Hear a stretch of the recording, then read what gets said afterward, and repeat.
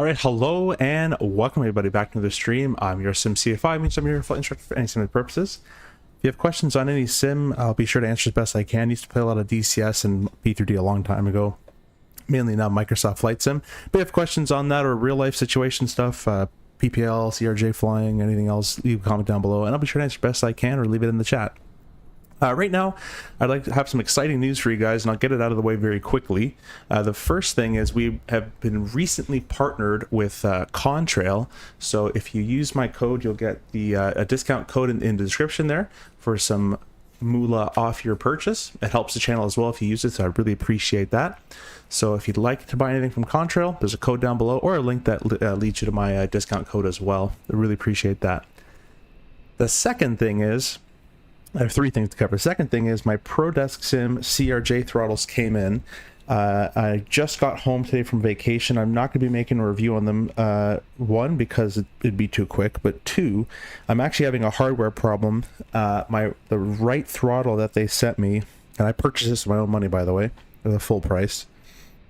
The right throttle that they sent me doesn't click into position.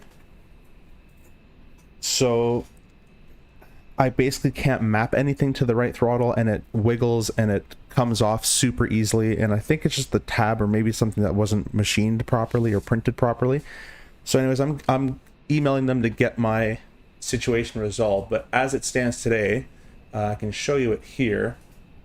This is the throttle quadrant here. So we have this is the right throttle, and you can see it just pops off, like it doesn't even try. This one's nice and sturdy. That one doesn't go anywhere.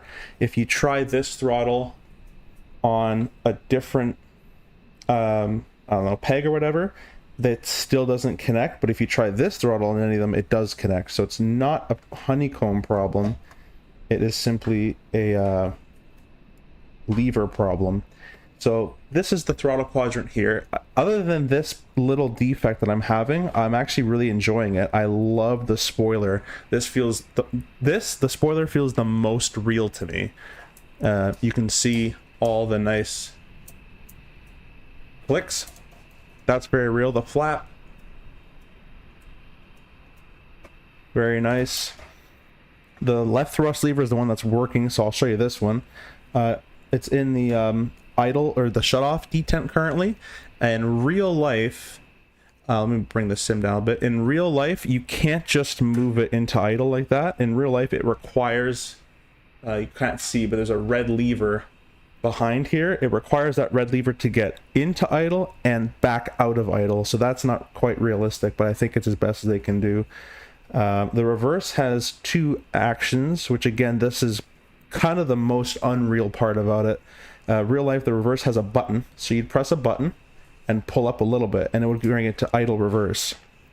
And then from there, you'd have to keep pulling into multiple detents as you keep pulling, and then to get to max reverse. This only has no reverse. You see it there, no reverse, idle reverse, or they're simulating that, which is mapped to button 10 in the sim.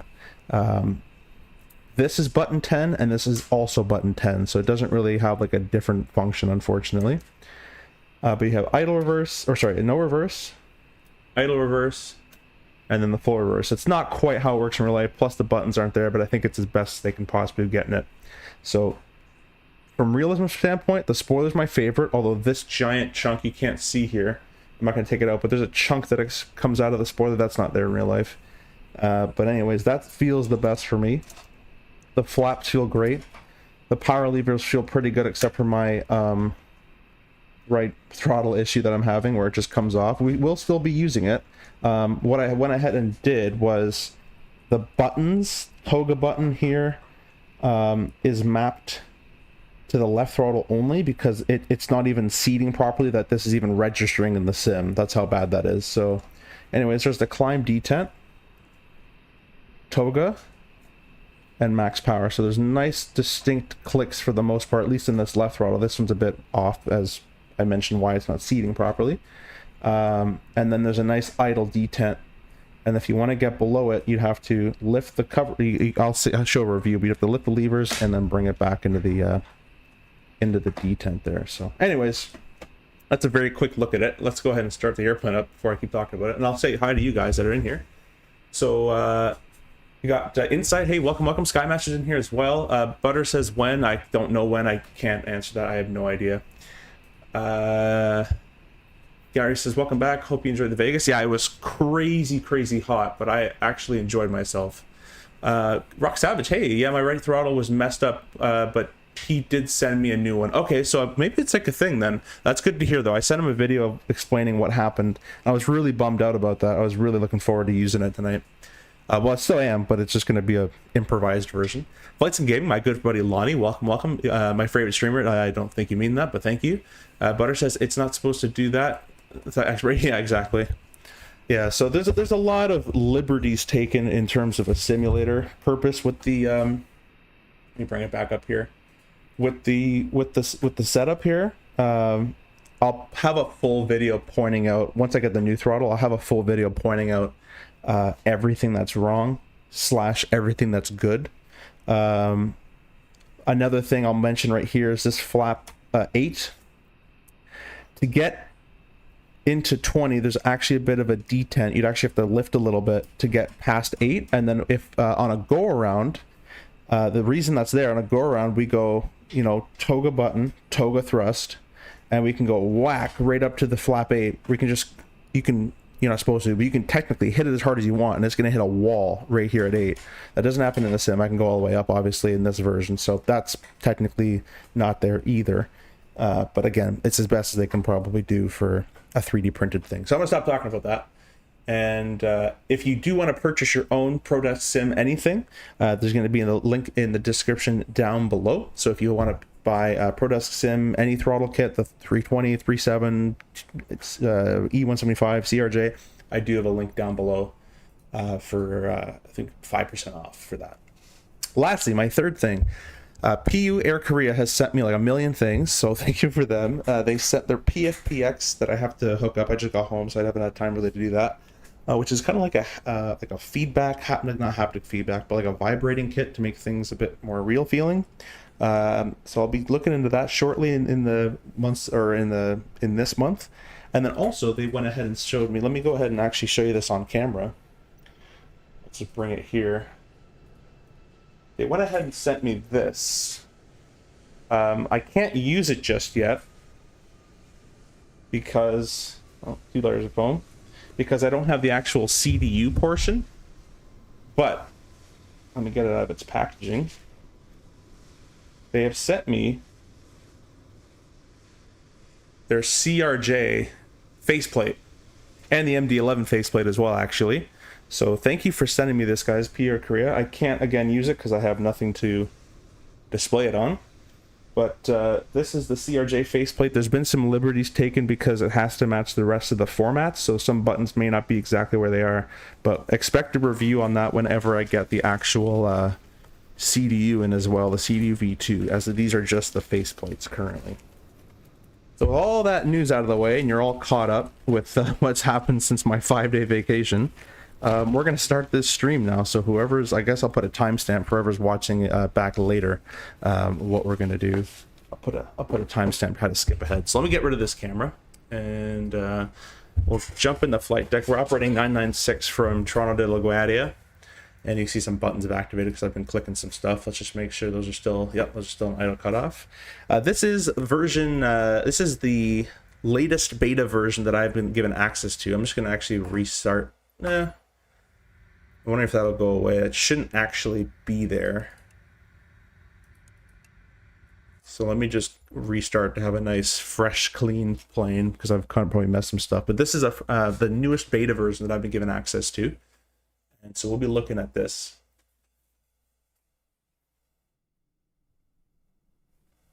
Comhair Academy? I don't know what that is. Sorry. Hey, CST, welcome, welcome. By the way, guys, CST Gaming had a video on the CRJ throttles as well, so go check him out for that. I actually used this video to help me set up some stuff. So be sure to go check out him. Also, FlightSIm Gaming, my good buddy Lonnie.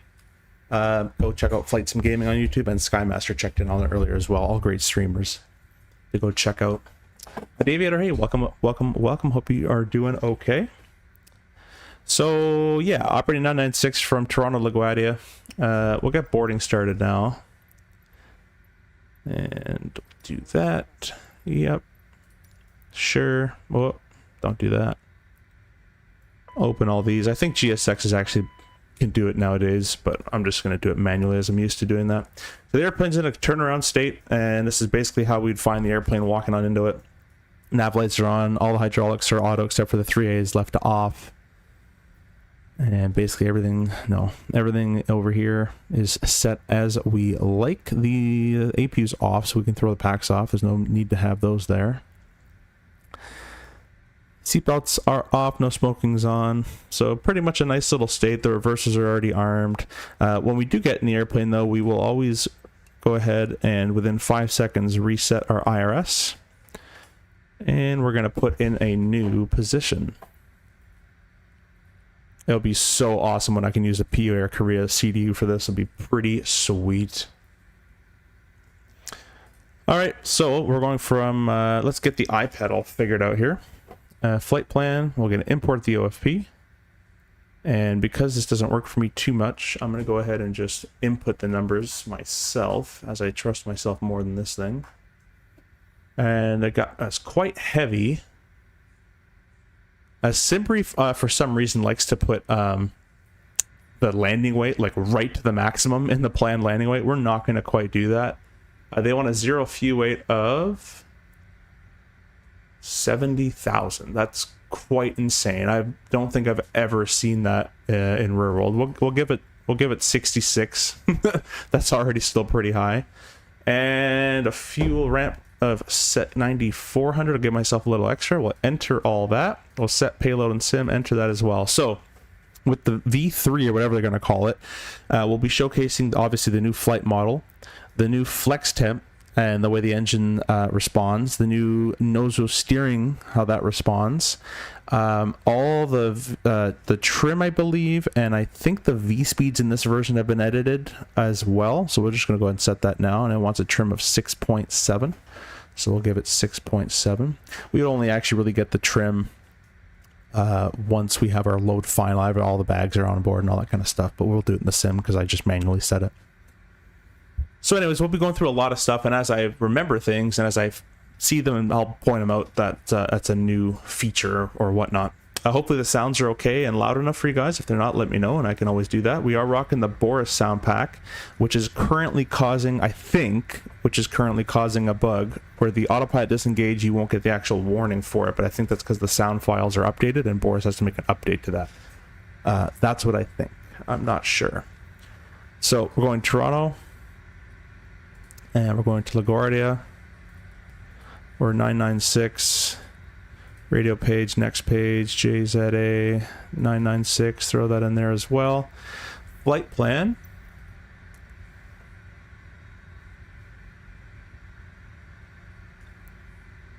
Hey, 737 pilot, welcome. Is V3 available to public? No. You know what? I might put that in the chat. Stand by.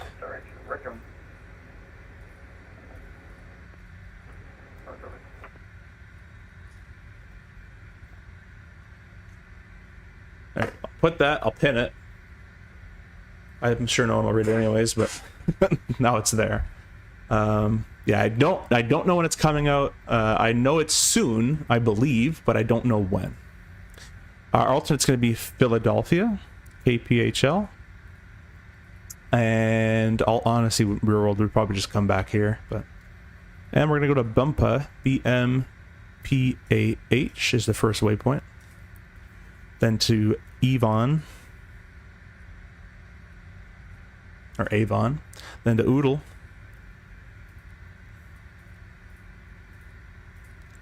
and then RKA.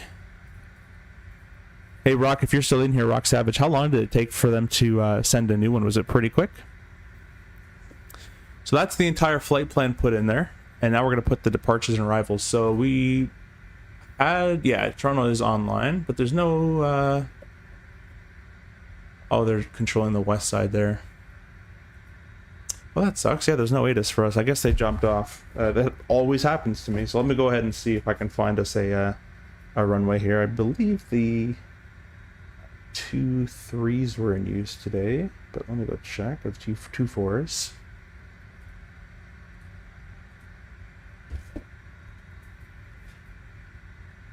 How's your day going? Pretty good. Area traffic. Well, it's going well now. Lower that a little bit. Air Ontario 2885. We're just climbing through. We were. I had to flew back from Vegas today on the red eye, and it was a nightmare. It was in a 319. I did not fit, so I didn't sleep the entire night. But then I came home and just passed out. So we're doing better now. Yeah. CSD. No, we're not doing this. Insight, can you please show the OFP? Yeah, let me get that up and running for you guys. I can do that for you. There we go. Let me just make it the correct size. Something like that. And there you go. So this is our OFP right here, and I'll kind of move it kind of there so you can see, hopefully. Zoom in. So I just put in our destination, arrival, our alternate. So alternates can be found right there. This is the JZA format, as this works the best with the CRJ. Best with the CRJ format wise. Then we have the we always type in our waypoints first, then our STIDs and stars. So we have Bempa, Avon, Oodle, RKA. Now I'm going to go ahead and type in the Kepta 3 with the runway, and then the Harp 4, and we'll leave the approach till later. So that's what we're going to be doing now. Insight, can you... I did that. Is autopilot improved, like capturing and following localized glide slopes? So in the sim, I haven't had really any problems capturing localizers and glide slopes. I have a video on how we capture it real life. The CRJ in real life has massive capture issues. I don't think Aerosoft and Hans put in the airplane on purpose. Maybe they did, but if it's having capture issues in the sim, that's actually realistic. I have to take manual control from this airplane many times. It does not capture lokes correctly. So you can watch, if we do an ILS into LaGuardia, then you can watch, we'll do it today. But I have a video on how to intercept, and it works absolutely fine for me. How much was the throttle kit? So I believe the full price after tax and shipping was $350, Lonnie. I'll have to go back and look at that, but $350 for me. $250 US is as CST saying there. You don't know the V3's coming out? Is that what you're saying? Yeah, I have no idea. I have absolutely no idea. Hey, SNA Aviation, I'm going to say it one more time. I have no idea when the V3 update's coming out. I've just been given access to show it, as I was basically the main flight model advisor, whatever you want to say to that. So I do not know when it's coming out, and I'm sure I'll get asked anyways. But so let's put that flight plan back up here. So we've entered all that in. Let me go check what they're using. There's no ATIS, unfortunately, so I'm just gonna check on FlightAware here. They're still using the 2.4, so we're gonna use 23 for departure then. So this is our departure here, and we're gonna go runway 23 on the Kepta 3 and the Bempa transition. Let me go make sure that my nav data is actually up to date here. Of course there's an update. All right, don't break anything, please. We do the update. It's going to freeze, but I'll chat with you guys while it does that. I think you're lying. You do know. Yeah, I know everything. I know everything. No, I actually have no idea. And even if they told me when it is, and I said, hey, it's this date, they probably would change it. Because this thing's getting constantly updated almost every day, and I'm still finding, you know, little nitpicks in here, and I'll comment and say something. And then Hans has a pretty good, well, I think it's a good aspect about Hans, the developer, where he can't let something sit for the most part. So for sure, if it's game breaking or if it's like a little thing that's easy to fix, he'll just put out a new update for us to test real quick before he launches it, which is kind of nice. So yeah, I have no idea when it's coming up. It's going to freeze. Yeah, it's going to freeze, but then it's going to, once it's done its update, it should come back. I'm not going to click anything. By the way, guys, there is a problem with the Navigraph updater. Always update the CRJ specifically with this tool rather than the Navigraph updater, you may not see certain approaches and all sorts of stuff in your FMS. So do it through the EFB. That's all finished up there, and it's going to kick our flight plan. So index, let's go ahead and reset that guy. Throw that in there. Let's just still make sure that we're unsynced. All right, cool. So we'll do this all again. You guys are all here. Toronto, KLGA. We'll just quickly throw this back in here. PHL. We're 996. Probably dump the radio page. Yep. JZA 996. All right, and we're going the first waypoint of Bumpa, as you can see on that waypoint or in that flight plan here. So here you go.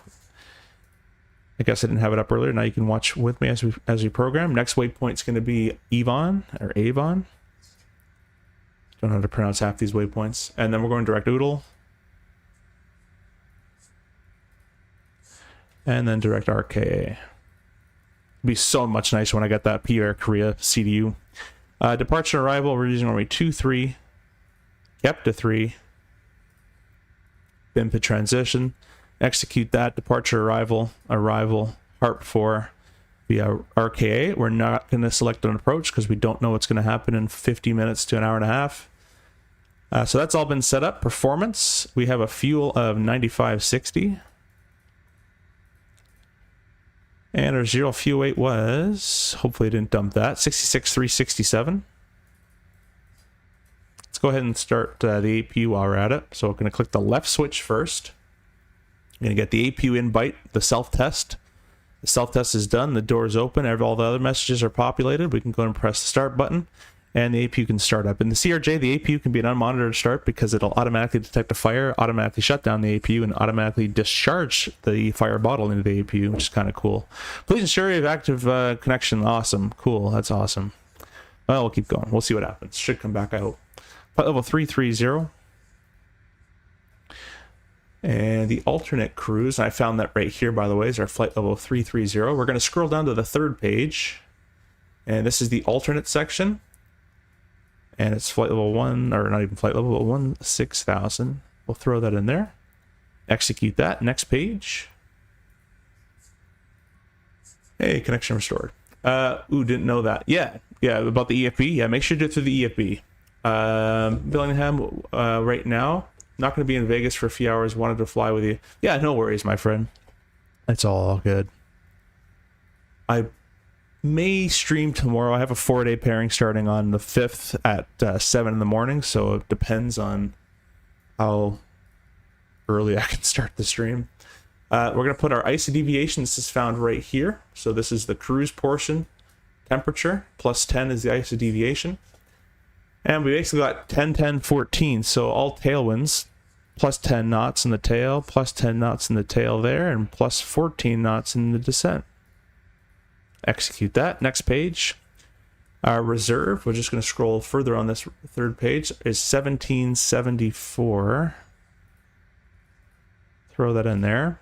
With estimated time of departure is probably changed, and now we'll say 23:35. Taxi fuel, they call 500, but it's default usually 400. Something else that should have been changed is the ETA should have populated now. That should have been actually fixed from my memory. We'll get to that in a second, but that should actually have already been fixed, but I guess it wasn't. We'll press the perf page. We'll go to flex. And we'll press this takeoff and landing button at the bottom right. Let me go ahead and actually go flight plan, refresh the weather, back to performance. And they're using 2.3, which is correct. Flex of 44. Oh, great. This seems like it's going to be one of those nights for me. Flex of 44, giving a N1 of 82.8, which is a lot more realistic. Before, in the old version, it'd give you like high 90s, like it'd be higher than your full rated takeoff, which is not correct. So that's been changed. Clean the context of throttle 2. Did you try that? How would I clean it? Let me know before I start doing stuff. How would I clean that? VNAV, we'll go VNAV climb. It's still 287.7, so that's good. VNAV cruise, we'll go to the flight plan, scroll up here. We're going to find in the waypoint list top of climb. And the waypoint under it is Oodle. They want us at 264, which will equal a Mach of 7.5 roughly. Throw that in there. Execute that. And the next page of 4.0 descent's fine. Radio page is auto is fine. And actually go back to the radio page, we're squawking 2000, so that's good. MFD menu, we're going to click off airports. We're flying from the right, so VNAV. Make sure range alt is selected. Left side, we're going to click off airports. And on this side, we'll press on. And that's it. Flight plan, copy active. Flight plan, copy active. Let me go ahead and make sure. Oh, you know what, guys? Did I throw the new update in here? Yeah, I think I did. That should be fixed. This should be giving me an ETA and planned fuel already. And I know it's the new one because we have a new correct flex temperature. But anyways. So that's all been set. We're going to leave this on the copy active page, and we'll leave that on the copy active page so both pilots would know that one person has set it up and pressed save, basically, and then the second person has gone through the entire FMS setup and said, yep, your work looks good, and press save. So we leave our flight or our FMSs like this, so we're done our briefs and all that kind of stuff. There's metal contacts at the end of it, and make sure it's pushed down. Yeah, so I was put in about like 50 pounds of force, which I probably shouldn't have been, and I almost broke my table. It ain't clicking in there. I'll try to clean the contacts though. The contacts, unfortunately, the Bravo's not the problem because the other throttle works on every single contact. It's the actual throttle itself. And it's the way it's built, it's wedged in there, so I can't actually touch the contacts, unfortunately. Are the fuel prediction fixed on the MFD page for memory they were borked? Yeah, so it should be. It should be already showing me that information, but it isn't currently. And I actually have done tests on my own where it did work. So I don't know why it's not working there. But yeah, so I'll have more on that later. Hey, Owls. Hey, welcome. Hope you're doing good, my friend. How's the PPL going? Toga says, do you think it would be nice to have an update that improves the cockpit textures in those exterior aircraft, maybe even more details of the gear? It'd be nice. I don't think it's necessary. I'm more of a systems person, plus with the flight deck mod that I got running, the free one, it's good enough for me. Let's go ahead and throw the packs on as well, actually, while we're doing that. Yeah, it's good enough for me. I'd rather focus on systems than visuals. They're good enough for me, at least. Yeah, it is a bit messed up, JJ. And I think Rock Savage was in here earlier. Another streamer said he had that problem too. But anyways, this is all set up. Let's go ahead and set our FCP up. So we're going to be flying from the right side. We're going to 5,000 feet as the top altitude on the SID, and I'll show you that in a second. A heading of 237 for our runway heading. I'll press the magic B button to set the altimeter because I can't be bothered. Our V-speed has already been set in. We're flying from the right, so we need the flight director to the right-hand side. And then our level off height, our acceleration height, has to be set. It's default usually 1,000 feet above ground. So basically, when we take off, we're pitching for V2 plus 10 to 20, and we're holding that until 1,000 feet above ground. Once we get above 1,000 feet above ground, we're going to accelerate to this VT speed, plus 10 or so. So MDA, we're just going to bug that acceleration altitude in here.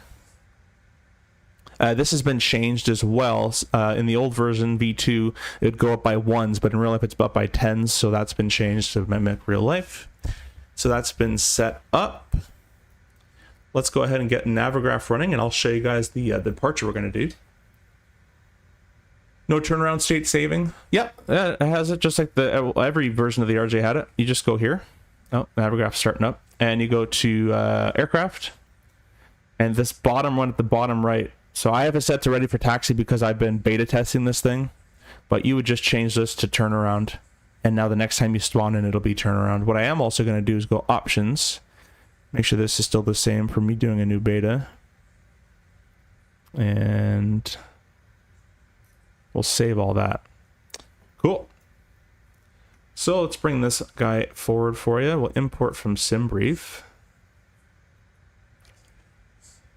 And we'll give you a bit of a departure briefing. I'll kind of just put that on the side for right now. We'll go over here. Performance, takeoff. So it's going to be running 2-3, flap 8, flex rolling, bleeds open. It'll be anti-ice is not required and the continuous conditions not required either. minimum visibility is basically VFR, as you can see.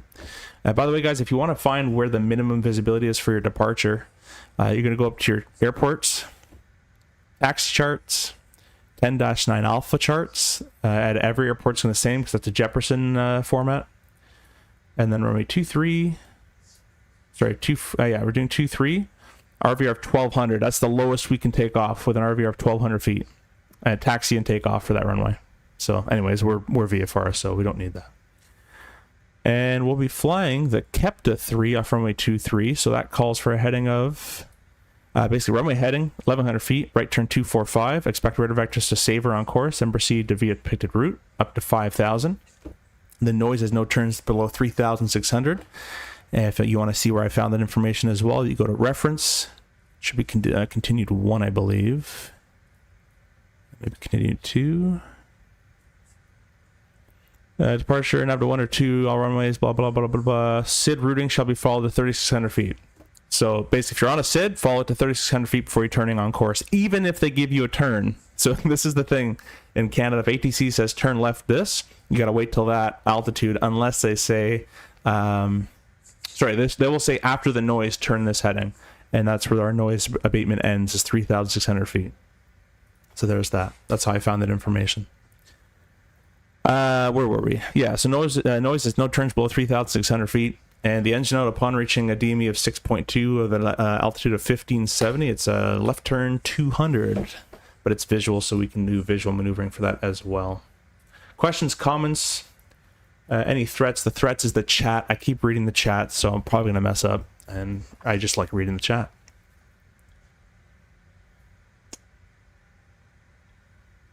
Actually, there's the other thing I was going to ask. Where does one get texture packed? So it's just on FSTO. Just look up, go on flightsim.to and look up CRJ V2. There's a million liveries on there. I'm using the Hughes Jazz one, but there's also Endeavor and all the other ones too. So just on FSTO. JJ says, I've had a few throttles from PDS that were messed up and had to get replacements. How long did it take them to replace it for you? Was it quick? Toka says, yesterday I bought Boris sounds for the CRJ. I personally find them great. Yeah, they're amazing. The best sound that I think he has on this RJ is the grooved runway sound on that nose gear. It sounds phenomenal. So APU's online. Let's go ahead and throw the hydraulic 3A on. We'll get the seatbelts on. LaGuardia altitude is basically sea level. We'll just set 20 in there. That's good enough. We're going to throw this on the doors page. All closed. With that, let's get GSX running and get the pushback starting to get in motion here. We'll throw pumps on. We can disconnect the ground power switch, or at least disengage it, and then turn off the ground power or disconnect the cart. Disconnect the chocks. Pumps are on. The steering switch is off. We're going to wait for the last part of it till the tug is connected, and we'll be basically ready to go. Set our clock up here properly, mode to GPS, and we'll select elapsed time as well. Long time? Uh-oh. Okay, well, that's not good. Thank you guys for watching, by the way. If you haven't done so already, please press the like button if you like the content that you're watching. There'll be a lot more to come as well. With the CDU by PU Air Korea is on the way, so watch out for that CRJ. That will be coming out, that CDU, shortly. This is the wrong tug, but anyways. In real life, do you read all the airport information? I saw that they are quite a lot of it. Takes me like 30 minutes to read all of them. No. All the important stuff. So once you've flown into an airport a bunch of times, you kind of learn the lay of the land. But yeah, just the important stuff that it pertains to your flight. Like, there's a lot of stuff that doesn't pertain to us. I got 350 set. The left throttle doesn't fit down in the detents. Okay, so it seems like it's a normal thing. That kind of sucks. You know, I am partnered with them, but I don't really care. What I'm going to say is what I'm going to say. Paying $350, I expect, you know, pretty decent quality. The GSX Pro is outdated. Sad face. Oh well. So that's kind of not cool. We're going to be facing south. See if I can do quick math here. Northeast is what we want. All right, we'll go beacon light on. Transponder set to number 2. We're flying from the right, and parking brake off. Commencing push. All engines clear. Start at will. Oh, you know what? We're not going to push stop because they just got a proton line. So let's get the ATIS. Parking brake back on. Let's reset GSX here. Oh, yeah, prepare for pushback. We'll get you going. Information Quebec, BFR 2992 for the altimeter. And 23's departure. Let's go ahead and call up clearance. So guys, if you've never gotten a written clearance before, all you're going to say is or who you're calling, your call sign, requesting clearance to wherever you're going, and the information, the ATIS information. Canada 465 identified at 8,000, runway 24 left, altimeter 29908, ATIS Quebec, maintain 8,000. Let me get rid of that. Oh, never mind. Yeah, Frank, I asked about that EFB going on the right side. Apparently it's a lot harder than just copy pasting. I don't know how code works, but apparently it's a lot harder. Canada 465 unreadable. Canada 465, maintain 8,000 feet, and runway 24 left. Deliver good day, Jazz 996, question IFR LaGuardia information, Quebec. Jazz 996, Toronto departures, good evening, clear to LaGuardia Airport via the Kepta 3 departure, bump a transition, flight 500, depart runway 23, squawk 3016. Okay, clear to LaGuardia, Kepta 3, runway 23, Bempa transition, flight plan route, squawking 3016, Jazz 996. Jazz 996, read back to correct, data is Quebec, push inside your discretion, call for taxi. Our discretion, call you taxi, Jazz 996. So 3016, we'll throw that in there, and we're going to go transponder to right. 465, proceed direct to Milu. Push is our discretion. No. Repeat for Canada. Wants it back on. Air Canada 465, proceed direct to Milu. Continue pushback. Milu, Air Canada 465. Hopefully it does the right one. Don't trust GSX too much. Let's see. Because I'm getting ready to sorry.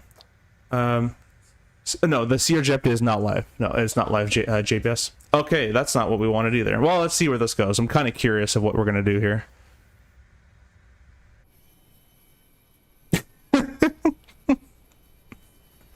Oh, GSX. All right, you do that. Anyways, we're going to start these engines. The way this works, you can see the throttle here and you can see the throttle here. Basically, once we get to 20% N2 with an ITT below 120, what we're going to do is if my physical throttle now, I'm going to lift this lever and bring the thrust over the idle position. Now, I kind of covered this at the beginning of the stream. In real life, you have to lift these to get into idle and lift these to get back into shut off. But in the ProdeskSIm, you can actually just move it forward, which isn't real, but it's as close as they can get. So anyways, let's go ahead and start the engine. So I'll go ahead and click and hold the starter on the right side. Look for the engine start message, which is there, right start message, and we'll start our clock. Let's go ahead and put that back to the legs page. We're looking for an ITT of 20%, sorry, an ITT below 120 and an N2 of 20%. And as you can see on my physical throttle, I'm going to lift, and now it's starting the engine.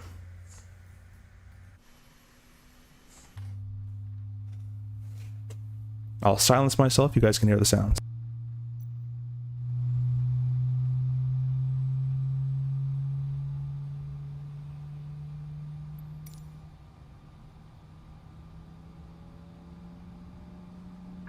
Please set parking brakes. Okay, 261 heavy race taxi. Alright, parking brake set, starter cutout. We'll go and stop our clock. And now I'm going to show you, let me lower desktop a little bit. That guy's crazy loud. I'm going to show you the new N1 and N2 on the start. They have been changed. We're going to click left starter, start our clock. Watch this. The N2 is going to rise. The N1 is barely rising. That's very realistic. It barely moves, which the old one didn't. The old one's already been like 15. We're going to add fuel. Now, the N1 won't actually start really rotating until about 32, 36-ish. And you can see this has been replicated properly. The ITT is still not correct, but that will have to be changed in a future update. So this is still incorrect, but these have been changed to represent rear world a lot more. That is a V3 or whatever they want to call it. I don't know what they're going to call this update, but that's a new update to it. Alrighty. PNG did so. Wait. Let me read this back. They need to put flight pet. I read that one. GSX needs to update every day, I swear. Yeah, it does. I've been gone 5 days though. I guess that's fair. PMDG did so. Can they? GSX does whatever it wants, and you gotta update it when doing. Yeah, I'll have to update it later on. That's okay. The engines are both stable. We'll go ahead and stop our clock. We'll set it back to the ET position. And the after start, so go ahead and check the electric page. We're going to make sure that the APU has been... well, that's not correct. Did I turn off... Anybody watching, did I turn off the APU, or did that just turn off by itself? If I turned it off, then that's fine. But if it turned off by itself, then that's not correct. So, anyways, I'll make a note of that. And we'll go the aft cargo on. 2 probes on. We're going to go to our flight control page and check our rudder. Let me go ahead and lock my wheels here.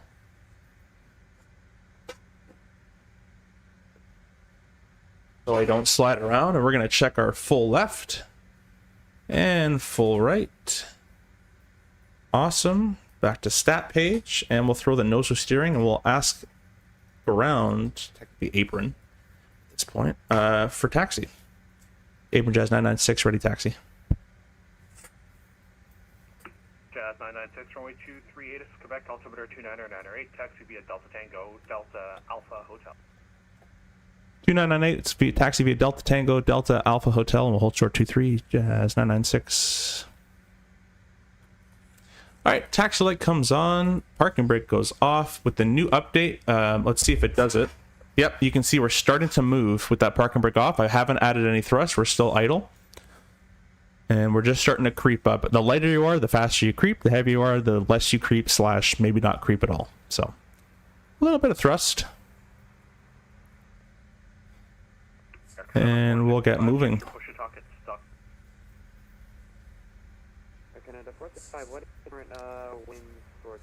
Bavaria for the win. Yeah, they have a Bavaria has a lot of interesting design philosophies in their airplanes, but they're well built airplanes. They're very well built, very strong airplanes. So this nose of steering, guys, what you're going to notice when you update it, whenever you can, whenever it comes out, I don't know when it is. The nose of steering below 45 knots will be pretty highly sensitive, probably more than the other one actually. But after 45 knots, what's going to happen is the nose of steering is kind of going to dampen out, and it's going to be all rudder after that.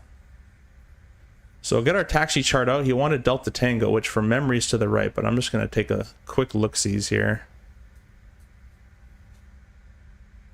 This won't even give me it. Delta Romeo. Oh, straight ahead. All right. We can do that. Delta Tango Delta. So basically go here and then a right turn.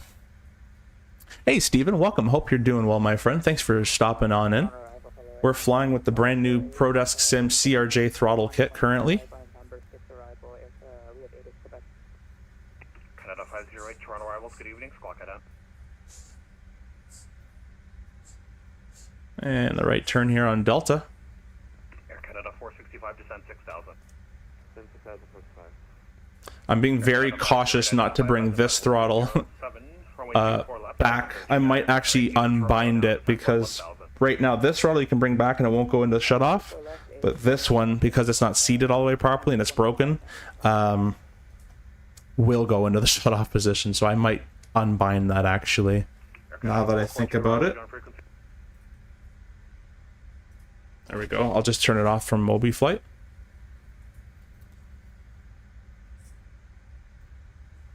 And we're looking pretty good. So again, guys, the one that feels the absolute best to me of all this from the pack is the spoiler. Even though the spoiler has this weird like runoff area for your finger, which feels nice, but the real one doesn't have it.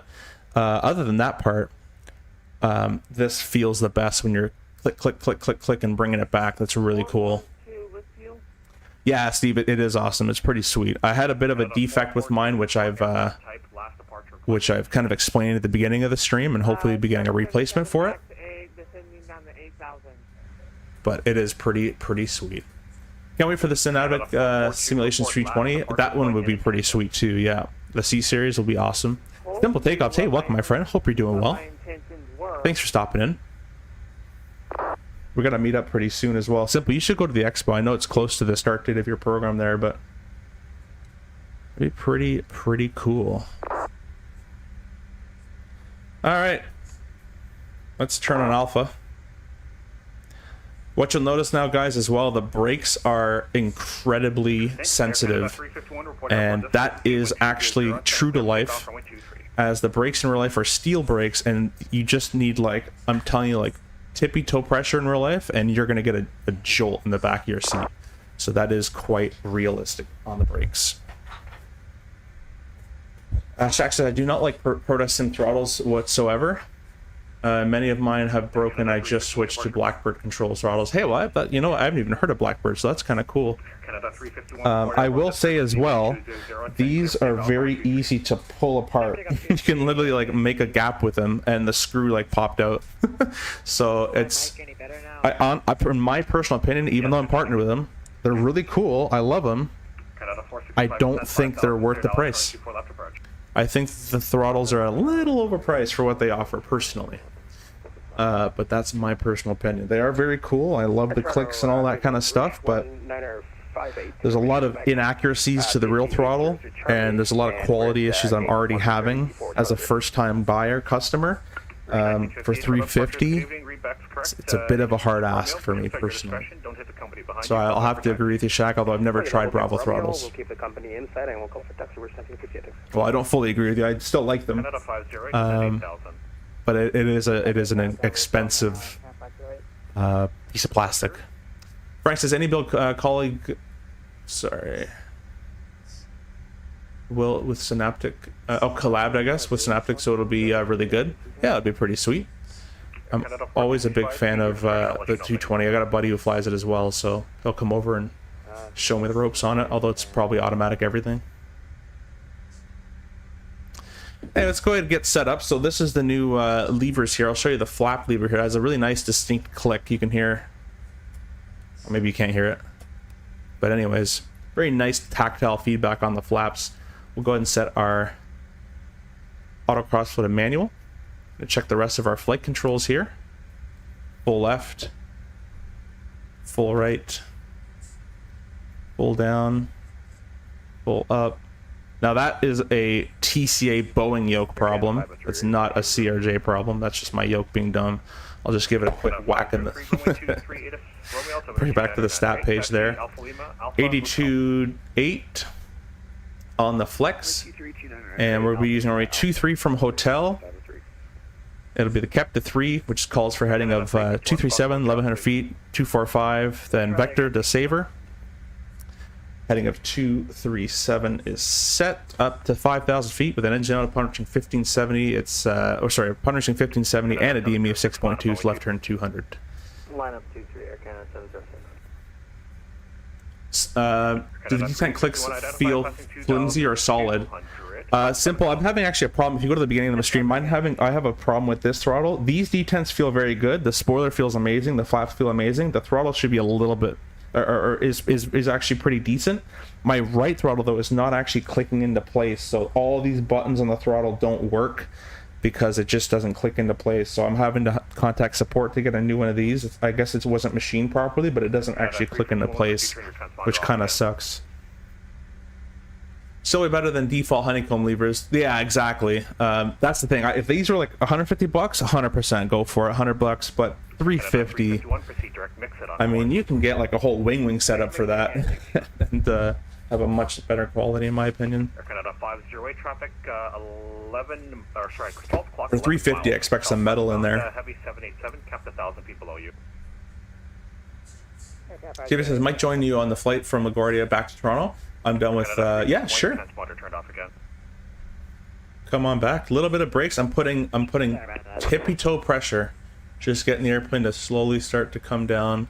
and we'll take this right turn. Turbulence previously departed heavy 787. Report airborne this frequency, wind 210. I'm using the Wing Orion rudder pedals. We got 50 of you guys in here. Really appreciate that. Please press the like button as well, and also go check out Simple Takeoffs, FlightSIm Gaming, Theisty Gaming, Skymaster1, who has jumped in here as well, and Owls. If you don't know Owls, I'm sure you do, but go check out Owls if you don't as well. Owls FS all make better content than I, with much better borders and production value.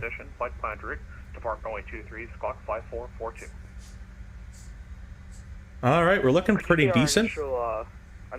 So this toga button does nothing because it's not seated into the thing, so I've mapped everything to my left throttle currently. And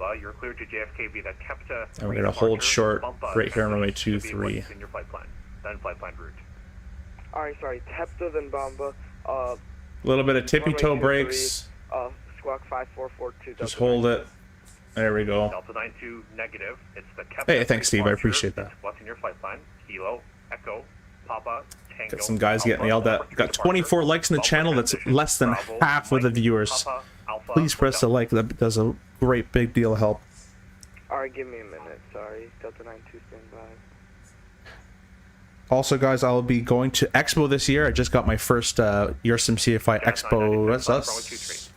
Line up to 3, Jazz 996. All right, lineup check. So let's go ahead and get our strobe light on. And I reported that as a bug, but it's still the wrong sound. That's okay. And our stat messages are confirmed. We can go ahead and press stat to box them. These throttles, though, from a real-world perspective, they feel almost bigger than the real one. I'm not sure. I think they're a little... I don't know. I think in the real one, this part's a little thinner.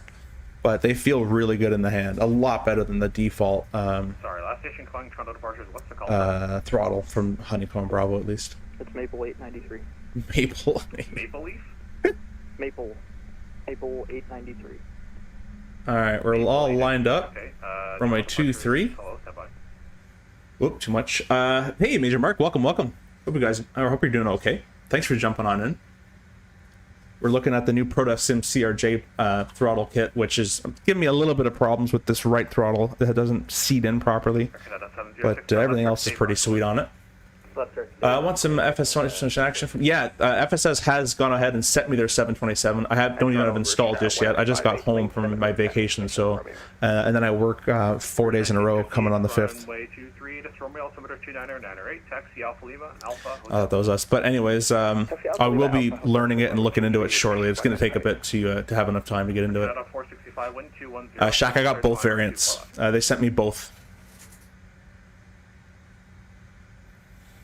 You can see the wind is from the left just ever so slightly, so we'll be taking off like this. Air Canada 465, wind 200 at 8, clear to land, right 24 left. We're waiting on our landing light because we're not cleared to take off just yet. As soon as we're cleared to take off, we'll throw that guy on. Go ahead and press our toga button. We got TOTO, the takeoff fig's okay. Airborne with you, clear takeoff 23, Jazz 996. And 23 is verified. So, you're going to watch these two clicks here on the throttle. Click. Click. Very nice feel of that. If I don't whack it. So again, under 45 knots, the rudder is very loosey, or the nose steering is loosey-goosey. After 45 knots, though, the nose steering dampens out, and it's all kind of rudder at that point. 80 knots is checked. Air Canada 503, line up runway 23. I got that little bit of left aileron input for that left headwind that we had there, or left crosswind. Maple, like the leaf. Hey, firm, it's Maple, Sky Regional. And it's redneck. There's V1, rotate. Oh, that one. Okay, sorry. Watch as the airplane just lifts off the ground. No more sticking and ground effect. Gear up. Speed mode. Climb 156. Nav mode. Heading FMS2 is armed. Oh, this flight model is amazing. So much better. FMS2 is captured. Maple 893, read back correct. This is Romeo, push and start your discretion. Call for taxi. The flight directors need to be fixed, but I've mentioned that before. Air Canada 706, climb for level 230. Okay, let's go engage the autopilot. Coming up on our acceleration height. Let's go ahead and bug higher. Now, in Vatson, they want you to contact him like immediately. I'm going to do what we do in real life and see if he contacts me here. Oh, the autopilot just didn't engage. Oh, I'm having this bug again because I updated my nav data. Uh-oh. Well, that's not going to be good. Yeah. Damn. I thought that was already fixed. We'll go and give him a shout here. We'll do manual flying for right now. Toronto Jazz 996, 2,600, climbing 5,000. 465 going around. Okay, we'll go flap 1. 465, roger, fly runway heading, climb 4,000. Climb heading, climb 4,000. This is easier to hand fly. Departure good day, Jazz 996, 3,000, climbing 5,000. Flap 0. Jazz 996, departures identified, climb flight level 230. 230, Jazz 996. Canada 50. Okay, 230. Go ahead and bug that in there. So what's currently happening is a bug that was supposed to be squashed, but I guess not, as the autopilot won't actually engage anymore. Let's go ahead and bring my airplane down a bit. We'll accelerate to 250. Let's get rid of these guys real quick. Let's get rid of this. Let's get rid of this. And I'm going to make a quick note on the side turn left heading 150. to let Hans know that that is in fact still a bug. Left direct saver on course. Left direct saver, Jazz 996. And saver. Execute that. Now what's also happening is I thought I unmapped my sync button, but apparently it's still there. Let me go ahead and change my push to talk.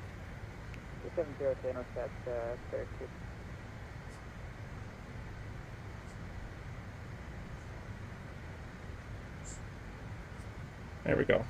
So now that should be changed. And I'll actually fly this properly now. Set up our heading over to the left.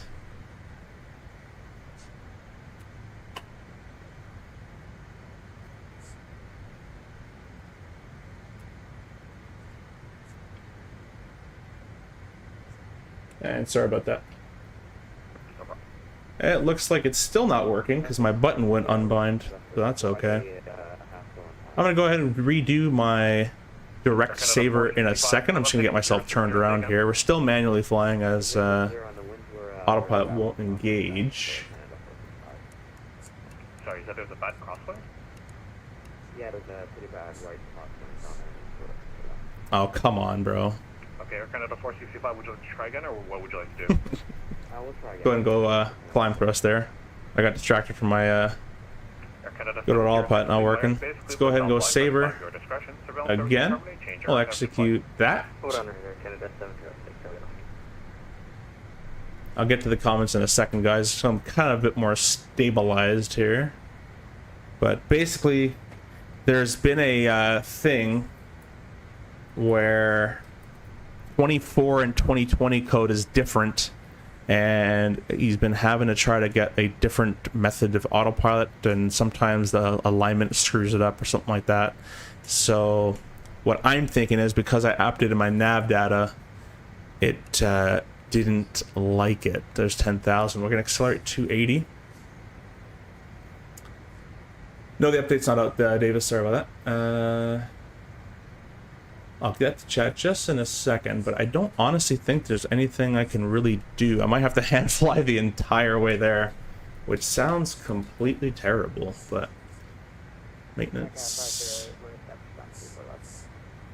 Canada 50 Roger, there's no nothing I can do in there. Canada, the one's 20017, clear to land right 24 left. Yeah, tell him. I'm trying to change my button again, but I'm gonna mute my mic. Jazz 996, proceed direct Kepta. Kept the Jazz 996 and kept throw that in there, execute that. Nice little shortcut for us.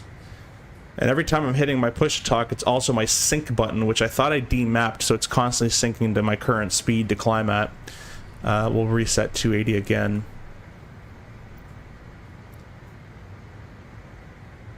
Hey Bossman, welcome. Thanks for jumping on in. Hope you're doing okay. And we're actually going to do a 320 knot climb, so let's go ahead and accelerate a little bit. Probably shouldn't get creative without an autopilot, but this is our normal fast climb we do. Rouge 1915, report airborne this frequency, wind 200 ready, clear for takeoff, runway 23. Would you call it 23 verified here? Yeah, we do on the runway. Once our buttons are pressed, takeoff big is okay, and then 23 verified. Both pilots will have to verify that. We'll start pitching up for 320. Verify maintaining 4,000. Yes, we're looking for our autopilot at a small bit.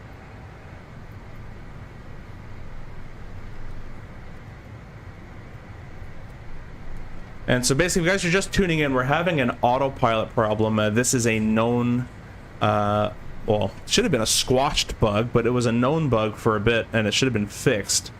However, it doesn't seem to be fixed, even though I was told it was. So you know what, just to give myself a little extra room from overspeed, let's not get creative. We'll go to do 280 climb. We'll do that. It's our normal climb is 280 anyways, but sometimes you do a fast climb, which is 320. So that's what's currently happening. When does update drop? 96, leave my airspace, and Cleveland Center is offline for the climb your discretion. Surveillance services terminate, change error, have a good flight. Our discretion with the climb and over to Unicom. Thanks for the service, Jazz 996. Have a good night. You too. Alright, 228. And let's push those down a bit for that climb 280. There we go. Now that I'm in no man's land airspace, I'm going to go ahead and demap that sync button because I'm actually going to reset my... You stop. Don't do anything. Keep flying. I'm going to reset my push to talk to a different button so I can keep my sync button there for later. Let's get it all nicely kind of trimmed out. There we go.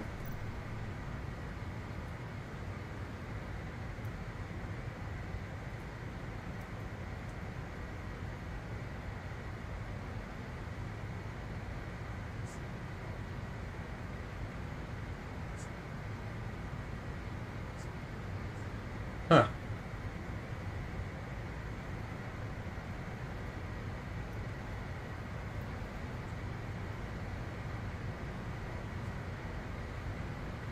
Alright, doesn't like that. Let's make it...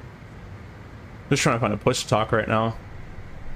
I'm gonna do a million things here at once. But yeah, unfortunately, that is a bug with the new one, which it will be fixed before launch, I assume. But as you can see, it just won't turn on. Maybe, let me go ahead and try something else. I did map something else a little earlier. You can never have a nice day in Microsoft, can I? I just want to fly a plane. I think he said to have the master mapped.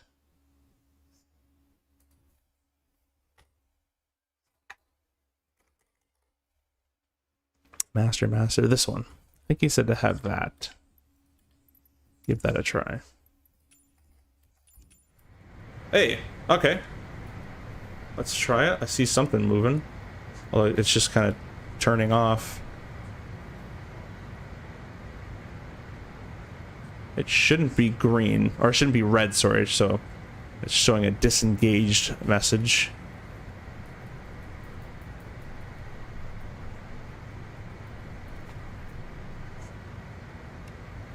Yeah, I forget what the actual cause of this autopilot bug was. I think it was an IRS issue, but I do forget what the actual cause was, unfortunately. So let me dig in the let me pause for a second. Let me dig in the beta section. I swear he said this was fixed, but I guess not. This is why it's a beta build. Let me report it.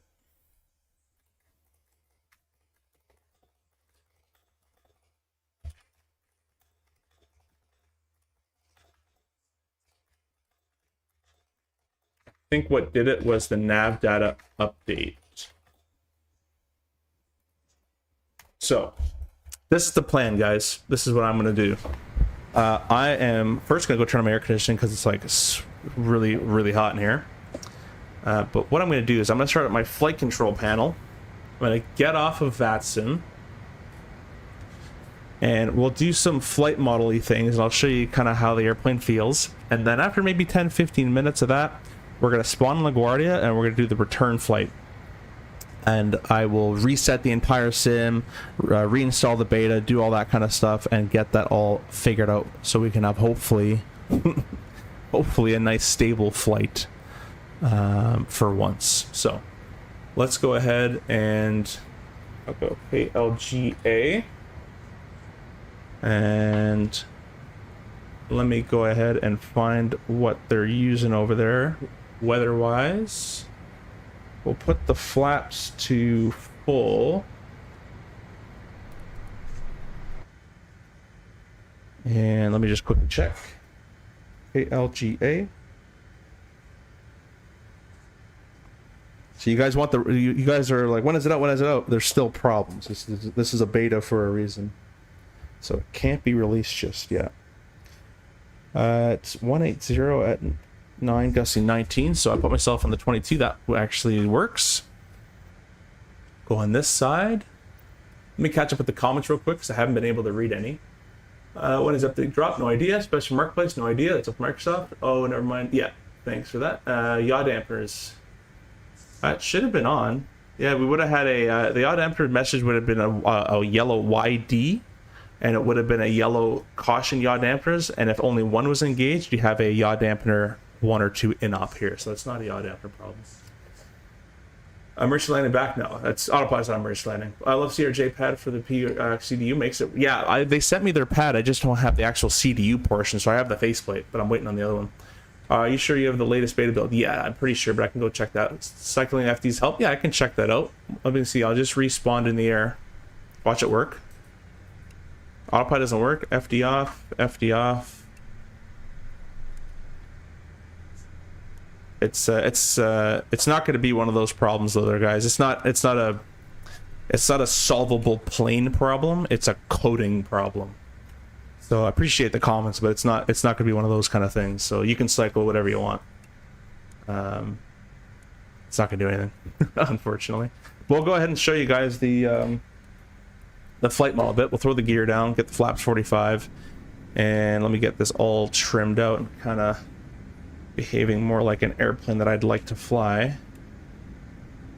And then I'll disconnect out of here and reinstall everything. V speed's a 144. That's way too high for a VREF, probably. We're gonna set, thank you, I'll set about 136 or so. And I'll even get my Sky Dolly running for a replay so you guys can watch that as well. And I'm actually going to send this live stream. I'll crop the part and I'll send it to Hans so he can have a nice little look at what's going on and hopefully get it all fixed for you guys when it does get released. But appreciate the comments. Appreciate you guys still sticking around. We did have 50 viewers, which is pretty sweet. And then, of course, the airplane had to drop the ball on us and not work. Typical. That's why we're beta testing it, right? You guys are basically part of the beta team right now, in a way. So, go ahead and press the B button for the altimeter again. Don't care about the MDA or visual. And turn this light on. You guys can see the throttles a bit better. Looks like I might get YG before you get to LGL after all. Yeah. Well, I'm already here, but you can see hopefully if I zoom out with this flight model, look at the yoke, and it's just so much nicer to hand fly this thing in these type of airports, especially LaGuardia being a nice short runway. You kind of just want to get it there, get it stopped. And that's basically it. I was thinking maybe it's sorry, let me actually start flying the approach bit properly. I was thinking maybe it's because the I wonder if they coded it where the flight director on the right hand side's a problem, but no, that's not the problem. It's just bugged. Which is Hans did report a problem, but he reported it fixed. But that just isn't the case. Everything's kind of loading in this sim right now, so It might be a little laggy as well. So I'm going to stop the recording of Sky Dolly. I'm gonna kind of just pause here just so everything can kind of load, and then I'll bring it back. Take a drink of water.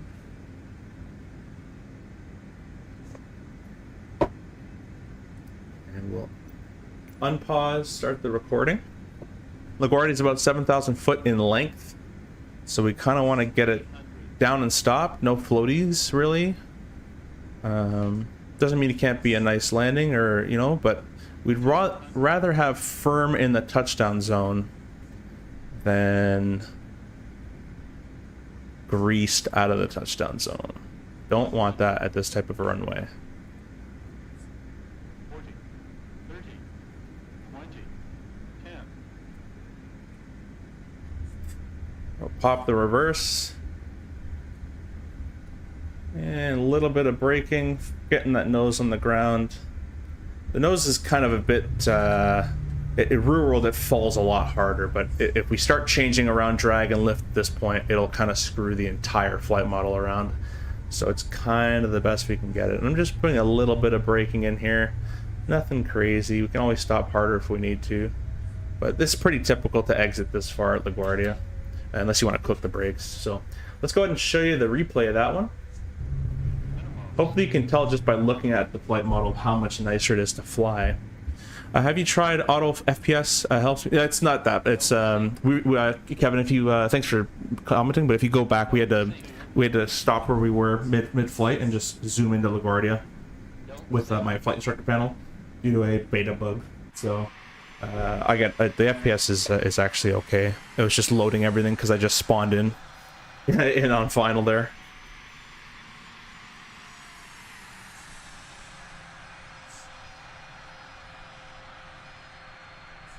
So hopefully you can tell how much nicer that flight model is just by watching the landing slash from the flight deck perspective.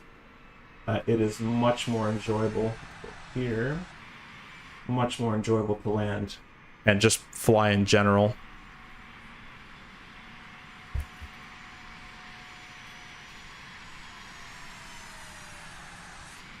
So what I'll do now is I will put the weather to default weather,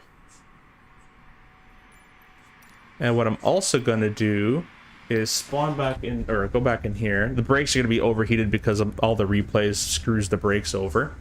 I'm going to stop the replay. I'm going to spawn on 4 on an 8-mile final, and we'll do the LaGuardia Parkway visual, I think it's called, basically the RNAV X-ray into 31. So I'll show you guys that approach and how much nicer it is to hand fly that approach now that we have the new flight model in here. KLGA, I'm just going to quickly populate an approach in here. RNAV X31, throw that in there. Cool, don't really need it, but might as well have it in there.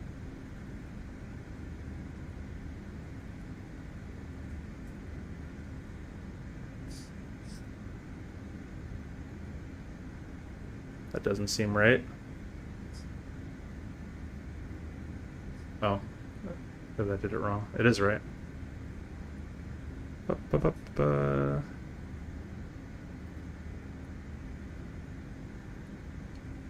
Huh, that's interesting. It should be deleting all those waypoints. It should not be making that. Okay, let's try a different strategy here.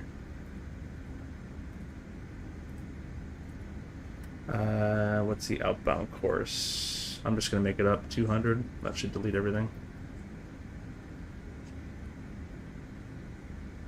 Yeah, why is it keeping all that? It should delete all this stuff, but I guess the discount would break in it, so there we go. We'll delete it all manually. I'll just restart myself here. Boom.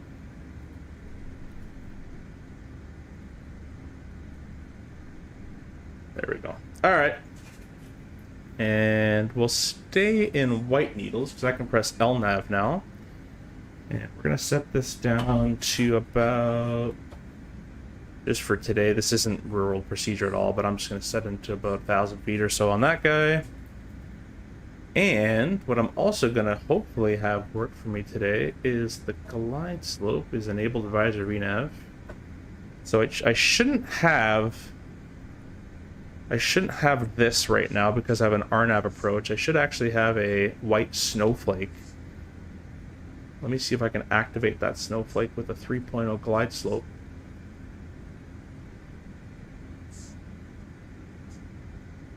Basically just going to stay level here, but yeah, I have done this approach without just spawning in the air, and it does work actually, but it doesn't like when you spawn around and change stuff. So I'll just keep it there for a rough course, and I know what to fly now.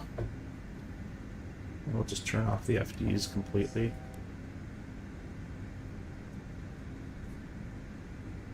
But anyways, if you want to look up the RNAVX and or the Parkway Visual, I believe it's called, in the runway 31.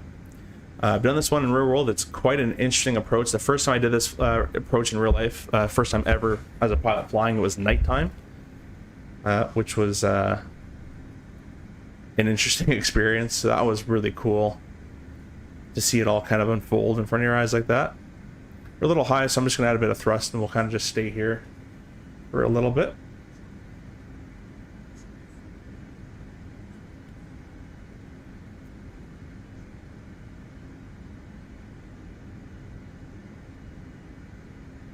Thanks, yeah, thanks, Butter. Appreciate that. See, as I said, I read comments too much, so start flying the plane more. It looks like so much better to hand fly. It's amazing to hand fly. There's still a couple bugs here and there. I think if I didn't update my nav data, guys, I think we would have had a nice flight. But I think updating the nav data, if you guys do that, let's say Hans can't find the reason or the problem or why it broke in this stream. For future, if you see your autopilot's not working, or if you need to update your nav data, update the nav data, restart the entire sim, and that will probably get it to work a bit better for you guys in the simulator world. Park visual, yeah, I think you're right, something like that. I've also done the stadium visual in the Newark. That was pretty cool. So we'll start descending on our way down. The only problem with doing visuals like this, there's a stadium over to the left, is you can't constantly keep looking at that runway. You kind of have to look straight and kind of hope. You can follow the LNAV course as best as you can, but it gets to a point where you're just kind of hoping. So we're going to press record. In real life as well, you can't see all that well from the right side anyways, but you can see a lot, obviously, more than this.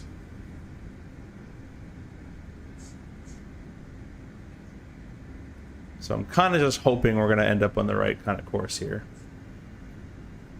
Keep this descent going down. We're probably a little high, as it says above, I think, 700 there.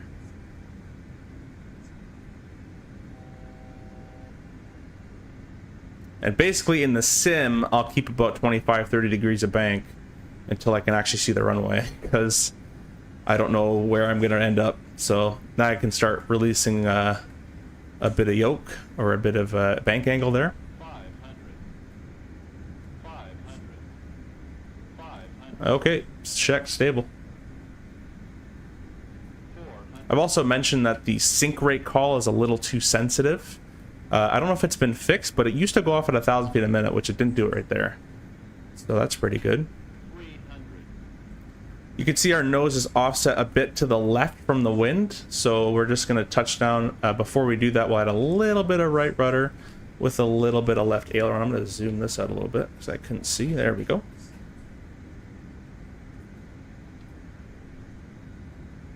100. 50. 40. 30. 20. 10. Right rudder, left aileron. And that is also a current problem with that we can't fix. We'll have to put the reverses in here. Although my reverse actually isn't working. So I'll just use my brake. But yeah, the other problem that we can't fix that I have noticed in the flight model is the gear suspension on these crosswind landings. The left gear, for some reason, likes to just dig into the ground. And you can see it here. Oh, maybe that was my fault. I had a little bit too much. It looked pretty centered on my display, though. That's another thing in the sim. It's kind of hard to tell when you're centered.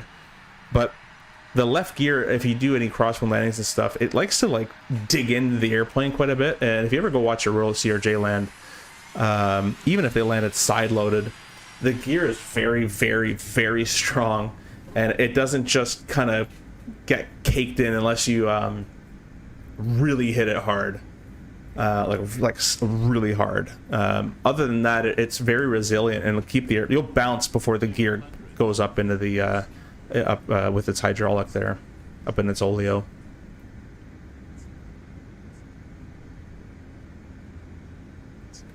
I'll do one more here. This is not a replay. 50, 40, 30, 20, 10. And it doesn't seem like my reverse is working either.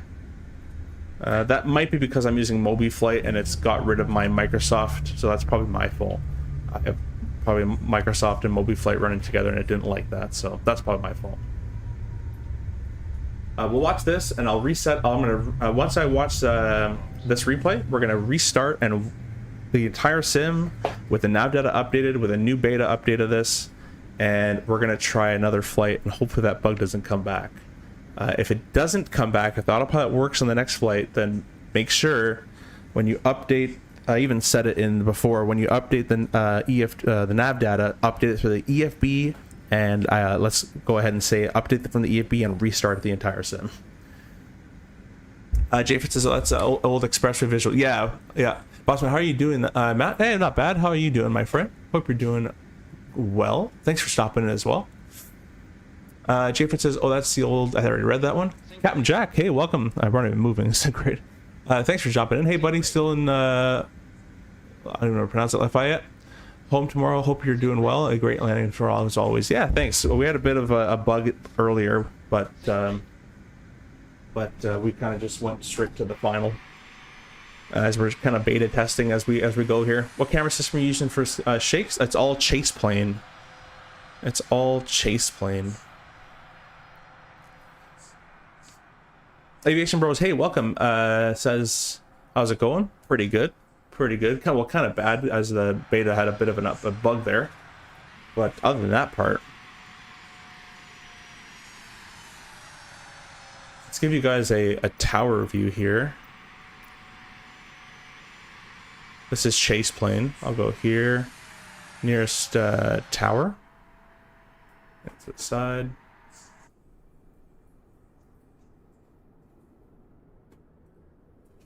But flight model wise, it is incredibly better to land or fly in general. And not just that the controls got dampened and this kind of stuff, but the actual drag, lift, thrust has all been adjusted to feel more like a CRJ, especially with the climb rates and the descending drag and all that kind of stuff. So just all around so much better of an airplane. There is still bugs, and that's why it's a beta, and that's why it's not released. But as we go, the bugs hopefully will get squashed out. So now that that's done, let's go ahead and we're gonna shut the sim down. I'll keep the stream going, and I'll kind of just put it on a be right back area. You guys get a bit of music. I'm gonna completely stop the sim. I'm going to delete the current build I have, which is 282, reinstall 282, and I'm also going to log in, update the nav data, stop the sim again if I have to, and then go back into LaGuardia, and we're going to do our LaGuardia flight from LaGuardia back to Toronto, and hopefully that autopilot bug does not creep back in. That would be kind of terrible. I'd like to get at least one flight in.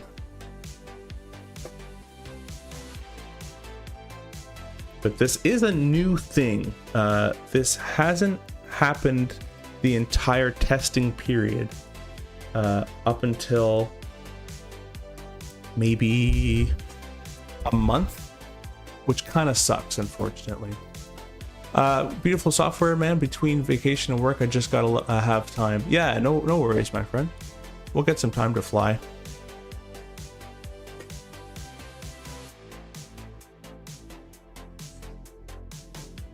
Okay, so I'm reinstalling the beta. And I'm gonna go turn on my AC real quick. Be right back.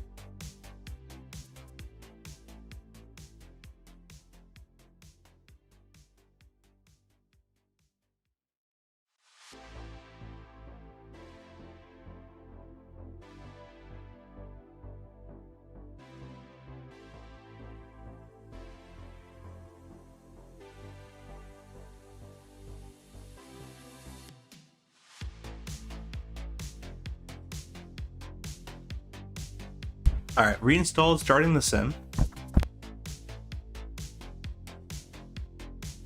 Yeah, JFO. Well, it is the beta version, and I thought this was already fixed. That's why I'm streaming it, because I had this problem a month ago, and a lot of people in the beta had a problem, and we all reported it, and it said it got fixed, but I think what it was me updating the nav data. It's something to do, he said, I think with IRS alignment slash nav data. So I think when I updated the nav data, it really screwed it up. So in future, if you guys update nav data, restart the entire sim, and that might fix it for you. So sim's gonna start up, and I'm gonna keep myself muted, and I'll be back in a second.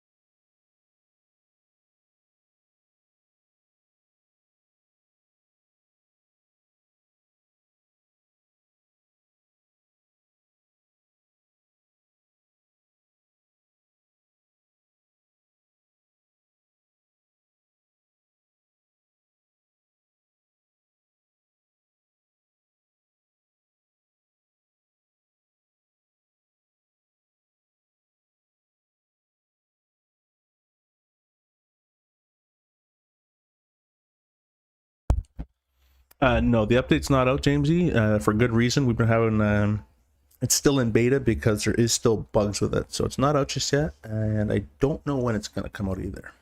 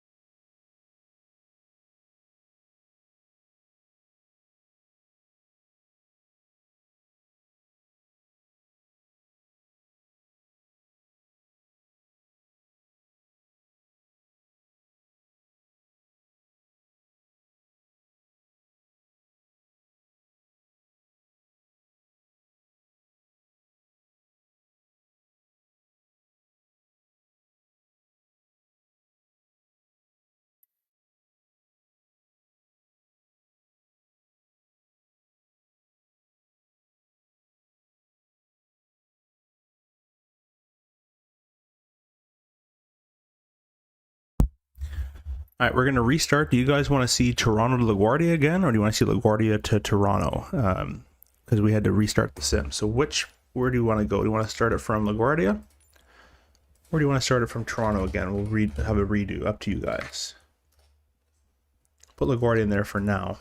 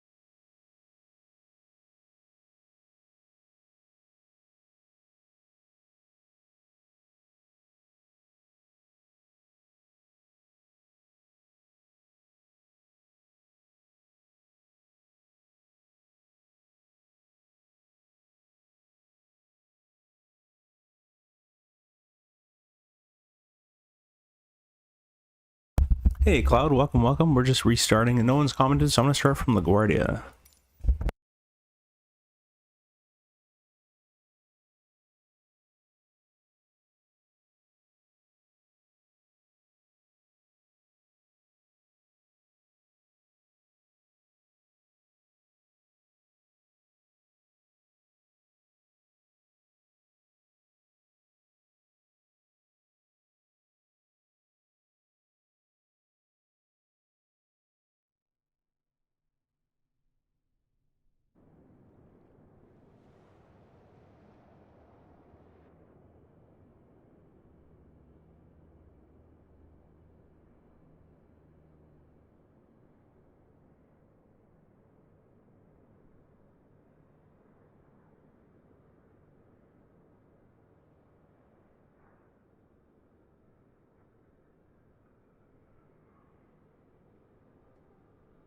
I expect to be in cruise by this time, but we're going to get the airplane started in a second. I'm just going to put something in the oven because I'm starving.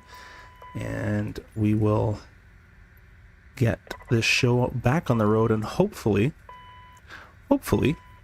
we don't have any beta bugs. Let's make sure this is still up to date. Okay, it is. So I shouldn't have to...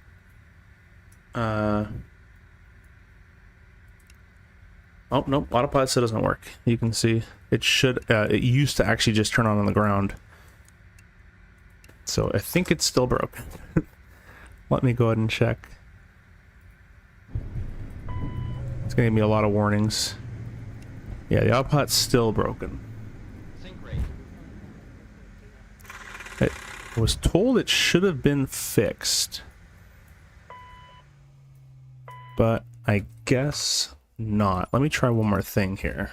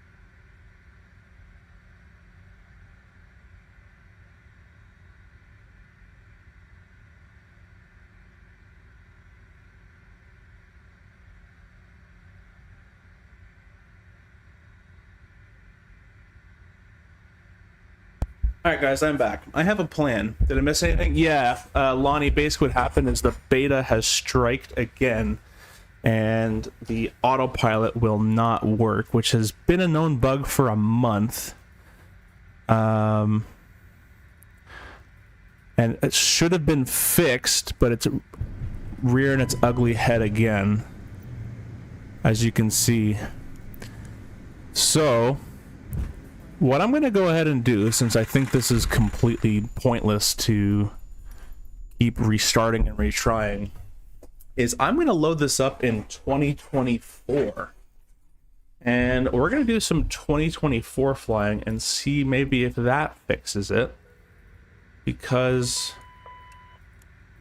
as of right now, there's no autopilot. And I'm not going to sit here for an hour hand flying an airplane. I'm not paid enough to do that. So let's do one last thing. We'll push ready for taxi. Let me make I'm going to make another note in the Discord with my video linked to Hans.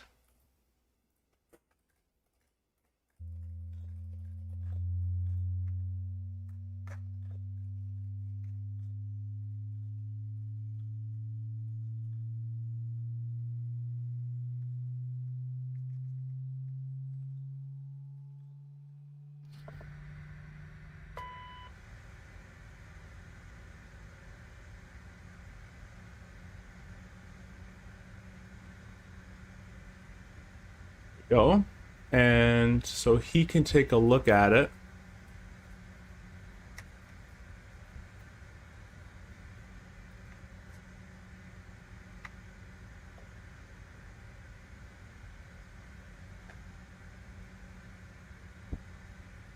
I assume you're running the most current beta. Yeah, I'm running 282, which is the most current one we have on our end of things. Which is quite a shame, because honestly, until this bug, like until this month, this bug hasn't been a thing, and it's been perfect. So I hope he doesn't release anything, because that will not be good. But let's go ahead and try this real quick. And turn that off. Dampener's on. Okay, now the autopilot worked. Still no disengaged sound, unfortunately. So let's try turnaround state. We're beta testing together, guys. This is what it involves, unfortunately. There's a turnaround state. Still works. Let me press, that's in turnaround state. Let me press restart.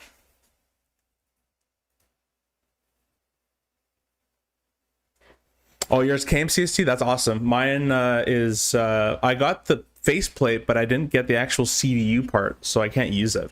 But it looks awesome. So now we're in turnaround state, default. Let's press autopilot.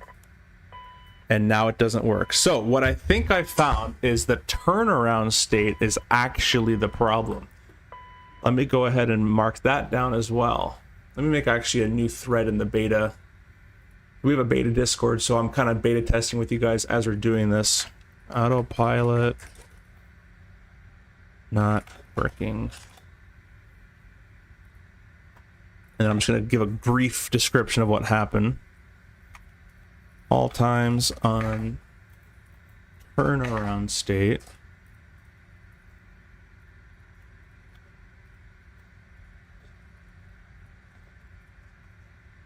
Even on the ground, but in ready for taxi.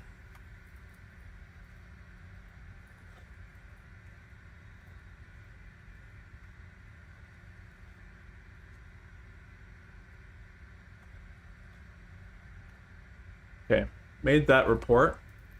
So hopefully that gets fixed before it releases. I hope it does, because that'll be a pretty big one. Now I'm going to try it cold and dark, and we're going to see if the autopilot just on the ground engages. That's all I really care about. Just see that AP in green. If it works in all three except for turnaround, then it will basically have detected the bug as the turnaround state.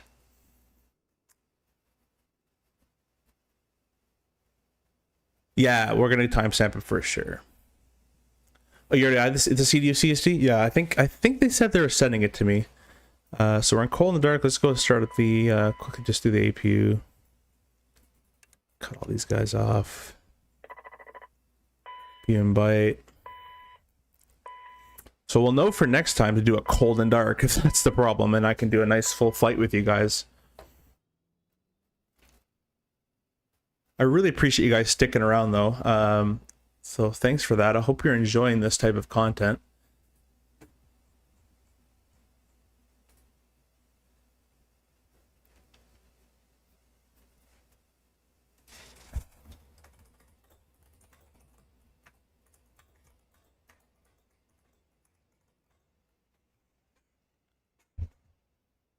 All right, APU is just firing on up, 100%. There we go.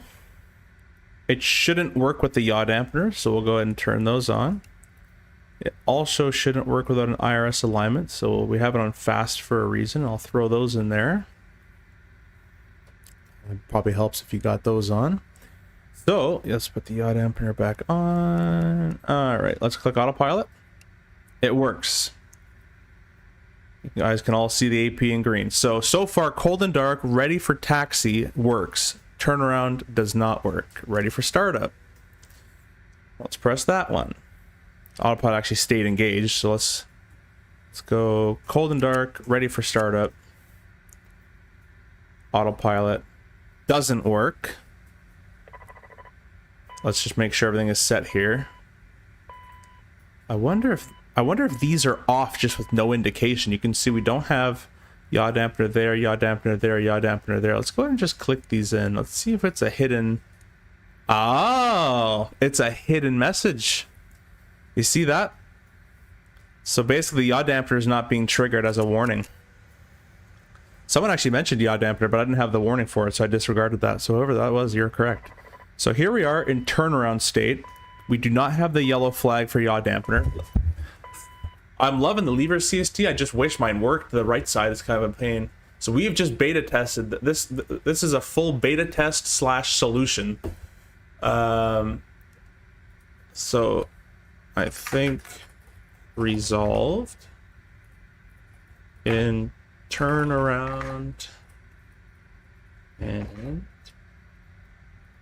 ready for startup states. Yaw damp is off, however, no message on EFD or ICAS 1 or 2. There you go. That's how I've been doing this for like a year with this kind of stuff. So that's how I beta test it. So now that we found the problem, basically what's happening is, let's see if we can find yaw dampener in here. I'm going to press the next page. So look at that. There's no yaw dampener at all in here. Yaw dampener, yaw dampener, yaw dampener, yaw dampener. Nothing. The yaw dampener here is gone. If I press autopilot, it doesn't engage. But if I press the yaw dampeners, now the autopilot engages. So that's the bug. The bug is not that the autopilot doesn't actually work. The bug is yaw dampener cautions not showing when in these two modes. So now that we have that figured out, let's go ahead and press turnaround state. All right, let's go disengage the autopilot. Cold and dark, turnaround state.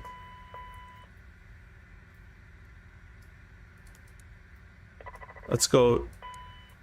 Let's disengage yaw dampener. So the yaw dampeners, it thinks, are actually on, because I just pressed the disengage for it, and the yaw dampener message popped up, and we have the yaw dampener there. So it's almost like it's half on, half off type of thing. So that's what's currently happening. We're gonna leave that message there so we can do the rest of this. Thank God you use cold and dark. Yeah, real world we're always doing turnarounds mainly. But CST, feel free to drop the link either for your video in the chat or the Discord. I'll be sure to check that out. So let's go ahead and get a new flight going here. We'll go LaGuardia to CYYZ. Unless you guys want to go somewhere else, I really don't care.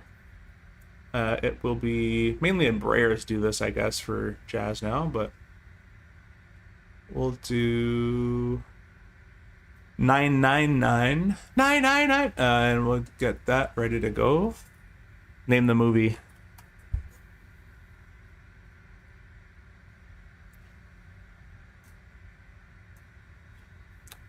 Okay, we're departing LaGuardia. I'm just filling this stuff out on SimBrief real quick. We're JZA 999, CRJ 9. Make that a route, whatever. Go on VATSIM, file that guy. All right, jump back on vPilot. But if you guys have watched through that, that's basically how I beta test. Does pressing yaw dampener 1-2 also disengage yaw dampener in real life? It does not. No, yaw dampener, you have to press yaw dampener disengage. So in the sim even, you can click these as many times as you want. That's not the problem. You see the yaw dampener message went away, and if I click these again, it still stays on. That's correct. The problem is when you're in the turnaround or startup phase, the yaw dampers cautions aren't there. However, the actual effect of the yaw dampener is not taking place, meaning the autopilot won't engage and all that kind of stuff. So I don't know how he's going to fix that. It probably just like a missing comma somewhere in the code, because there's millions of code for this thing. But that's actually the problem. So we'll press disengage. We get the caution up there, and we get the yellow there. That's correct. So I have to know for myself now going forward, and if they don't update it, I'm going to make a video on this to everybody. If you're using turnaround or startup, make sure to mash these guys, especially before you take off, just in case they came off without a warning or something. So let's go back on vPilot, and we're 999. I don't think anyone's controlling LaGuardia right now. At Jackson Center. Oh wow, there's a lot of people in Newark Center. LaGuardia departure. There is. Awesome. That works out. Let's get the ATIS. And LaGuardia Airport HS information. Oh, I actually didn't want to do that. I just want a digital ATIS. I want to listen to that. No one wants to listen to that. And I'm going to try to get my radio now set to the proper button, because my levers aren't working. How long? CT, if you're still here, how long till that video comes out? Clear that, and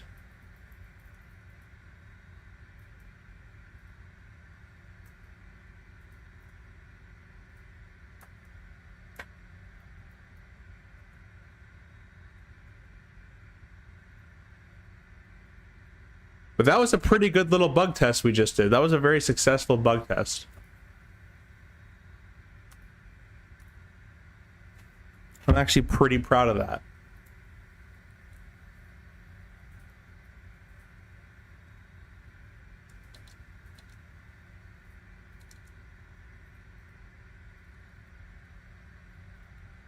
Okay, now I'm just going to get rid of that button.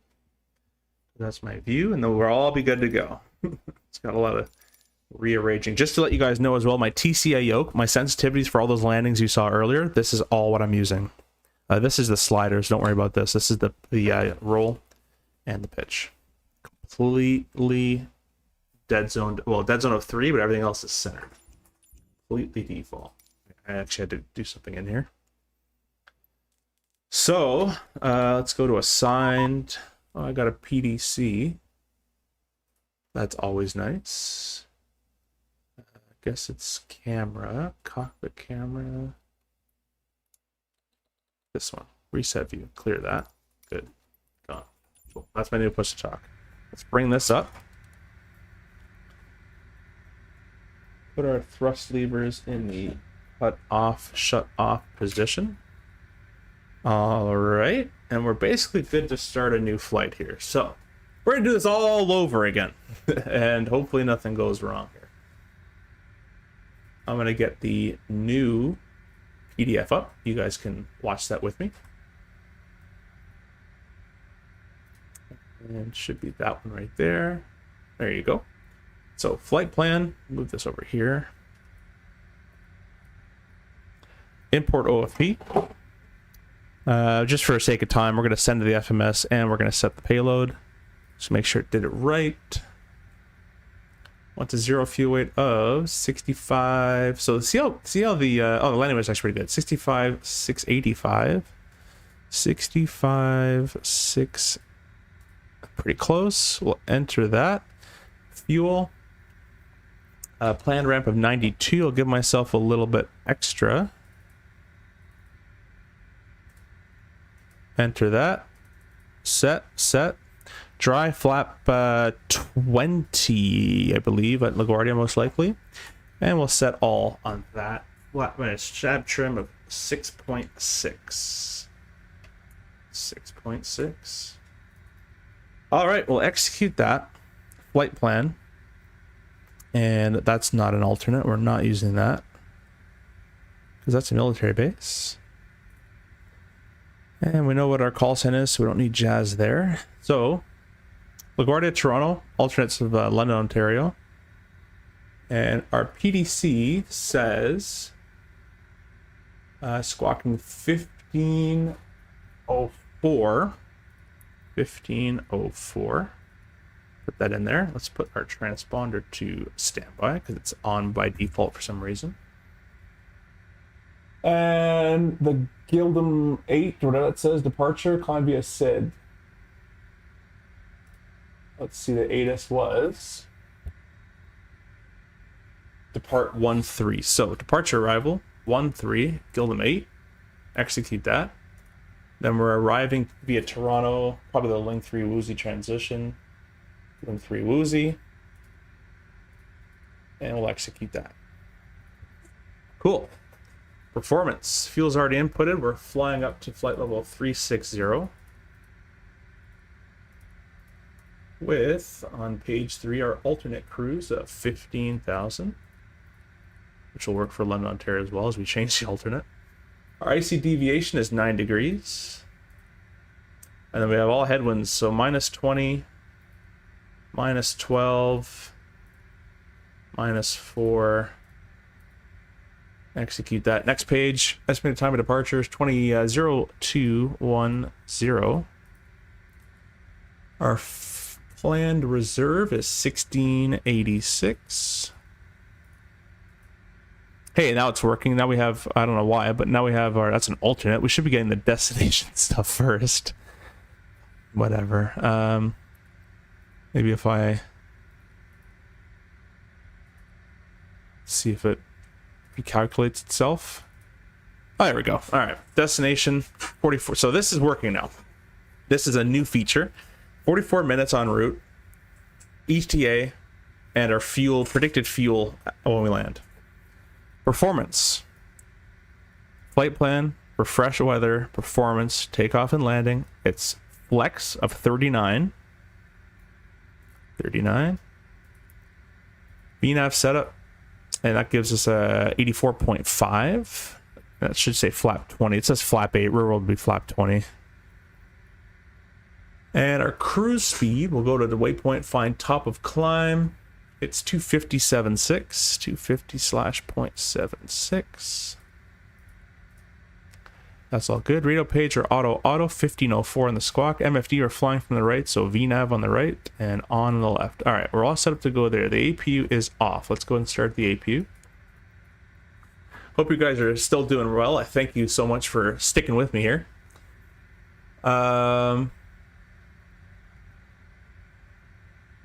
Yeah, the bug is missing the yaw dampener indication, and you can see now it's repopped itself back on.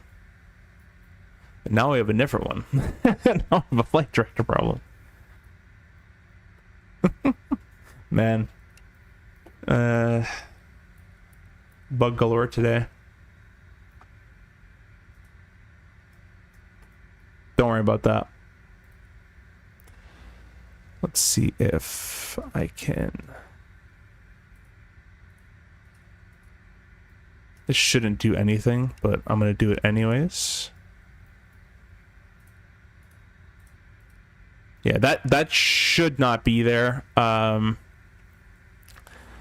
forget what there was a bug about that with, but the airplane's gonna work. Real world, we wouldn't go with that. I'm gonna state that right now, but in the sim, we're gonna go. Depends what item this would fall under, MEL wise. I hit the G button by accident. That was my fault. Yep. There. So we're gonna unload this current flight plan. Does pricing out everyone to also disengage? Oh, I already read that one. Sorry. Class chat. Hey, welcome. Howdy, CFI and chat. Really digging your CRJ work. Thanks for doing all this. Yeah, thanks for watching. We just did some beta test bug testing. We resolved an issue, so I've reported that. So that'll be hopefully being adjusted for our the new update. I'm gonna take a screenshot of this as well, and I'm gonna make another bug report on that.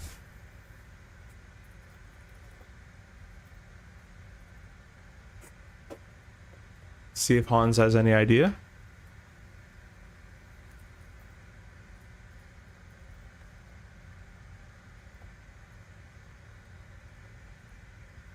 And I'll send them again the link to the stream found on setting up flight for LGA to YYZ. I'll post the route so he can find the route as well, and he can try it on himself.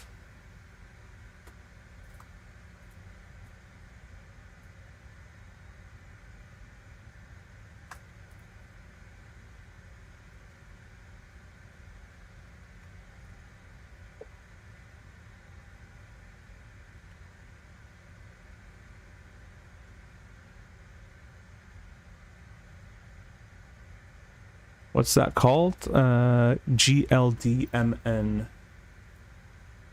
GLDMN8 runway 13. Cool. That's reported. That shouldn't be there. Jeebus says I'm going to be on in about 2 minutes. Perfect. Yeah. Hey, TJ. The fuel computer system at the back of the cockpit. So I mentioned this to Hans, and apparently... So in all the planes I've flown, RJ wise, this isn't here. This doesn't exist here. This actually exists there in that little panel. Apparently there's some operators in Europe that actually have this in the flight deck, which is interesting. So the answer is yes and no. In North America, I'm going to say no one has this, but apparently in Europe they do. We got this flight plan. Let's get this guy reloaded here. Import OFP. We're doing LaGuardia Toronto. And we're doing Sid Gildem 8. We'll pin that. Take a look at this one. I've actually never flown this one in real world. It's a 1-3 only. So heading 134, intercept 179 across Kiwi. 2,500 feet below 220. That's a note right there. 5,000 feet on the track 241 across Vibas at 4,500. Track still 220 knots. Then a track of 313 to Gildem. Track of 335 to radar vector on course. Cool. So basically just take off and right turn volley on that course. Not above 220 on the speed. Pretty simple. It's up to 5,000. You've already been cleared, so we'll set 5,000 in there. Alrighty. And let me get the, I think it's a heading of 134. Yeah, heading of 134. So we'll set 134. Awesome. Flight director is right. The level off is 1100 here at LaGuardia. Acceleration altitude. Oh, the browser's still up. Sorry about that. I always forget that guy. What do I have up here? The comments? Oh, you're looking at, you know. Well, there you go. If you can see, I'm checking. 1100. There we go. Thanks for that, Steven. I'm A320 on your left. There you are. We got two of us over here. Got a max on the right too. Awesome, awesome, awesome. AP is on. Let's disengage the ground power switch. We're gonna go ahead and disconnect that. Disconnect the chocks. Let's get GSX kind of hooked up and ready to push. Ready to push. Thank you. I don't care. All right, let's go over here. Get the water. Need it.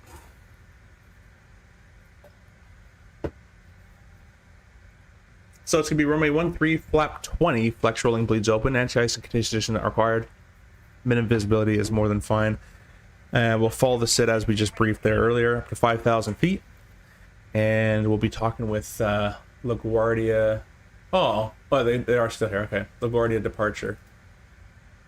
Tune them in. ACAR says call 20.4 ready for taxi. So we can push at our own discretion, which is nice. So we'll get the push all hooked up and ready to go. Let's go 3A on. Seatbelts on. We're landing at Pearson, which is 570 on the landing elevation.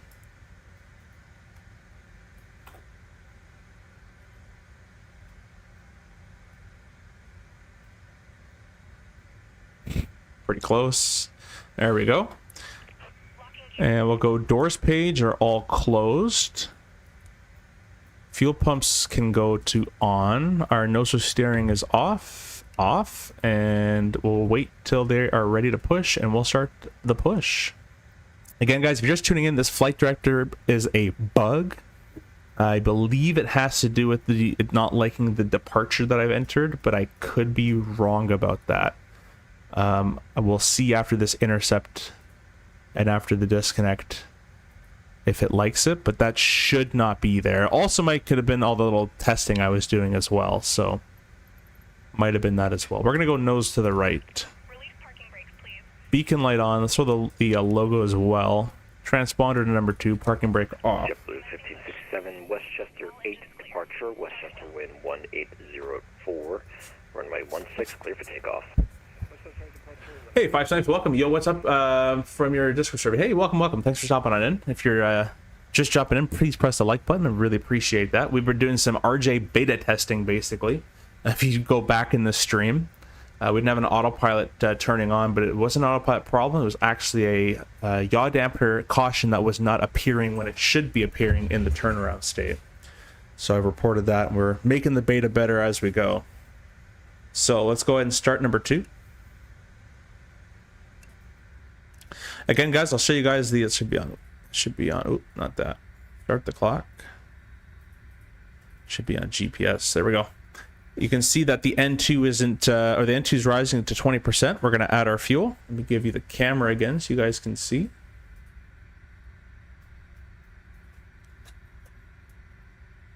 Or not. Oh, I didn't start my Mobi flight. And there we go. We'll do it with that because my Mobi flight is off currently. And notice that the N1's not going to start rising until about 32s, which is pretty realistic. Let me get Mobi flight up and running here.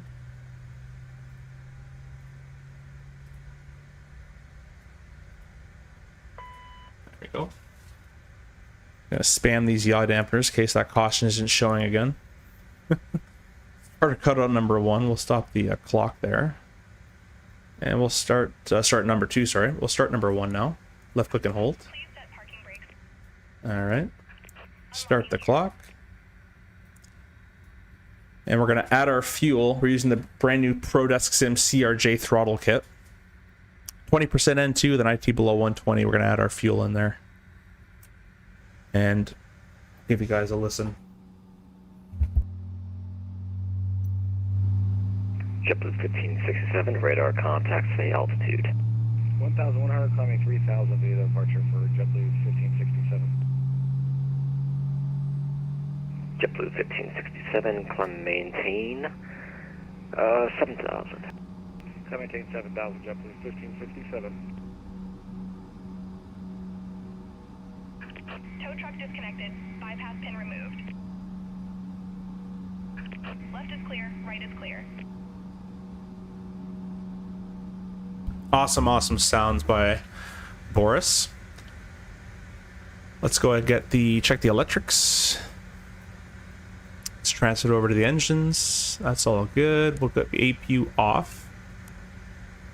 Aft cargo all the way forward. Our probes can get turned on as well. Check our rudder. Left heading 250. Oh. Go full left. Full right. 5 says, I contacted you in the disc training server. Hey, yeah, I remember. I just got home from my vacation and I got my ProdeskSIm RJ throttles, and I basically just set up and started streaming. And then I go to work for 4 days. I'll be gone from home again, but maybe during those nights when I'm at the hotels, give me a chat and we can help you out with the RJ. There you go. I guess I didn't unclick it. And we'll turn the steering on. We'll ask for taxi. Get a notepad ready to go. JetBlue 1567, continue left turn, heading how did you bind the fuel detent? I actually used CST's video. It's using Mobi Flight. You'll have to bind it as lever 3, lever 4, position shut off, I believe, and then on release, position idle. So watch CST's video. In the middle of it, he shows you how to do it. It's a good one on that.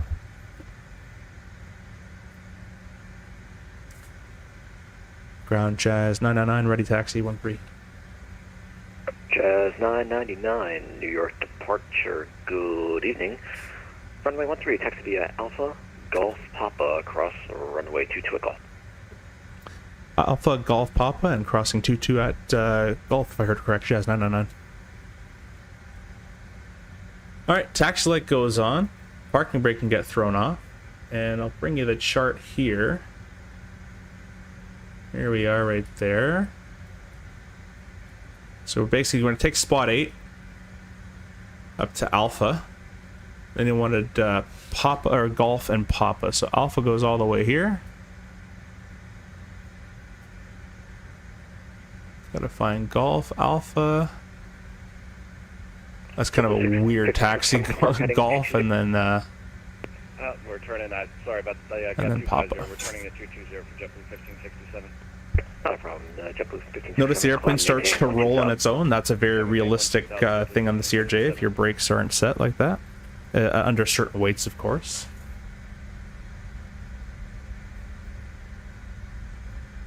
Alright, here comes spot 8. We're going to take this right-hand turn. And then it's going to be basically an immediate left turn onto Alpha. Clear right, and we're clear on the left. Let me know, guys, what time you want to see the sim in. If you guys want to see it in day, night, dusk. You want to see the landing in dusk. You guys let me know. Alpha Golf Papa. That's an interesting one. How are your nights going so far? Hopefully pretty good.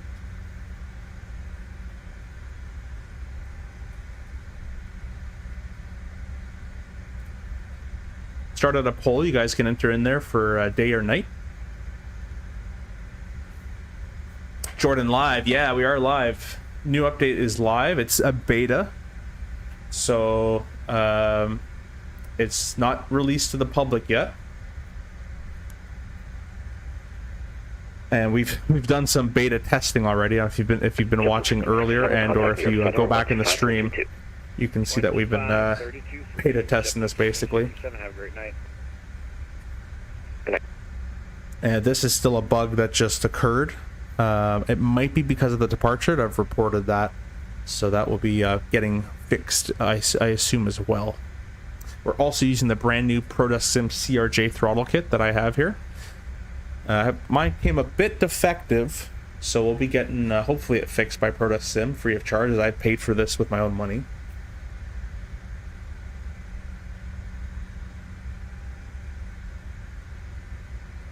You've seen what, Jordan?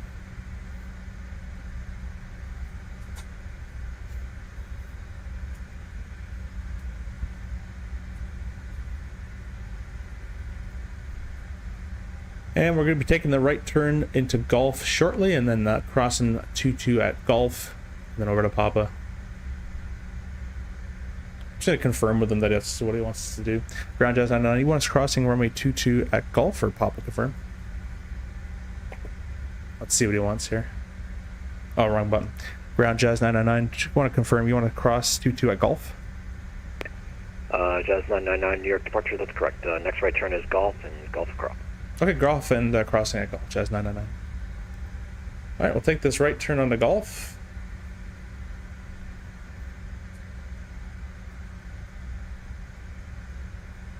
Struggles with autopilot? Yeah, it's actually not an autopilot problem. I don't know if you're watching, but it's actually a yaw dampener caution that's not showing up. So that has been reported. And that's not a problem with the V2, but with as you build new beta tests or builds and do all this kind of stuff, some of the code will get ruined by other stuff you implement. So that's just part of the beta testing process. Clear right, clear left. The autopilot actually works. The yaw dampener message does not work. It's not an active runway, so I'm gonna keep, actually I think it is active, so we'll put the strobes on, although we're basically across it already. The guild makes a gorgeous departure. Cool. Yeah, I've never flown this one. I think I've flown, I do a lot of Guardia 7s, but I've also flown the I think it's the Joult 7. There's one departure off runway 22 where you do this sharp left turn. It's pretty cool, all in white needle navigation, all in LNAV. Alright, the strobes can come off. We're approaching Papa. I'm going to end the poll. And the results are night wins, so we'll basically leave it in live time. And there's Real World. Jazz 999, Gordy wind 19010, runway 13, clear for takeoff. Clear takeoff 13, Jazz 999. I don't know why the wind or that just reset itself. Oh, maybe that is live time. Alright, that was weird. Roll that on. I've been talking too much, we'll do it very quick before takeoff. All good. Got the flaps set to 8, auto cross flows to manual. The flex has been set and checked. Love that sound. I'm gonna press our toga button here on the throttle once we're on the center line. Oh, it doesn't work. Press it over here. And we have the bug because of the flight deck, or because of the flight director. Don't worry about that.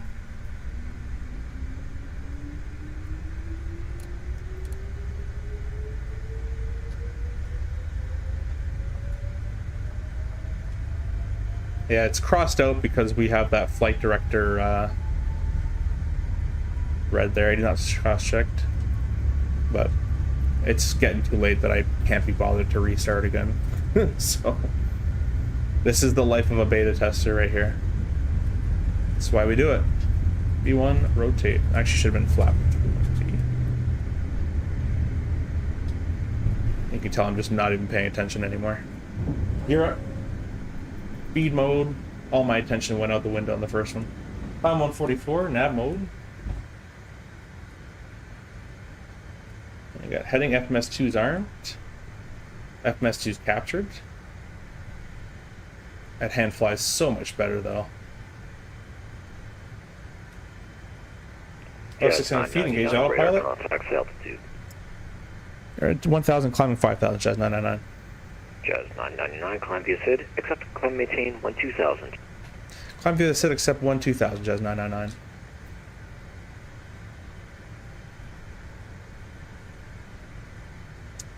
One 2,000. Let's accelerate while we're doing this.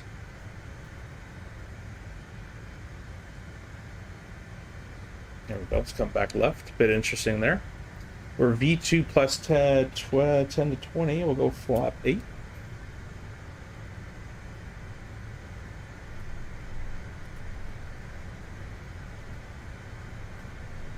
Flap 1.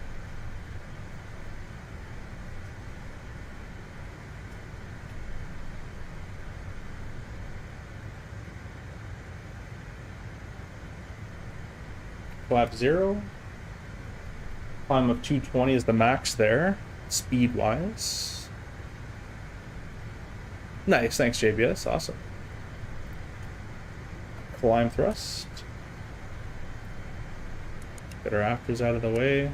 So stay on. Get that guy gone. That guy's gone. Yeah, once something breaks in the sim, I kind of just get discouraged to keep flying it, to be honest. But I'm doing it because you guys are still here, and I want to give you guys a show.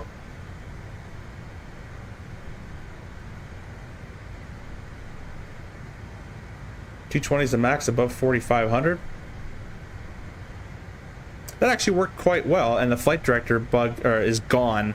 So I'm thinking it's a problem with the SID that the not the SID. It's a problem with how the airplane interprets the SID on the FMS. So I'll make a note that it actually went away after we went on course.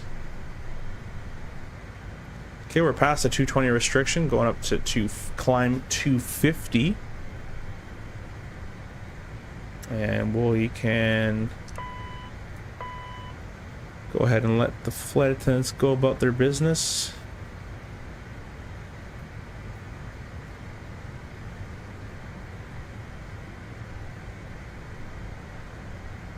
So let me make a quick note in the Discord. FD went away after on course FMS mode, or nav mode. However, for takeoff, it will not give TL config okay because of it. There we go. Noted and marked. That's how we do it.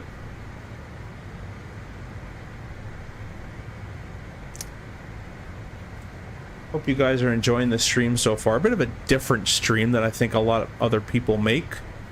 This is more of a stream where the airplane's not finished, as it's a beta. Go Belts Auto. And I'm basically testing it with you. So you're hopefully enjoying the testing with me here. 10,000 feet. We'll go ahead and get tax light off. These guys can come off. And we'll go and accelerate. Let's do a climb. 999, turn right, heading 350, climb maintain 15,000. Right turn 350, 15,000, Jazz 999. Right turn to 350, and we'll climb up to 15,000 is set. Right turn 350. All right, and I was going to... Just 99, just making sure we have depart Goldman on a heading of 335. Looks like you maintain present heading, flying over Goldman. Confirmed heading was 350 or 335, Jazz 999, sorry about that. 350 for now, but when you passed Goldman, you kept it on the current heading. You're supposed to be more of a right turn heading 335. Okay, sorry about that, Jazz 99. Thanks. We'll keep it in mind. We're actually beta testing the RJ, so we'll keep an eye on it. That's probably my fault, though. Yep, not a problem. Go ahead and give New York Center a call, 125.32. 2532, Jazz 999. Yeah, the airplane should automatically be flying what it should leave it off on the SID. 125.32, 25.32, throw that in there. 32.5. Flare 1620, clear direct to Wazi. Yeah, the airplane, it looked like to me it was doing it, but could be wrong. Center good day, Jazz 999, 14,000, climbing 15,000, heading 350.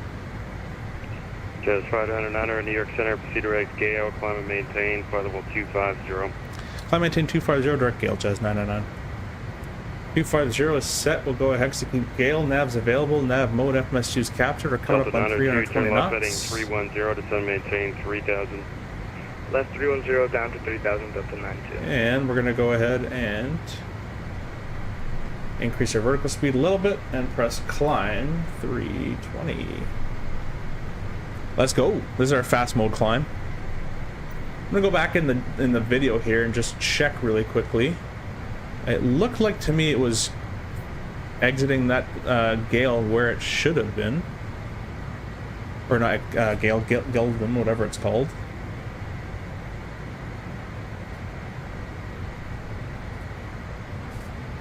But maybe not.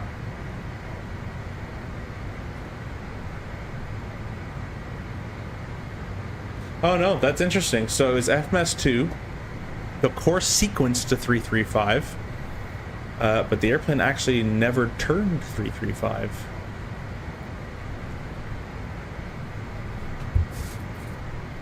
Oh, and another bug report. Yeah, the airplane should have turned where the course went.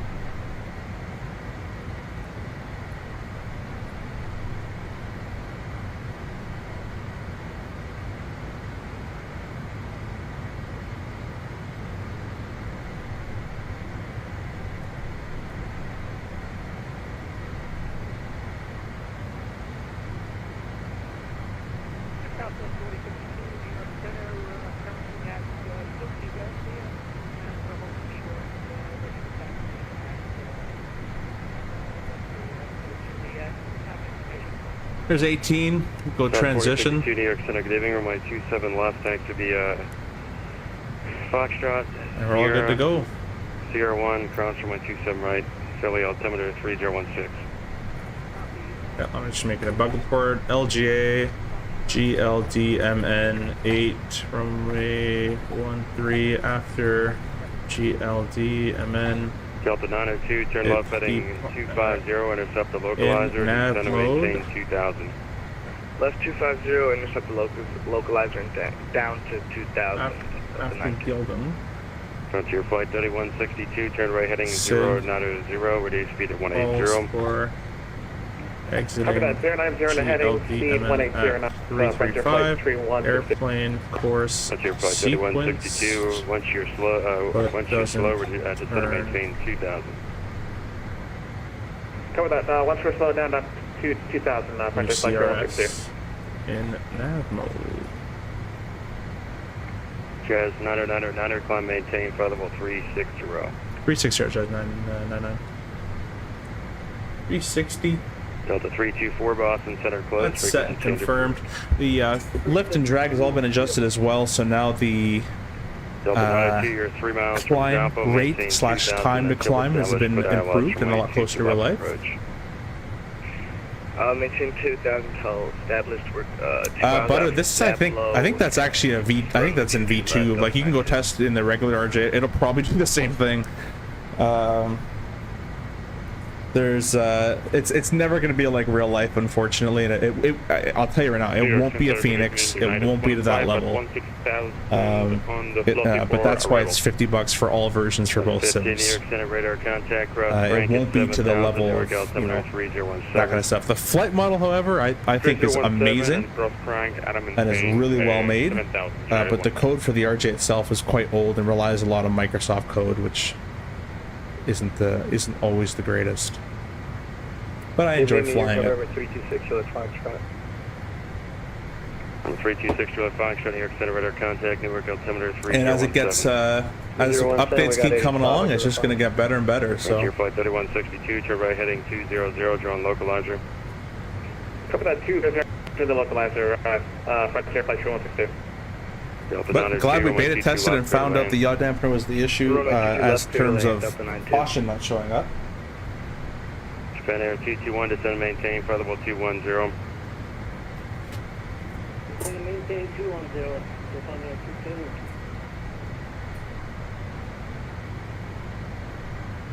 22. Jazz 909, clear direct, Wazi. Correct, Wazi, Jazz 999. Woozy. Number 6 Juliet Foxtrot, cross crank at 7,000. Did not throw it in there. Foxtrot.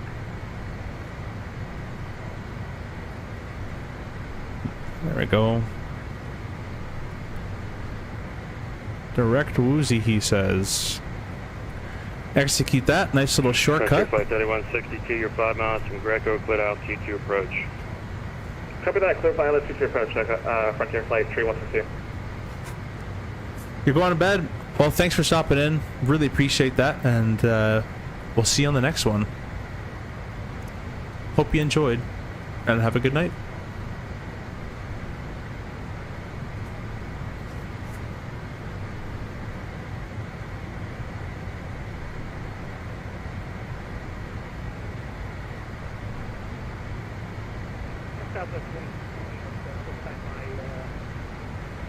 My airport plan doesn't match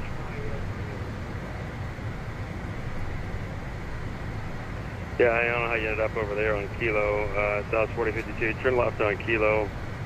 You can cross from my 27 right on November. The taxi via November Sierra, My and I back's hurting believe today. you might not have the CR1 intersection with the extension to the runway, so just cross runway 27 right on November, and hold short of taxiway Sierra for now, please. I'd flying the CRJ a lot Roger, flight hop in the 3162, Phoenix and runway couldn't keep my 22, hands off clear throttles. Yeah. Copy that. Clear the land, runway 22. Yeah, you get quite used to it. Vero says, I heard quite a few jazz checks on Boston Center yesterday. Always nice to hear some friends of kind of flying overhead. Yeah, that's always nice. Boston Center. Usually a good center to talk to as well. Let me lower these sounds a bit for you guys. I'm going to go outside view here. Actually, what I got to be keeping an eye out is right now, there's climb 77. Let's press our mock button in there. We'll switch to manual mock. And I believe it's been fixed that the airplane will actually start to behave and fly on mock as I manually clicked it. In the old V2, if you manually click mock, it doesn't care. It'll overspeed. But because I manually clicked mock, it should now climb at the mock number I've requested. I'm going to go put some chicken in the oven. I'll be right back.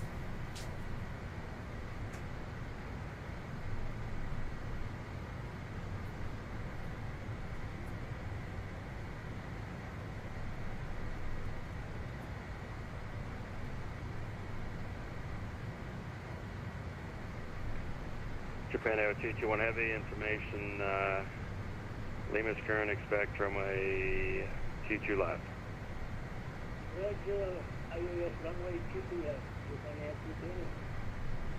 Southwest 4052, do you have the extension to 27 left, or do you have the runway ending straight in front of you? Looks like it's ending right in front. South 4052, ready to continue taxi via straight ahead. Parmesan chicken's in the oven. I'm going to set a timer for it.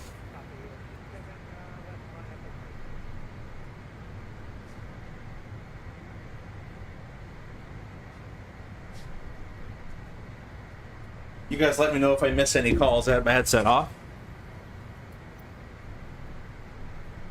Now I'll give you some outside views.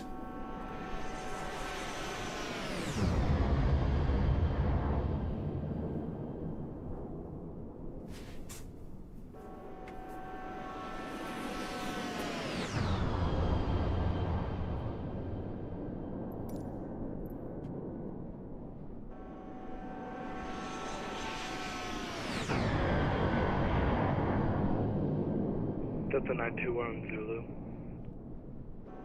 Delta 902, welcome to Kennedy. Cross runway 31 left on Zulu. Turn left on Juliet. Hold short runway 22 right. Okay, cross runway 31 left on Zulu, and then left on Juliet, and then hold short runway 22 right, Delta 902. New York Center, good evening. United 2136 through level 376 from 380. 2136 New York Center radar contact, clear direct Sarah, maintain flight level 380. Clear direct Sarah, maintain 380 and 2136, right about 7. Air Canada 703 New York Center, welcome. India is current altimeter 3017. Really appreciate you guys stopping on in. We got 50 likes, which is awesome for the stream already so far. Hold short runway 22. Sorry the first flight didn't make it all too well, but at least is this actually real time? Doesn't feel like real time. Southwest 4052, the wind 220 at 5. Fly heading 265 runway. It says 8 p.m. That's not right. Takeoff. There we go. It's like, wait a minute. Let's lower this. Frontier Flight 3162, welcome to LaGuardia, taxi via Bravo. Actually, you parking at Marine Terminal or you main terminals? 3. That was broken to unreadable, say again. Copy that. We're heading over to Terminal B, gate 43. Right, you can taxi lower via all Bravo, these. Echo, and Alpha to your ramp. Bravo, Echo, Okay, I don't know why that keeps happening now. Actually, I think I do know why that keeps happening. Let's close FS there. Let's close the recorder. And Delta 902, cross runway 22 right on Juliet, taxi straight Real ahead time. Alpha and contact ground point 9er. Notice when we get into the 30s, this airplane, I know I've been changing the weather, but this airplane, once it gets to the 30s, really starts to drop off its climb rate, which is quite real. So it's climbing well now, but keep an eye on this feet per minute. It's going to start to drop off quite a lot. I'm going to lower our standby instrument as well. You guys don't know if you guys just jumped in as well. We've been recently partnered with Contrail, so please go check out if you buy anything on the Contrail site. If you use my code, it really does help the channel. So that'd be great if you could. We're gonna buy something anyways. You might as well get some money back in your account. 221 heavy, descend and maintain 16,000. Altimeter 301, correction 3021.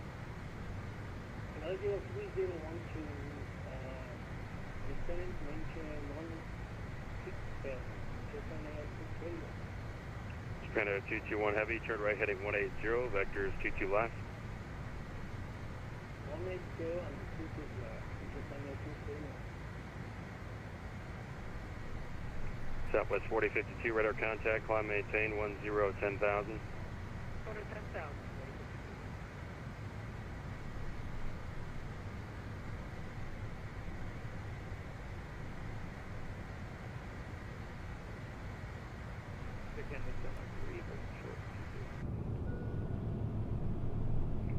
Air Canada 703, cross runway 22 on Papa, continue taxi. Cross 22 on Papa, taxi to runway 140. For some reason, my flap actuated, but don't worry about that. Bring it back here. Bravo, turn right on hotel, then join Alpha. That was my control, I think. Bravo, right on to hotel, and then Alpha at the gate. Quarter bike to officer. Southwest 4052, proceed direct Pensy. Direct to Pensy.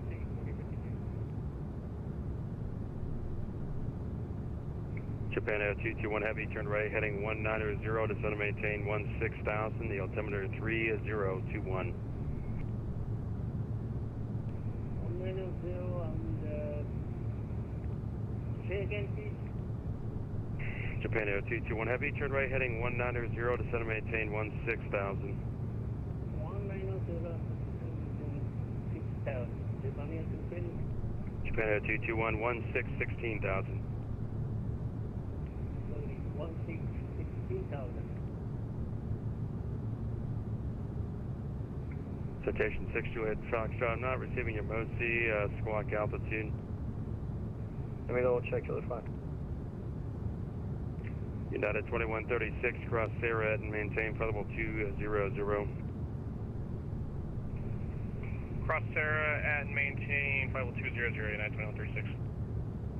Southwest 4052, climb maintain flight level 230. Going to 230. Flare 1620, Cleveland Center closed, change to advisor approved. Alright, roger, over to advisory, good night, close 1620. Japan Air 221 heavy, turn right heading 210. Heading 2 on the Japan Air 231.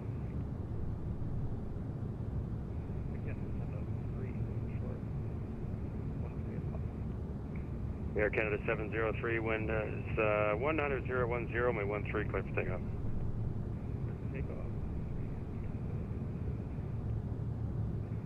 United 15, proceed direct pattern, maintain 7,000.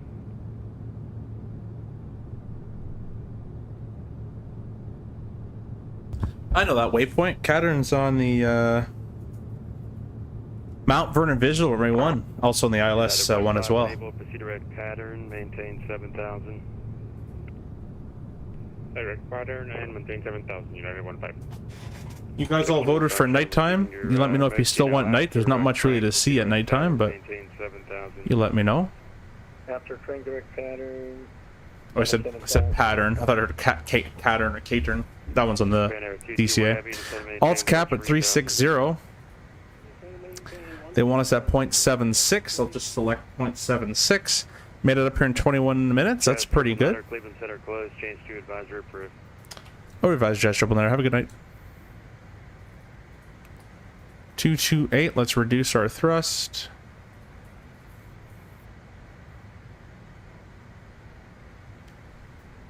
And we're in the dark side of the comms now.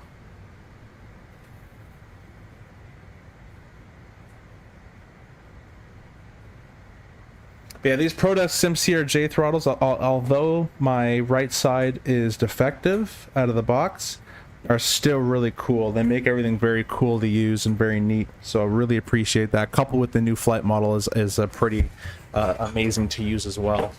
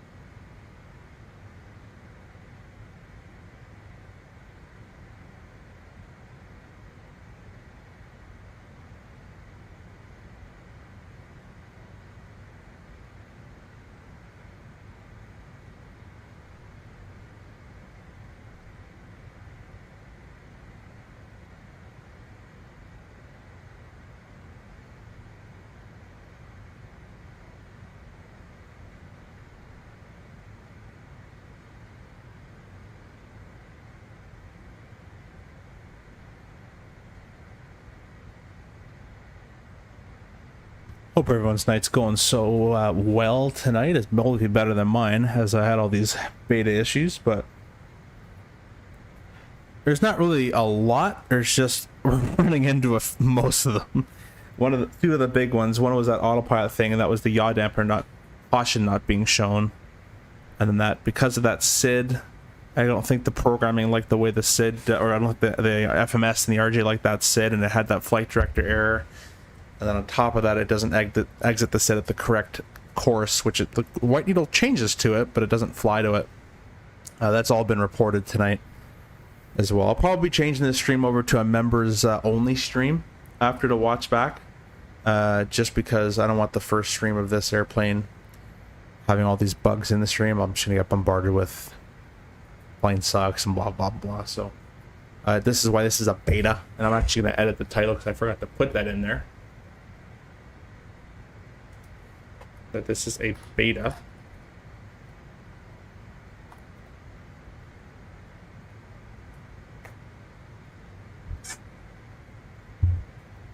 Hopefully Toronto is still online. We'll be able to talk to them. But I really appreciate you guys stopping in and saying hi and staying with me through all those resets and all that kind of stuff. And that's what beta testing is, unfortunately. I'm really gracious that I'm allowed to show it as well.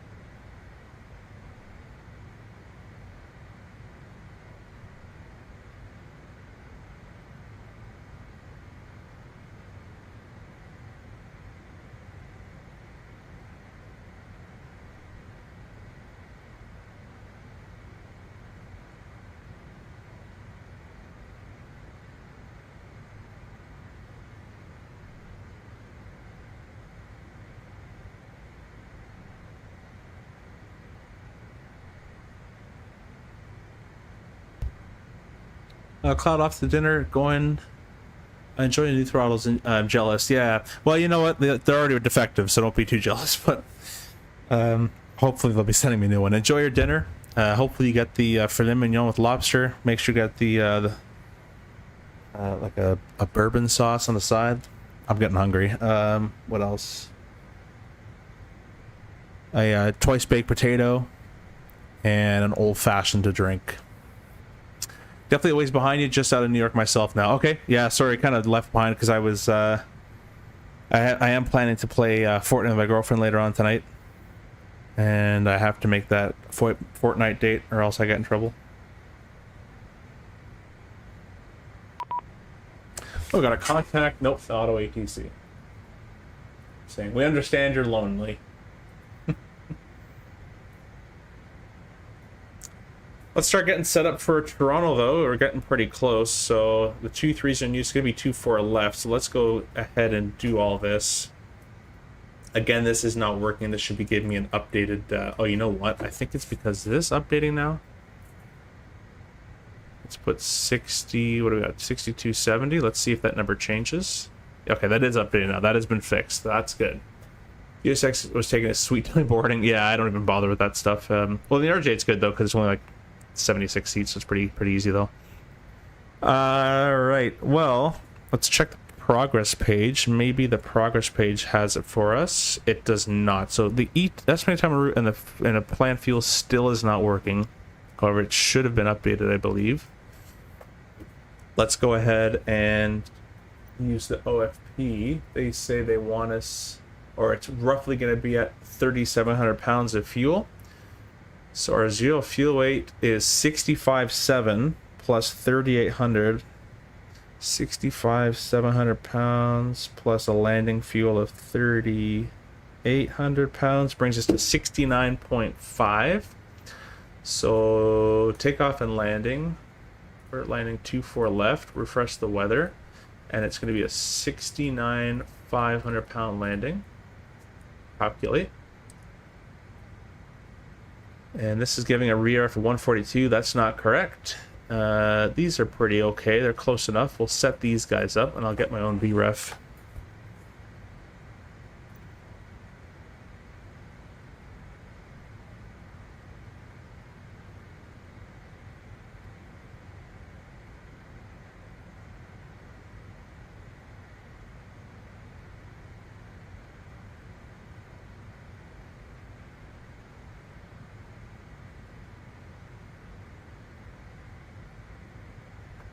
So a 69,000 pound card landing.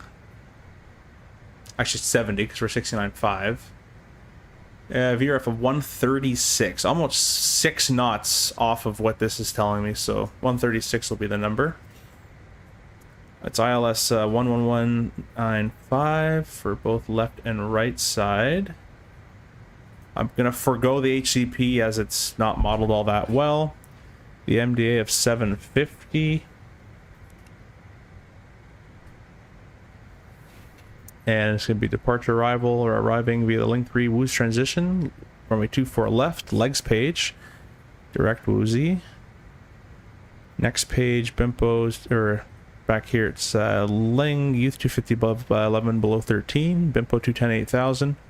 Verco Mirror Identity Davenel done all vectors. Lizdu 3000. Curix 1970 ref of 136 over the runway. And then the missed approach is to 202 knots / 3000. Holding at Pepvo and execute that. Sweet. Give you guys a very quick brief here.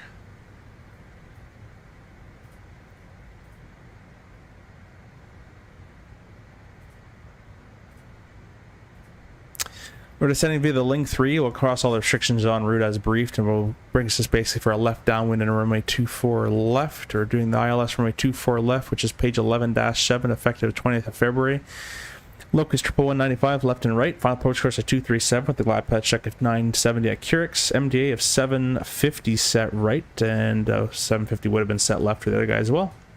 MSA high sector is 3,100 feet based on Toronto VOR. The missed approach is heading of 237, 1.5 DME, then a left turn 15 So left turn 3000, then the heading of 159, intercept outbound towards Pepvo and hold. In the event of misapproach, either one can call ground, including ATC, and I'll select toggle button, toggle thrust, call flap 8, gear up, speed mode, heading mode, will engage autopilot 600 feet. If they want us in the published miss, we'll go white needles, nav available, nav mode. Retract flaps and accelerate on 1500 feet, climb thrust after takeoff checks. Pappy's left, SSALR type lighting, 3-degree slope. And we'll be exiting. Oh, I got rid of the chart for you. We'll be exiting. Probably Alpha, or not Alpha. Delta 4 most likely, Delta 2, but Delta 4 has the hotspot. Delta 2 as well, same idea though, we're just not going to cross 2 for right unless given clearance to do so. And let's see if it has a predicted landing fuel. It does now, 4,800 pounds with that. I think it's a little high, but maybe not. We have an extra 3,000 pounds of fuel, plenty enough to come around and try again for another approach. And if it's not... if it's an airport problem, we can go to our alternate of London, Ontario. Consider yourself briefed. Any questions, comments, concerns, some threats? The airplane's a beta. I'm a little tired and kind of gave up on it. Once something happens in the sim, I'm like, whatever, the sim. And I just start kind of goofing around. But, and I get the chat. I love to read the chat as well. Shame it's still broken on the MFD. Yeah, it only works once the approach is still loaded in, which is, it should be doing it the whole flight. Yeah, the 250 direct is quite nice. He gave it to us, he gave direct Woozy a bit earlier, which was quite nice of him to do. So youth needs 2,000 feet per minute. Notice there's no VNAV anything up here so far. I'm gonna just put in 4.0 again in its brain, so it maybe, there we go. Kind of get it thinking about descending shortly. And there's no one here, so let me go ahead and set 11,000 feet. And I'm gonna be right back, and when I come back, we're basically gonna be descending. What I want you guys to notice in the descent is how much less drag there is. This airplane's a lot harder to slow down now.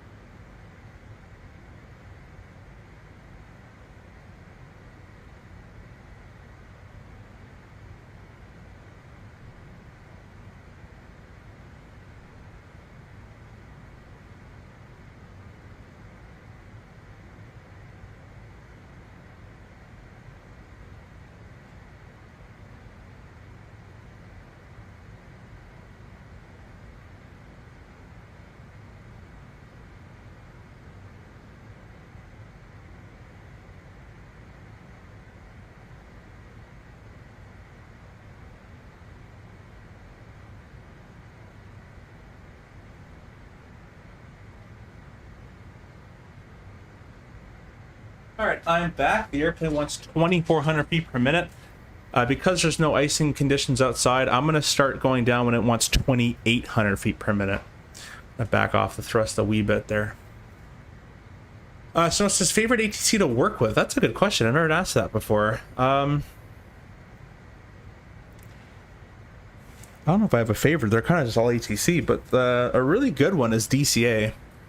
DCA have some very efficient controllers. Very, very, very good ones.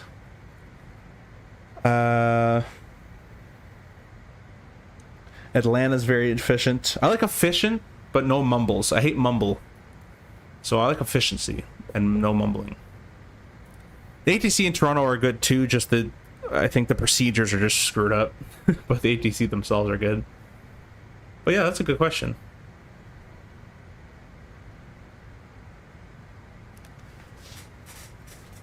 But ATC is pretty well standardized to the point that they're all kind of the same.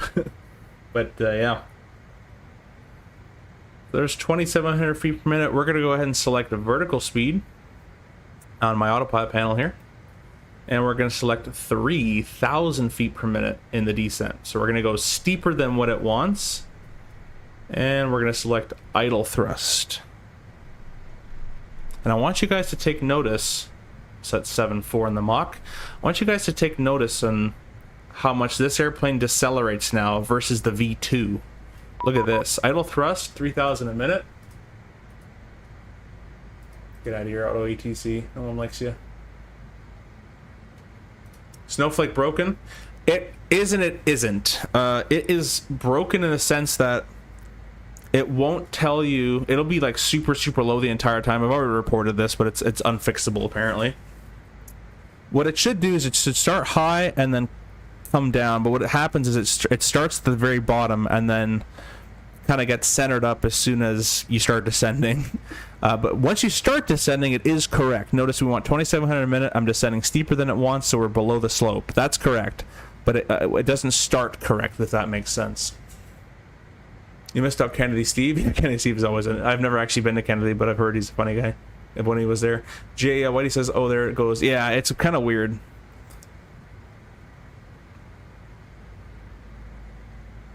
It's still a little draggy, but nowhere near as much as before. Well, I had a little bit of thrust there.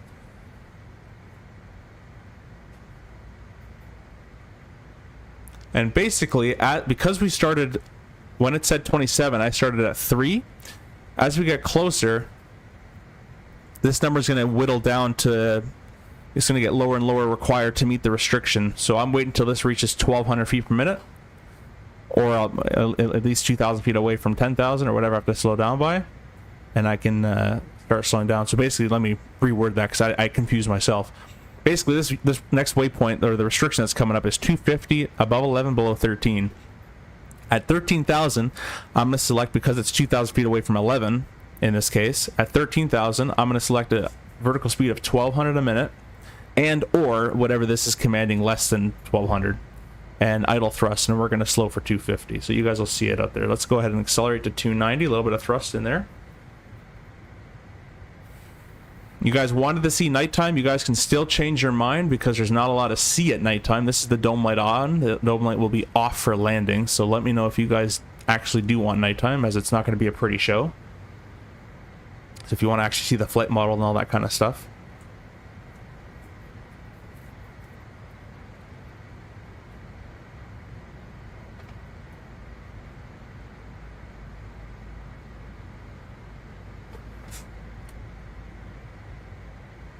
But I'll give you guys a quick view on this ProdeskSIm spoiler. You can see how nice and modeled it is.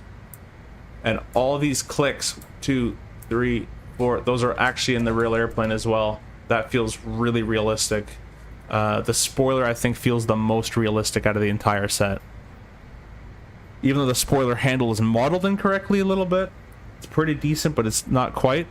It does feel the best. Now we're getting into this kind of thicker air, and the airplane's gonna maybe stop accelerating / maybe even start accelerating. So we'll keep it going down. Well, there's the CN Tower lit up night. Yeah, it's somewhere out there. Let's see. It should be somewhere over there. I can't quite see it just yet. Niagara Falls is there's Buffalo most likely. You know what? I can do this. IAG. That's St. Catharines on the nose.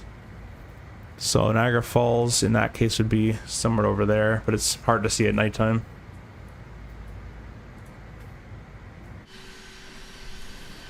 There it is.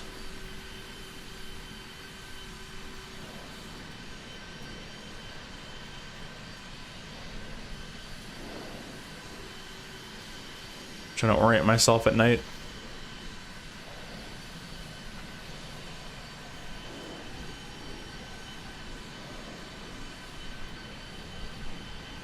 If you guys can see it,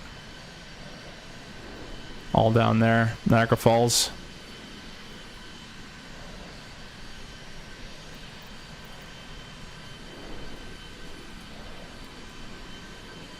There you go. There's the falls right there.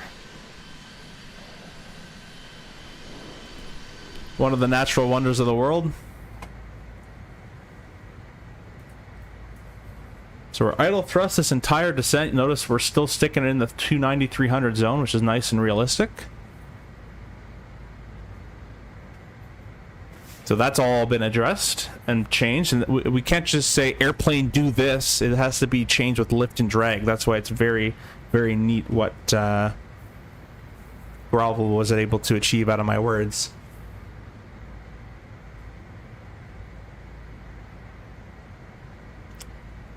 Honeymoon capital as well, yeah. Is it really? I felt like Vegas would be it or something. Like, that makes sense though. It's probably cheaper. Welcome back, Lonnie. Yeah, I'm not sure why either. I guess Niagara on the Lake's quite nice. So now looking at this, we're still going down at 3,000 feet per minute. Everything's looking good. There's my chicken parm is ready.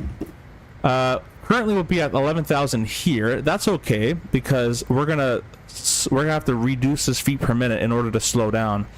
So that will be coming in shortly.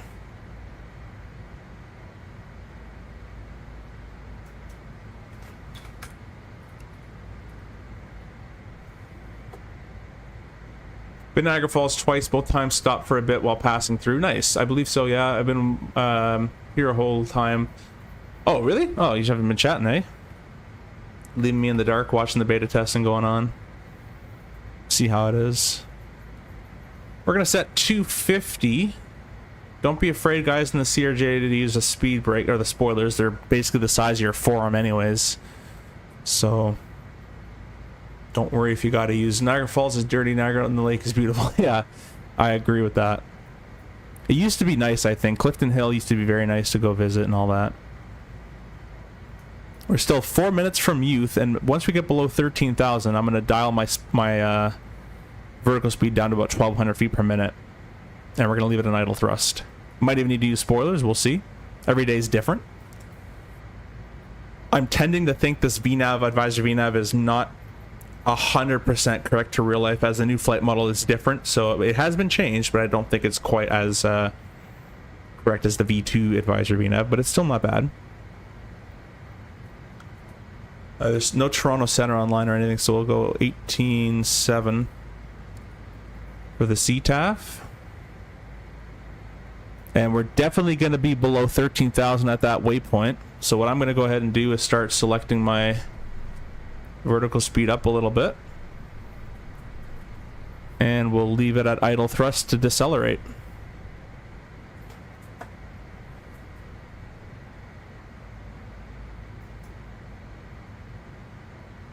I also don't believe that that's going to take 3 minutes. That's more of a 1 minute. I don't know where it's getting 3 minutes to go there.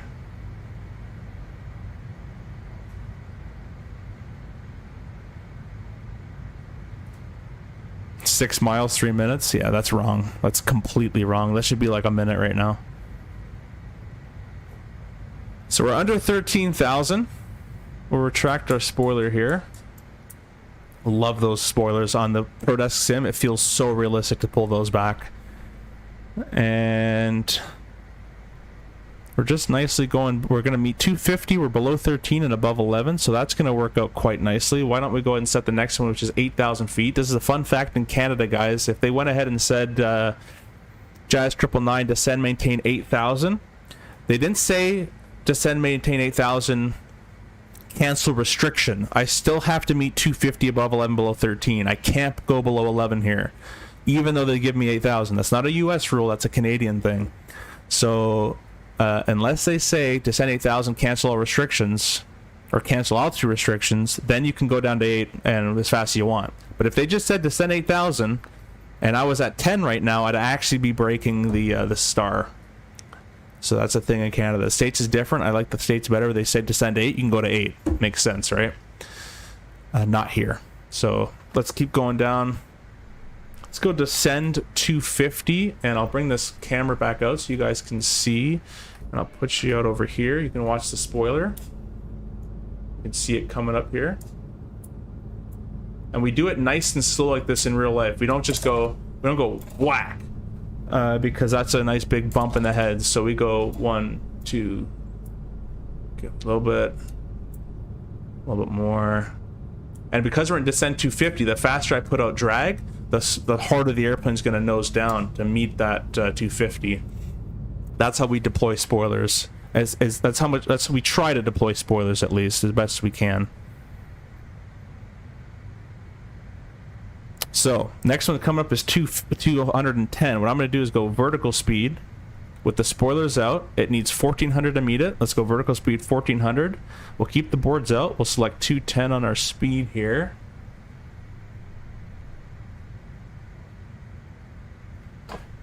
Now it wants 13. We'll do 1300, passing through 10,000 feet. Let's get the dome light off. Let's get our lights on there. Seatbelts, give them a double ding. The altimeters are all nice and set. Let's just make sure that with Toronto weather here. And we're just nicely decelling and coming down. 210, 8,000. Notice this is full spoiler. This is as much as you get. That's what it does in real life. It barely slows down. And that's been replicated quite nicely now in the simulator. 9 for 8,000 feet.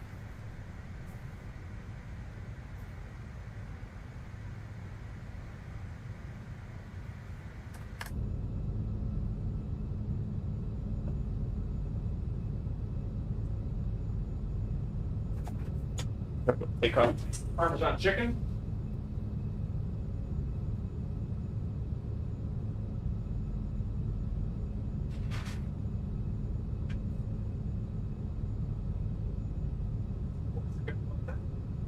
Flight sec here before we stall out.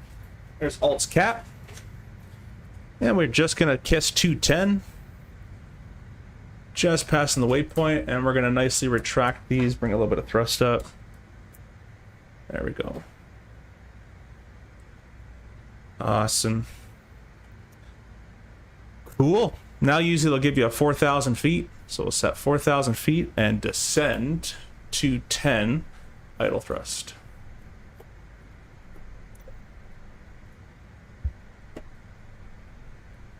You're going on Tuesday? Nice. Both times stop for a bit. Oh, on Tuesday, I see.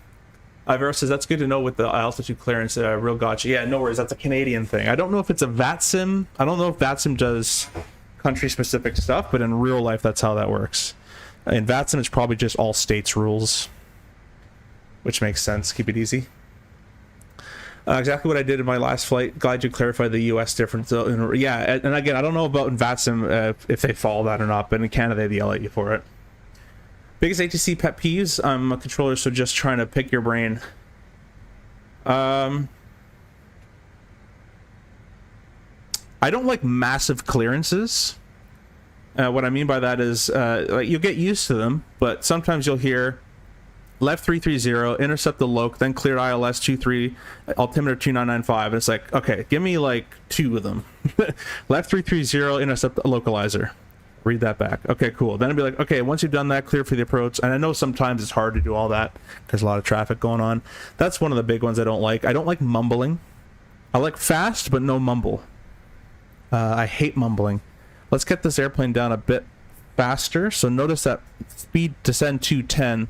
We're all going to be all the way out there. So let's get some spoiler working out here for us. Again, we do this like realistically, nice and couple clicks at a time. There we go. I don't really have too many pet peeves though, to be honest. Just yeah, I don't like very fast blah, blah, blah, blah, and it's like, well, come on, like let me, you know, give me a second here. I don't like huge clearances in one giant sentence. You know, if they give me one of those massive clearances, I abbreviate it. I'll say heading 330, intercept low, cleared approach, and then 2995. Like I won't say, I'll kind of, you know, clean it up like that.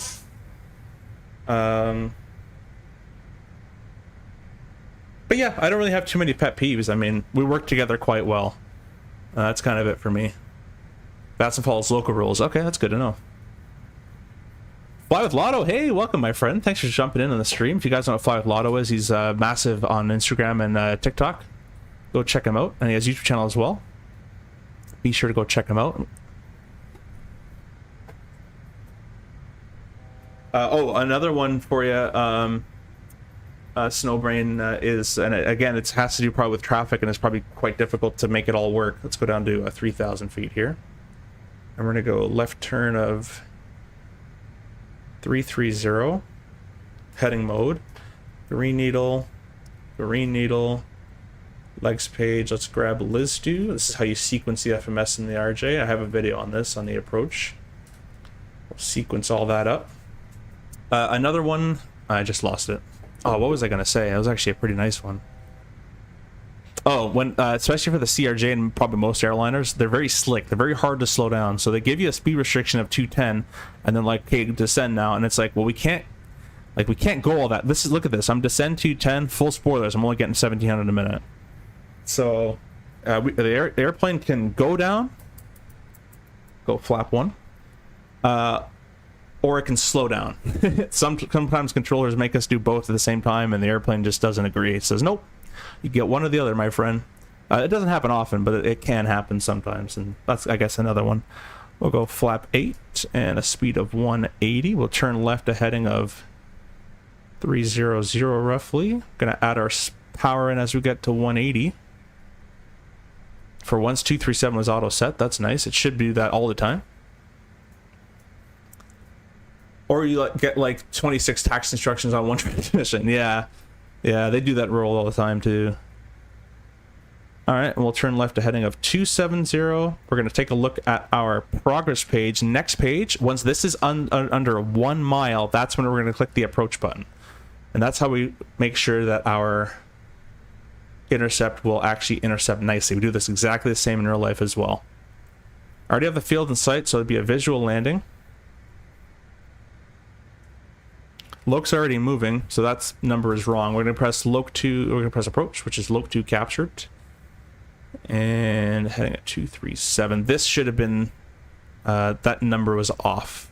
So usually the Loke won't start moving until maybe 0.7, 0.6. It was already moving at 1, which means that number is wrong, and it overshot anyways. This happens in real life actually quite a bit. Believe it or not, and I'm doing what I have to do in real life exactly as I would do it. The flight director is wrong, but it does overshoot Lokes a lot. We actually have a message from ACARS come out to us every time that it does this, or every time we go into certain airports. It says be wary of localizer overshoots. We get it every single time we go to a specific airport. I'm gonna unclick approach, try again here, because that flight director was all wrong. There we go.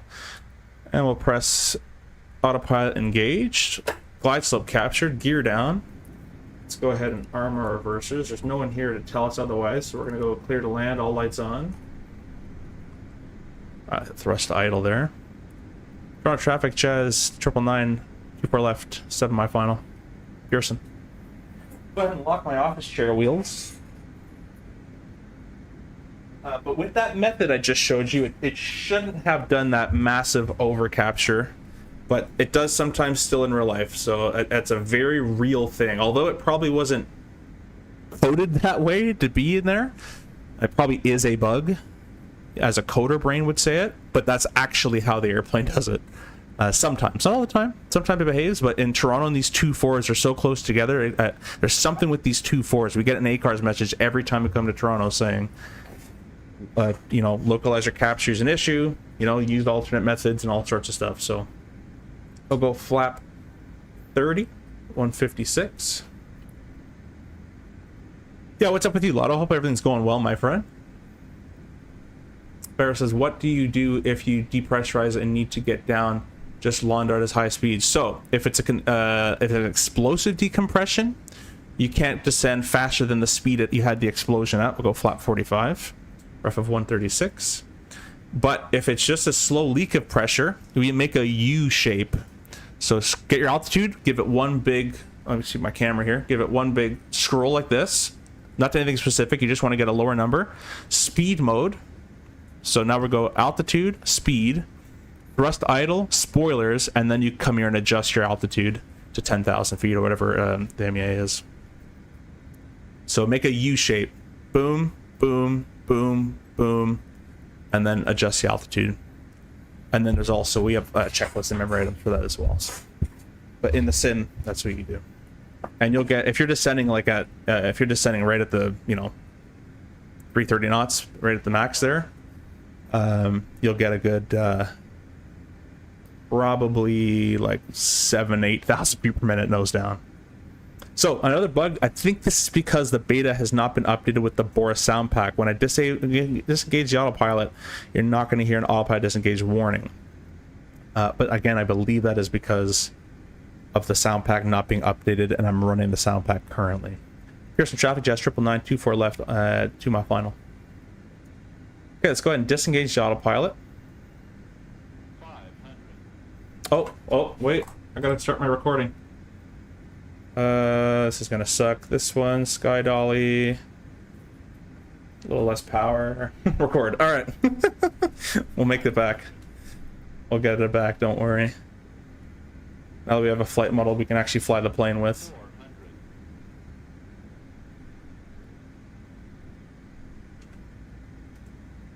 300. Minimums. We called landing a ways away as we were visual.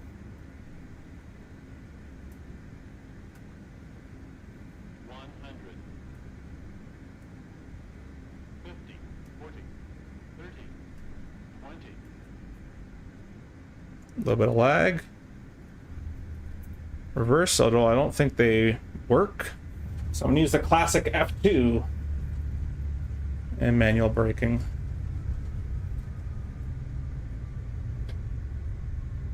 Forward looks dead. Yeah, it does, doesn't it? Passing through 90. I take this next exit. We're gonna get under 45 knots, which we are. We could take the exit there. I haven't bound my reverse button, so stop the recording there. That was kind of spicy to get the recording started. John, the update's not out just yet. This is a beta build. There is still bugs with it, and the update will be coming out whenever.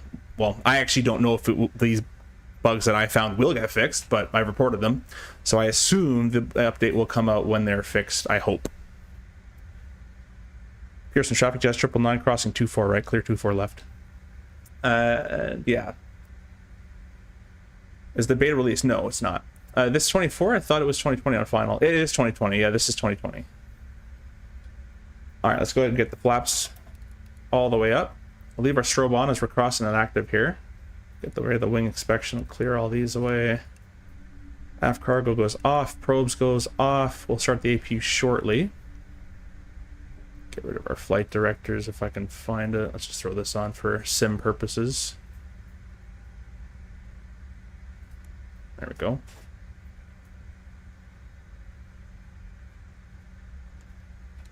Here's traffic jets, 999 clear all runways.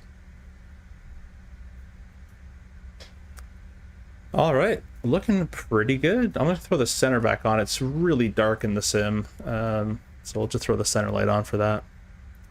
But yeah, we had a nice successful flight. A couple little bugs at the beginning having to do with the departure, but I have reported those.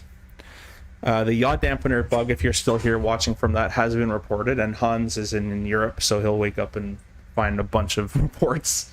I think he was actually ready to pretty much push this thing out hopefully soon, but hopefully we can get that fixed out.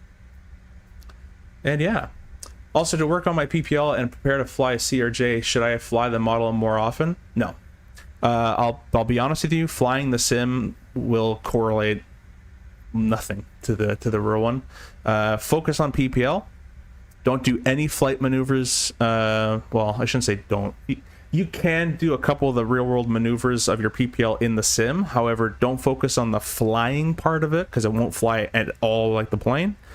But focus on the procedure. So in a spin, you know, you're going to go power idle, make sure the ailerons are neutral, opposite rudder, a little bit yoke pressure forward as well.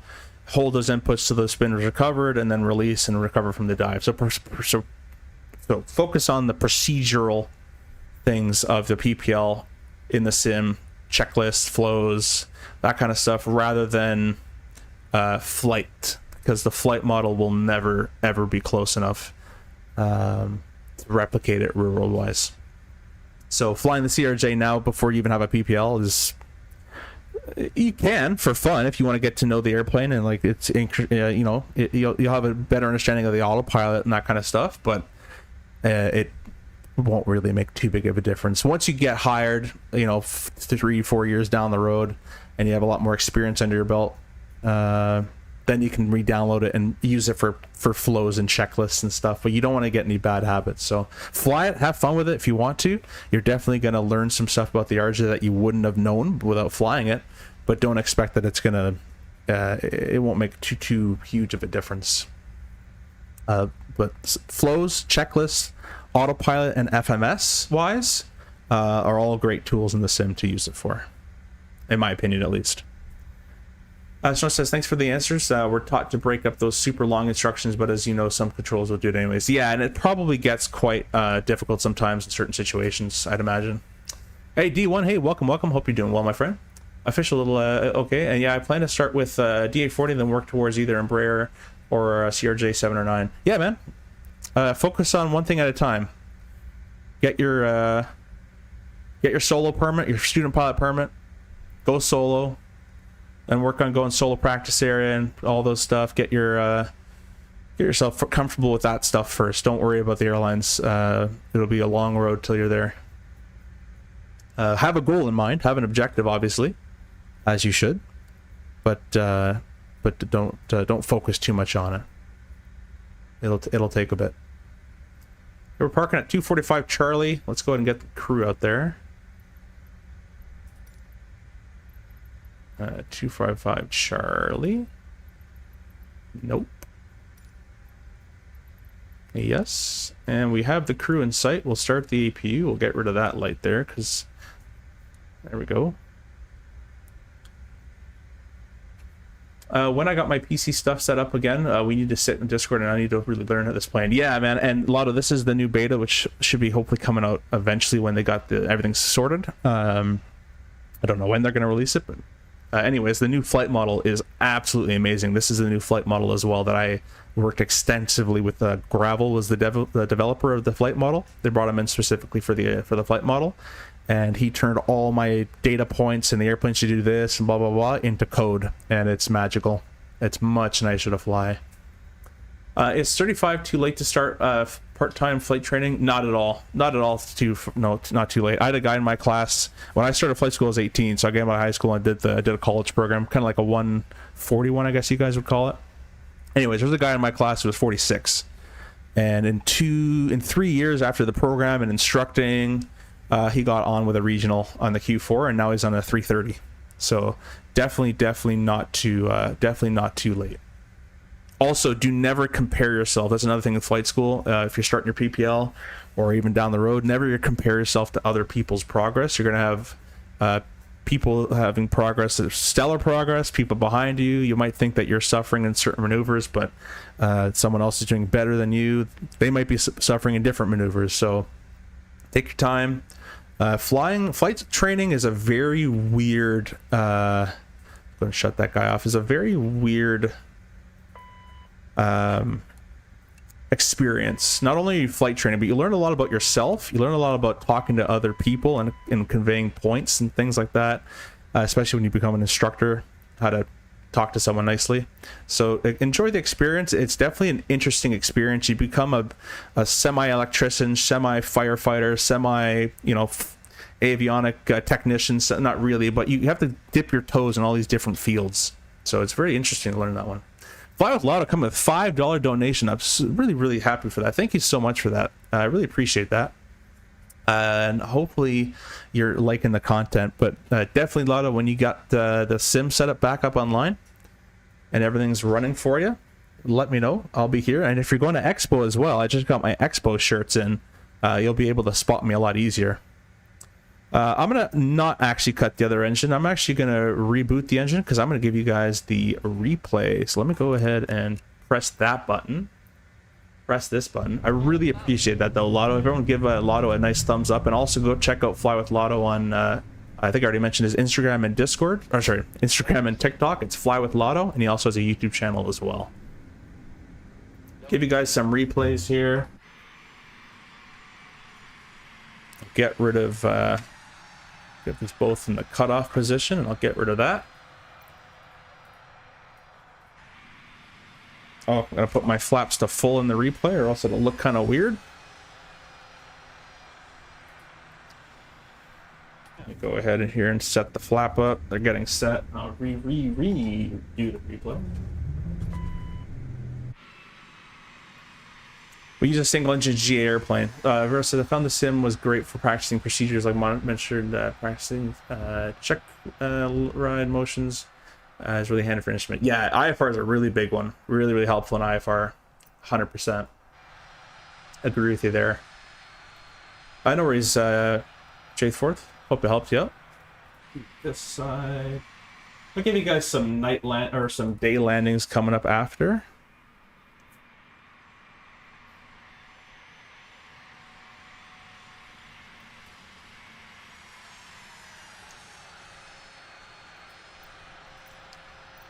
JJ says, question, how is this anything like the real plane flight model when you just said flying in the sim is really nothing like the IRL? I need more in-depth explanation. You said it would never be close. Yeah, it never will be close. I can explain it as best I can.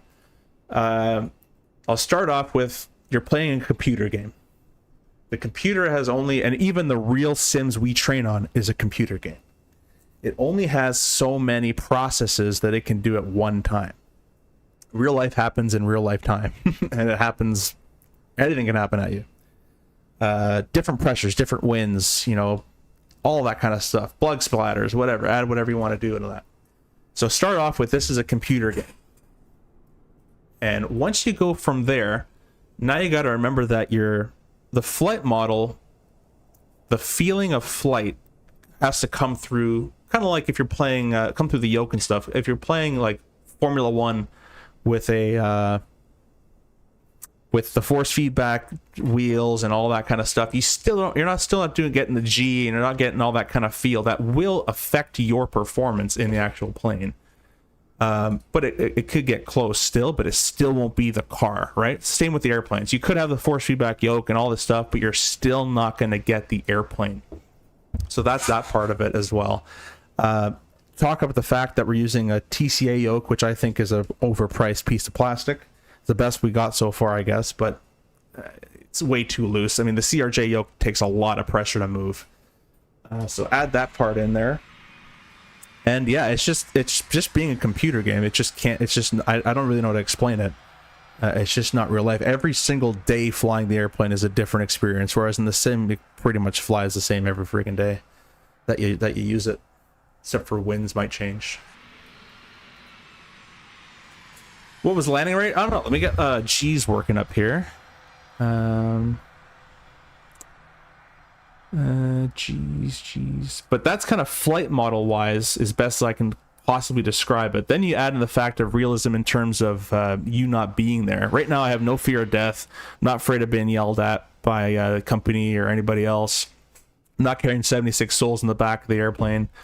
So that all that stress and pressure is not there. I'm kind of just chatting and chilling with you guys. I'm not having things that happened in my life, you know, got to the airport, got delayed, this happened, that happened, all those kind of brain things that start to mount up in your daily life of flying the airplane. So from a psychological standpoint, it's different. From a physical standpoint, all the sights, the sounds, the motion. When you're flying this airplane and you're actually in turbulence, you're actually in turbulence. Your entire you're shaking, the plane's shaking. Sometimes it's hard to read the speed. You'll get 15 plus knots, then a minus 10 knots. It's kind of, everything's kind of going at you. So psychologically, physically different. It's just a different experience entirely. I don't really know how to explain it, but if you ever go for your PPL and you start flying a 172, get about 10 to 15 hours, and then go fly it in the sim, and you'll have maybe even 1 hour, you know, probably just the first hour, and you'll kind of know exactly what I'm talking about. It's hard to put into words, but if we have anybody else who flies planes in here, you can do it. But you don't have to fly planes. You play, you know, GTA or Formula 1 or any of those car games, and then go drive a car in real life, right? Just because you can drive a car in the sim doesn't mean you get your driver's license, right? There's a lot more to it, if that makes sense. It's kind of the best I can describe it. Do you have the fourth spring in the yoke? I do. It's still loosey-goosey. The yoke in real life is a hell of a lot of pressure to get it to move. It doesn't just move like you can move this yoke with your pinky. in the TCA yoke, you can move with your pinky. That's not the case in real life. Thanks, Kellen. Thanks. Getting my first class medical next week. What can I expect? It's just like a physical. It depends what country you're in, but it should be just like a general physical. They'll take blood pressure. Let me give you some daytime stuff, actually. Blood pressure. They'll check your hearing. They'll do an ECG. They'll do... What else do they do? Simple eye exam just to see how far you can read. You can use your glasses. You should be able to do glasses on and glasses off. You'll have to test both. And yeah, they'll ask you some questions like, is there any diabetes in your family and stuff like that. So...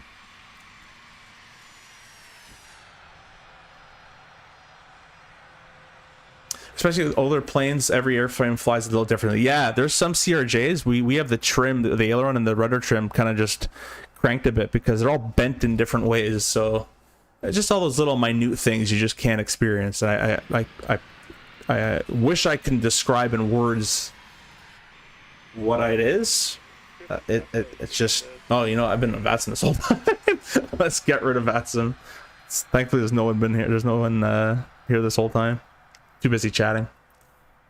But yeah, that's kind of all I can really say on it. I'm almost at my solo age related with 27 hours and 172. I can't fly Cessna in the sim. I hate it. Yeah, some people say flying the sim's harder, and there's certain points where it is, and there's certain points obviously where it isn't. But where it is harder is you don't have that feel, and sometimes, you know, having that seat in your, you know, feeling that airplane lift a bit in your seat, and you kind of can get to know the airplane. In IFR, we're trained to not trust feeling at all, but it's instinct. It's going to be there a little bit. I don't know if this is correct, guys, because Lotto asked about feet per minute. The G's has been giving me minus 10s and 15s, but I don't think that's correct. But that's what G's is giving me. I'll do another one here. Minus 12 with a 0.94 G. That's what we've got so far. What else I can show you guys? Let me show you guys some holds. You guys want to see this airplane do a hold? I think it can finally do it. Let's go ahead and just kind of take off real quick. Don't worry about all the... There's going to be a lot of master cautions and things, so... And the brakes are overheated and all that, so... Oh, actually the engines are off. So let me go ahead and press this button. And let's press this. Bring this up. Please. Thank you. Maintenance. Fix the brakes. Aircraft. River taxi. And we'll get that going. And I'll show you guys some holds. Oh my god, yeah.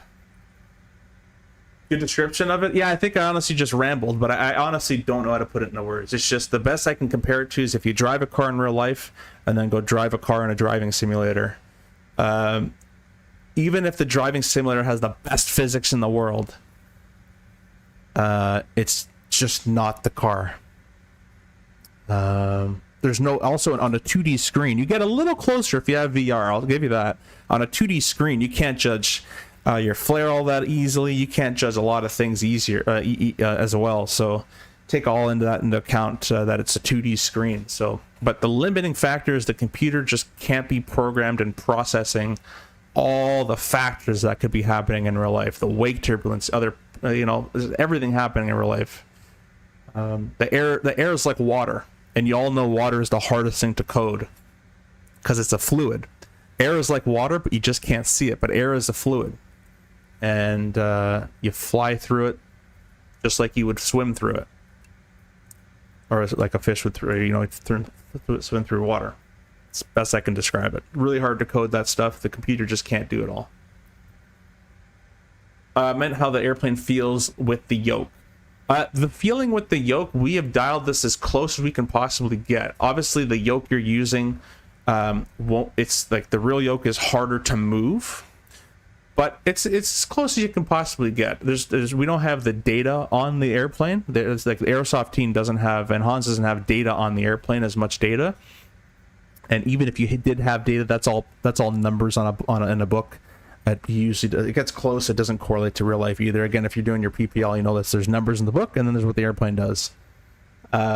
So they have tailored this flight model strictly towards the experience I have in the airplane, and I try to dial it as much as possible to what I experience in the airplane is what you should experience in the sim. I think I did I think Grovel did a really good job of interpreting what I said.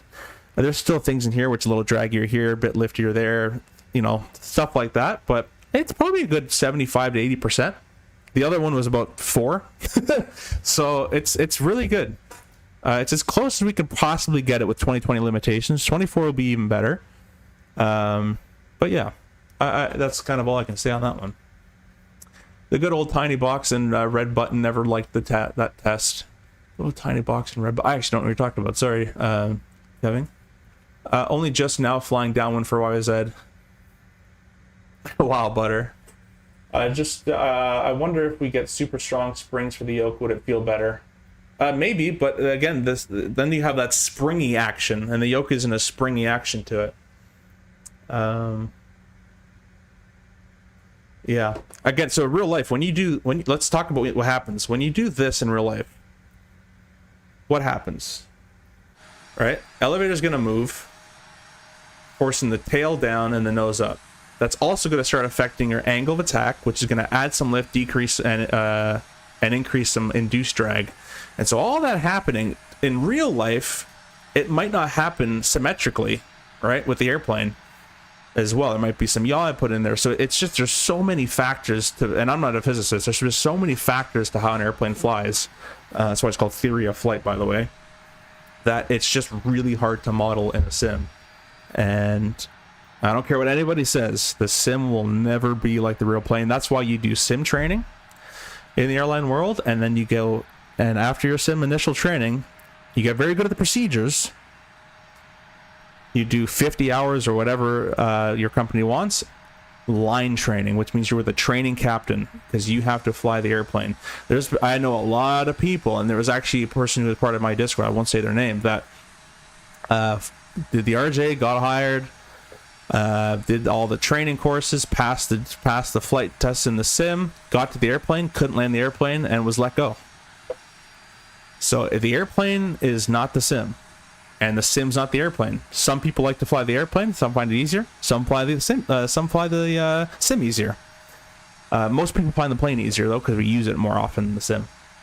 So that's kind of what I'm trying to talk about, is they're two separate entities.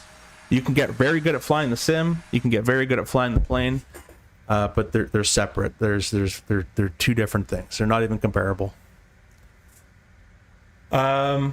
I wish Sims treated air as an air mass, not one sim as for sinking air followed by a lift or low. Exactly, yeah. Again, that's hard to model though. When we will have a force feedback yoke soon, force feedback rudder pedals. Waiting to get those. Yeah, those pedals look, and that yoke looks really awesome. And again, that'll enhance your simulation experience. But they're two separate entities. But it does look absolutely fantastic as well. Let's go ahead and get flap 8. I'm just going to get a very quick little flight plan in here so we could do a little hold. Hopefully it works after all that respawning I've just did.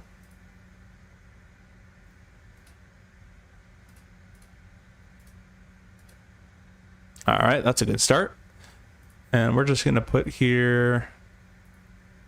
Oh, wait. No, I wanted... Is this it? I already forgot the thing there. Cool. The other big part, actually, about realistic flying... I know you're talking about flight model, but I'm going to add a different element to the realism part. Is when you're flying at home, you're flying by yourself. Having another person there is a whole different story, because SOPs are very important. What you say, in what order, and how you say it is very important.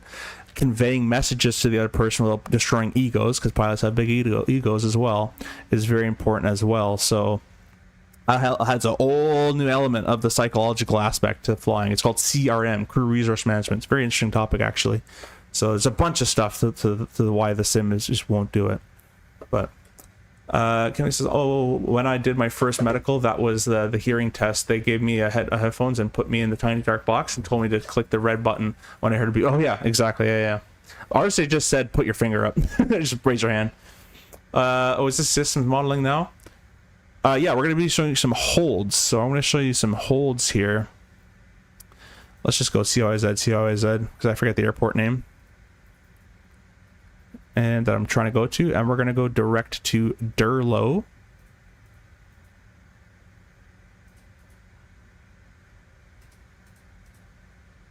Please, mouse.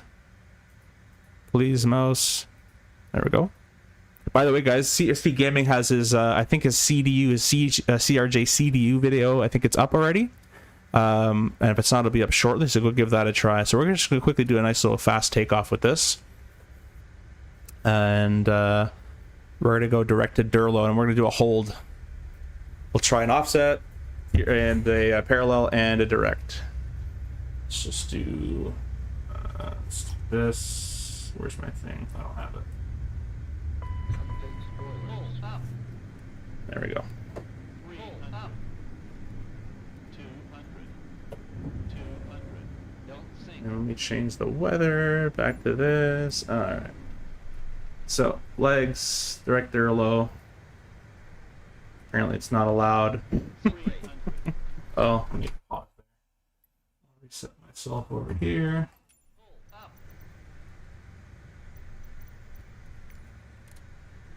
And do this. I don't know why that's not allowed. It should be allowed, but we will just go ahead and... Yeah, that should be allowed. But we'll do direct page. That's not even there. Awesome. Let's throw it in there manually. Execute. Yeah, there's things like that where the system still doesn't like it.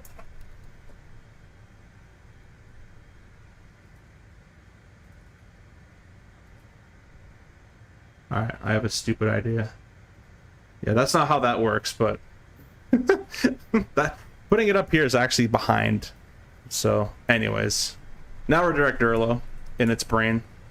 Still things like that where the FMS, again, they don't have access to an FMS or the FMS handbook as much, so there's going to be things, although it's a custom FMS, there's going to be things where it's just not quite to real. Stop doing that. There we go. Altitude, we'll do heading mode, autopilot. Alright, so we want to hold at Durlow. I'm going to press the hold button. Copy Durlow, bring it down here. And now you can see it's set up for a direct entry. If I go ahead and zoom in, you can see that we're going to hit the point and we're going to start turning. Let's go nav mode actually. Go cancel mod, Durlow direct. There we go. Hold, Durlow, bring it down there. So, back in where we were. So it's set up for a direct entry.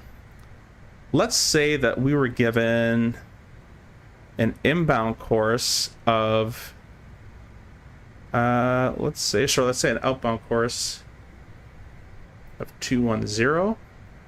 So we're going to say,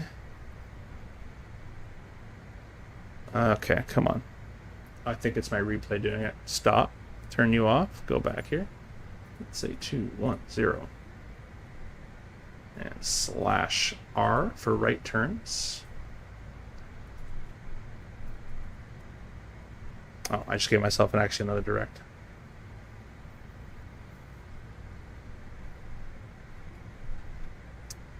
Meant to do the opposite of that. Let's do 2305 020, something like that. Right turns.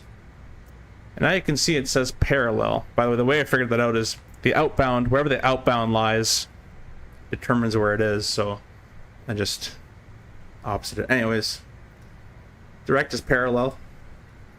Leg time is 1 minute. Leg distance is 3.8. 1 minute right turns. 1 minute legs with right turns is a standard hold. If ATC says make each leg 6 miles, you just put 6 in there. If ATC says make each leg 2 minutes, you put 2 minutes in there. But now it's actually set up for a parallel entry hold. So what should happen is, let me actually get maybe MS Paint out here. I'm going to execute this real quick. Let me get Paint up here so I can draw it for you. It's always easier to draw than talk. Window capture. Where is it? Oh, I gotta put it up here probably. To make sure everything here is going well. Yes, it is. Got about 40 minutes till we get there, so I'm gonna break the 250 rule. We're just gonna accelerate up a little bit.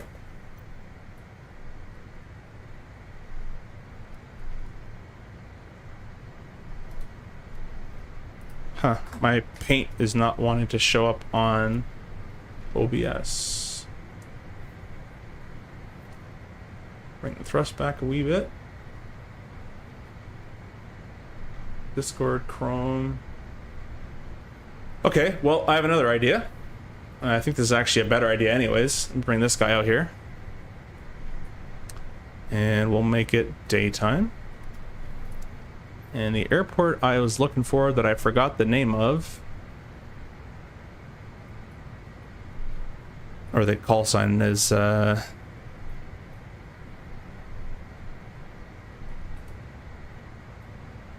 YKF, there we go. Open charts, approach ILS 26.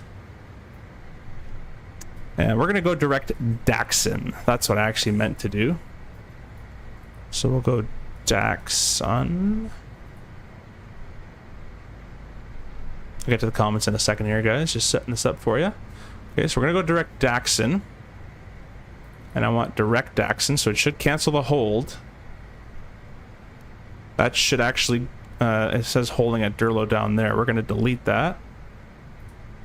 Gonna delete this. This is kind of incorrect. It wouldn't kind of build all these. Delete all that. I just want direct Daxon. I have no idea why it's going that way now. We're gonna delete this. I just want direct Daxon. That's all I want. All right, let's get up a bit higher. We'll say 5,000 feet. We'll go speed mode. 250 climb thrust. We're just gonna be a rocket ship and rocket on up there. So as it settles down, run west 30. So an outbound of, we'll call it 050 or so. Basically, what I'm gonna do is I'm gonna program this hold again, and I'm gonna draw it for you. Daxon in there 050 slash right turns. I didn't take it. 050 slash R. There we go. And I'm gonna pause. I'm gonna get a little slower, and we're gonna pause about there. So the way this is gonna work, I'll kind of do it like this. Hopefully you can see. Yeah, that should be pretty good. We're flying towards Daxon at a heading of basically west. As you can see, we're heading west. And if you guys didn't know, on a chart like this, all the charts, north is up here, east is here, west is here, south is here. So we're flying right to left. We're basically direct west at the most part. I've asked, let me go ahead and draw this actually for you. A little bit of a, there's north, there's south, east, best I can do there, and west. So we're flying west. Please, thank you. Not really working, but I'm trying to draw little lines. We're flying west. I've asked the hold at Daxon to be inbound on 050, which means this is east, this is north. I want to be able to fly the hold like this.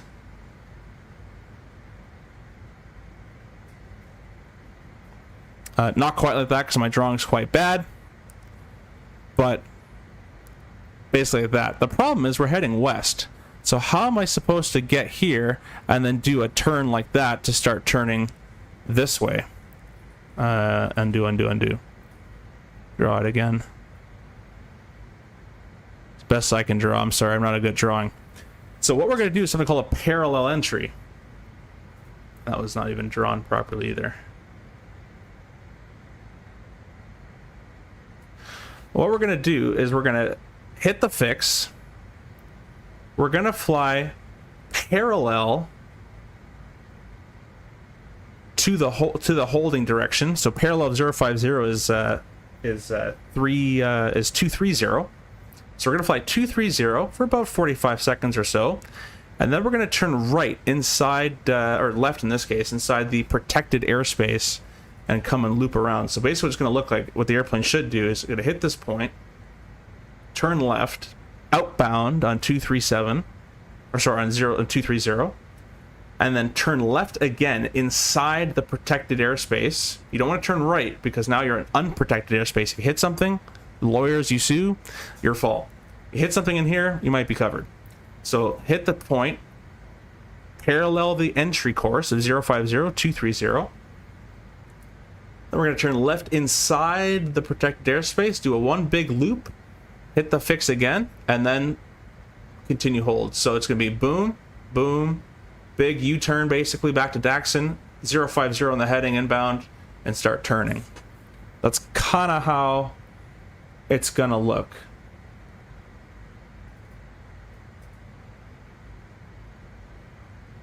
Try to draw it for you again, as my drawing skills aren't great, but there you go. So we're going to hit the fix. I'll draw it in green here. Hit the fix, parallel on 230 this way, then a big giant left turn back inbound to the fixed. When we do this loop, we're on a heading of 050 now, which is what the inbound course was, and then we simply do our holds. So I'm gonna unpause this. It basically should do a left turn to turn this way, a left turn all the way this way, and then right turns. Left turn, right turn, right turn, right turn, right turn, right turn, ever until you're out of the hold. So if they said in this case, Jazz 999 or whatever the call sign is, got a hold clearance for you, ready to copy. Hold at Daxon, 5,000 feet. We're gonna slow down to 200 knots or 205 knots, whatever. This airplane's not doing a good job of being on autopilot. I don't know what that is. I've never seen that in my life. Might have been the pause. Oh, the autopilot disengaged. That makes sense. So they're going to say 5,000 feet, 200 knots, whatever speed, and then hold inbound 050 or hold 050, and that's what we plugged in there. Put the autopilot back on. Speed mode. Kind of get up there a bit quicker.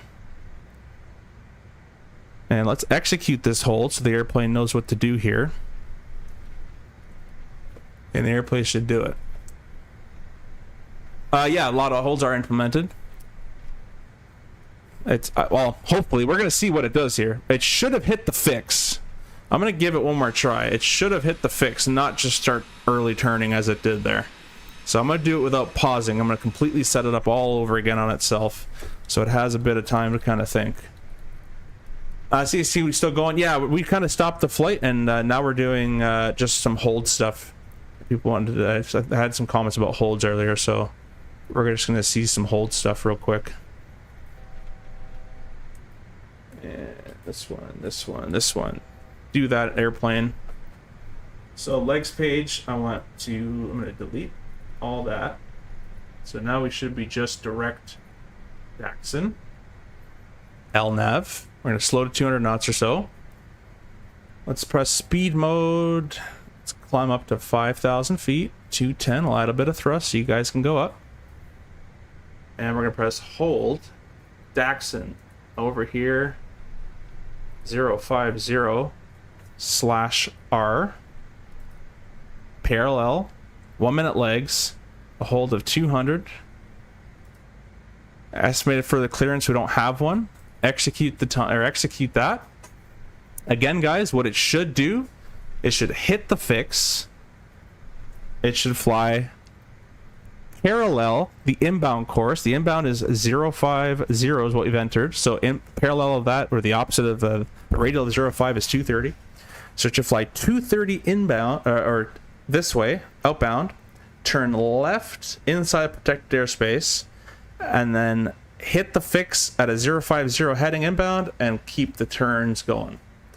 So again, that's kind of what I drew here with my awesome drawing skills. But we're flying from here. It's going to hit the fix. Outbound 230 for about 45 seconds or so. Then turn all the way left hit the fix again, inbound on a heading of 050, which is what we programmed, and then it should just continue on its hold. That's the parallel entry. That's what it should do. We'll see if it does it. But yeah, let's give it a try. You could program holds in the old one, but the extension was execution wasn't very good. Yeah, and the old one in the V2, that has some weird lines in it now too. So the V3 has fixed all that. If you go put a hold in the V2, it has some really weird symbology that's been fixed. If I saw that right, automatically calculated the hold entry angle and procedures. Yeah, it does. It does that in real life as well. Close enough. Yeah, exactly, Lotto. We're gonna try one more time. I'm gonna give it more time without the pause and all that and see if it can do it. Does a real plane redraw the hold loop depending on the speed entered? It should, yeah, because now it has to adjust its because it's a 1 minute leg, so it has to change how far it has to go for a minute there. But I actually have never paid attention to that, but it would make sense to me. The airplane's not alt capping. I'm just going to press alt. I think we're using real turb right now, which I'm going to turn either down or off. Just turn that off. I'm going to press vertical speed. I'm gonna go back down to 5,000 feet. All right, so let's see what's gonna happen here. Getting bumped around like crazy right now. So now it's working. Hitting the fix. That's correct. It should turn left on a heading of 230, roughly. The course bar has moved to 230, and I've matched that up with my heading there, 230. So that's working. It should go out about 45 seconds or so, maybe 30 seconds. We can time it to see how much it does. And if you didn't have an FMS, you'd actually have to do timed turns. When you're learning how to do a hold in real life on your PPL and your CPL and your IFR, you're doing all timed turns. So you have to do a timer. Hit the fix, start timer. Go out for 45 seconds at a ground speed of 60. That's 1 mile in 1 minute. So you'd have to calculate how far you're going to go out in your hold and all that. Anyways, now, because you have the FMS, it does it all for you. So reaching about 30 seconds. So now what it should do is it should start a left turn. And we're right here. It should loop all the way back into the fix. I have a feeling it's just going to follow that course, which is not right. But let's see. I'm curious to see what happens here. Direct entry works quite well, I believe.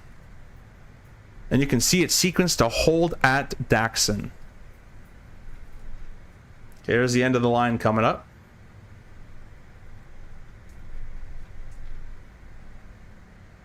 I'm just gonna let it go and see if it ever thinks about something else other than just flying straight. Oh, it thought about something else. Okay. Let's see what it's gonna do.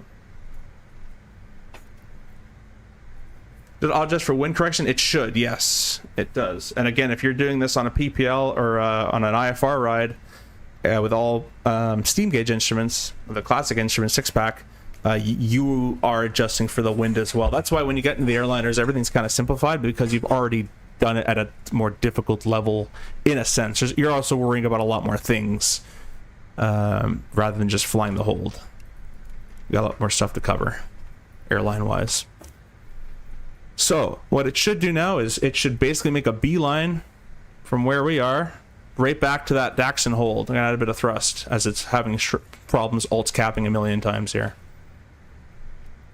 It should not fly on that line. And it looks like the course needle is moving correctly. Went a bit wide, but that's okay. Now it doesn't look like it's moving correctly at all. Well, hopefully it doesn't just go in circles. It should point. It should do that. That's what it should do. Because then once it gets there, it's going to turn slightly right on the heading of 050 and then start all the turns. I'm just going to let it go. I think it's just going to do 360s.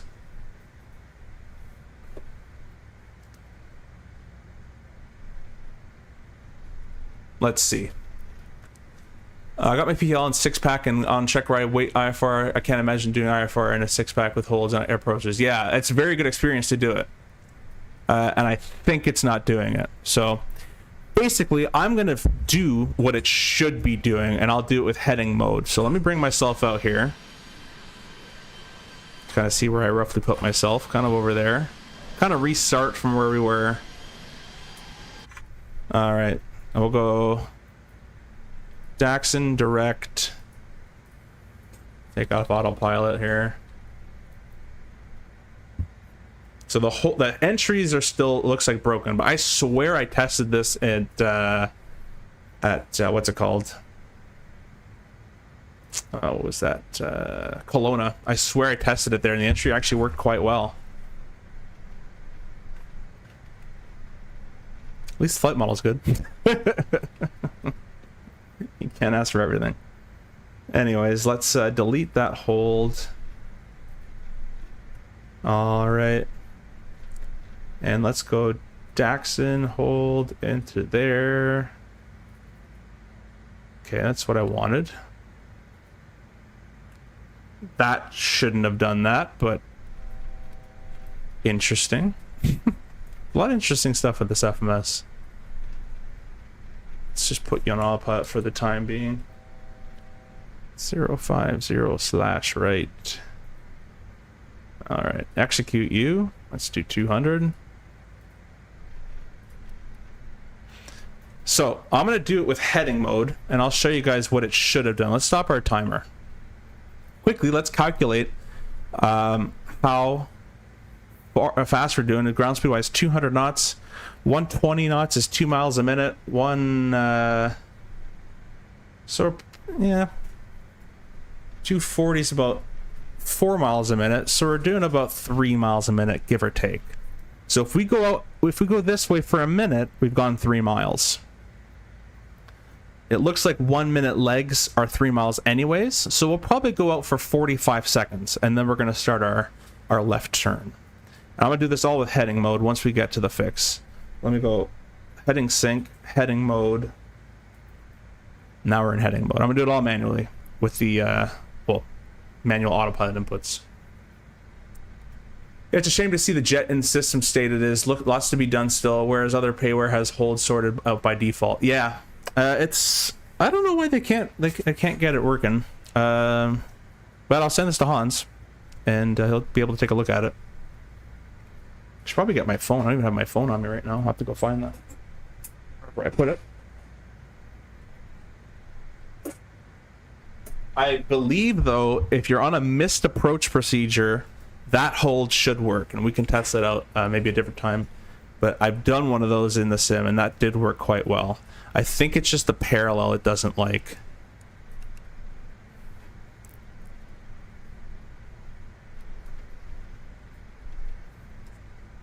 So basically what we're going to do, we're going to hit that fix. We're going to turn left outbound and hang at 230.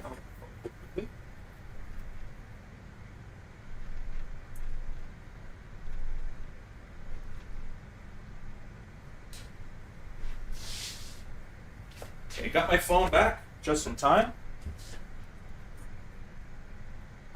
All right, and we're approaching. It actually turned the right way. It did the right thing first, and then it just went into no man's land. But it did do the right thing. I'm gonna zoom all the way in. Once this turns to the behind color, we're gonna start our timer. You'll see that actually once the needle flips, we'll start the timer here. There's the flip. Start the timer. Turning left 230. Basically a straight headwind on our outbound there.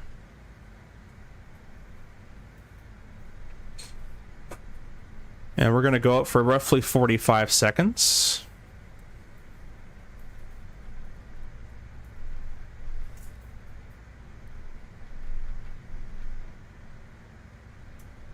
And it looks like the green is what we're actually flying, so we got to come right a little bit to adjust for wind. That's okay. There's 41 seconds. Let's get this airplane starting to get to a turn. So again, I'm just going to get it to do a 180 basically, or maybe more, maybe like a 220 back all the way to the fix there.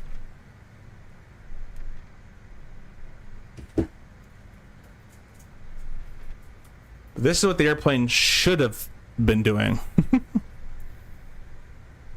Keep that left turn going. Keeping our speed at 200 knots.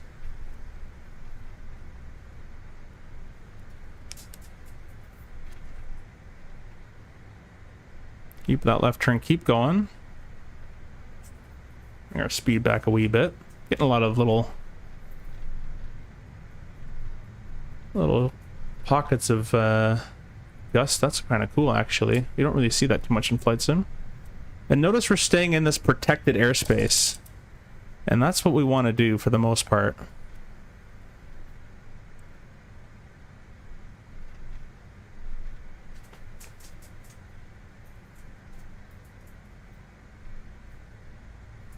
Can pretty much reset our timer. That's basically useless now. We don't need that anymore.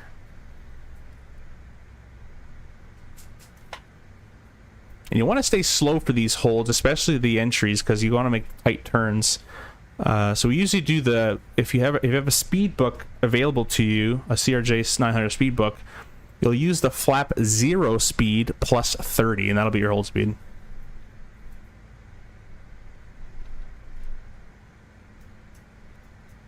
I kind of wish, I'm going to kind of hand fly it a bit, because with the heading mode it's a bit kind of choppy of what it's doing. But I'm going to hand fly it a little bit.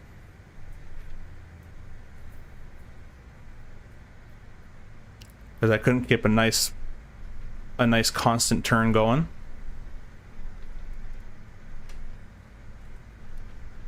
And now we're going to try to hit this fix and exit on a 050.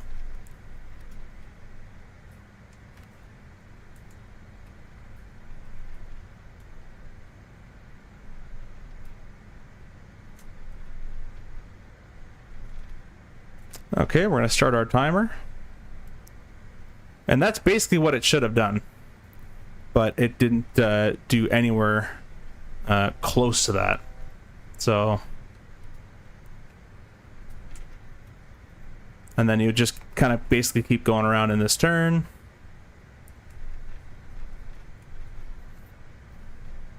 And then each leg would be a minute. So this turn should be a minute.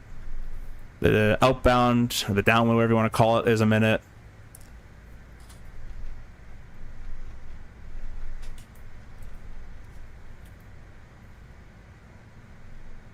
Don't know why it turned left when I said turn right, but anyways, that's what it should have done. But it doesn't, so it should have hit the fix, parallel the inbound course. So we're for inbound is 050. The parallel, or the opposite of that, is 230. So it should have went 230 parallel, opposite way.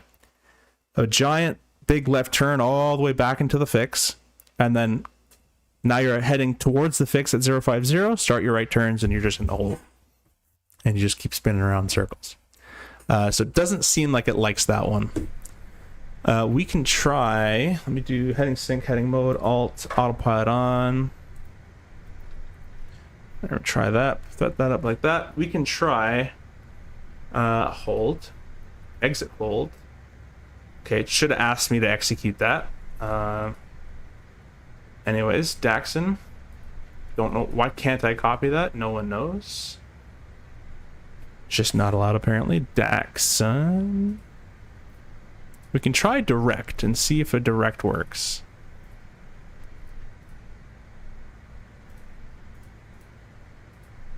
I'm kind of interested myself. I don't know why it's multiplying all these discontinuities. Direct, yeah. Anyways, bring it this way. And we'll go hold. Don't know why there's two of those. Stand by.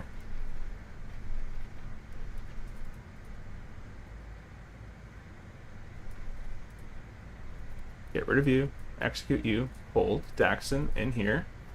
And we're just going to set it up for a direct entry. Now I'm just going to click nav. And it should be able to navigate itself towards that point. I might give it a bit of room to turn. FMS1's captured. I want 5,000 feet. That hold shouldn't be there anymore. I believe it's this one that it's going to be doing.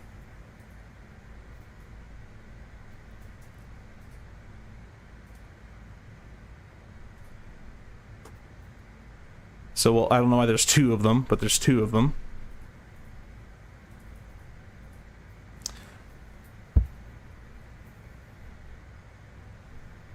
Yeah, thanks for stopping, Laura. We're gonna just try this direct entry, then I'm gonna eat and play a little Fortnite and call it a night. As it's already getting late. And the airplane is, looks like it's just gonna go come and gone past that point. Oh no, it's gonna do it very late. And overshoot it. Alright, well, I guess I'm just curious. I just want to see what happens here. I want to see if it does anything. Look at my food, and while it's flying on course.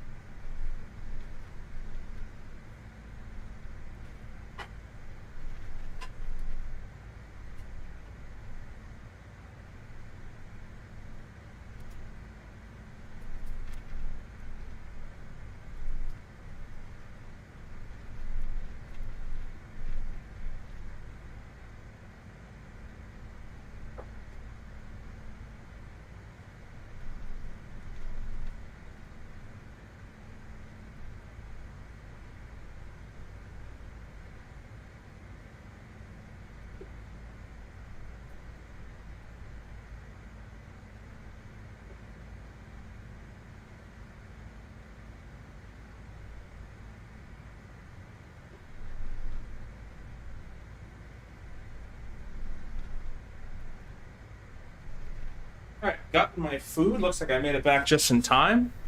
Now, what it should do is it's a direct entry. It should hit the hold, or the fix, and just start holding. That's all it should start to do. We'll see what it does here. Thanks for you guys all stopping in and checking out as well. 63 likes, which is pretty sweet. And again, at least the flight model is better, right? Baby steps, baby steps.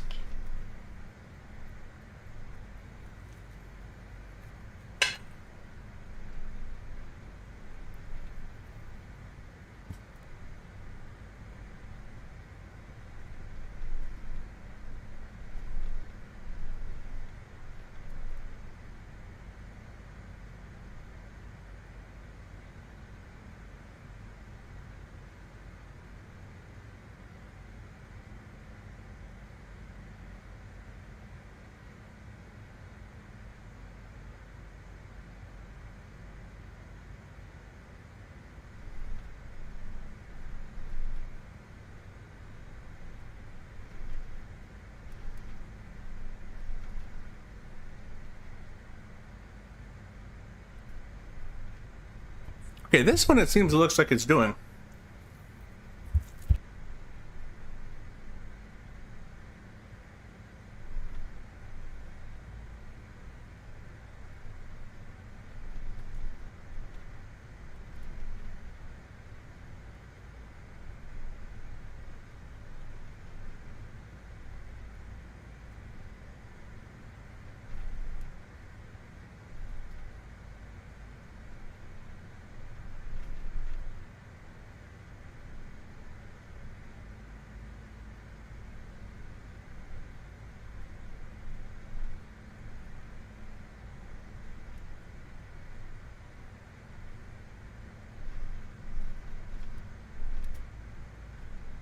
I think we can say direct works, which before direct was kind of iffy too.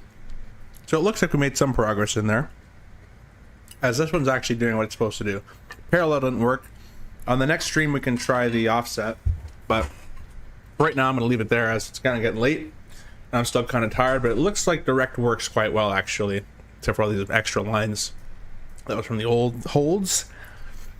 So flight model's been basically massively improved, and that's kind of the meat and potatoes of this update. I don't think they're done with it. I think they're still going to work on it, and I'll be there to test it if they want me to test it.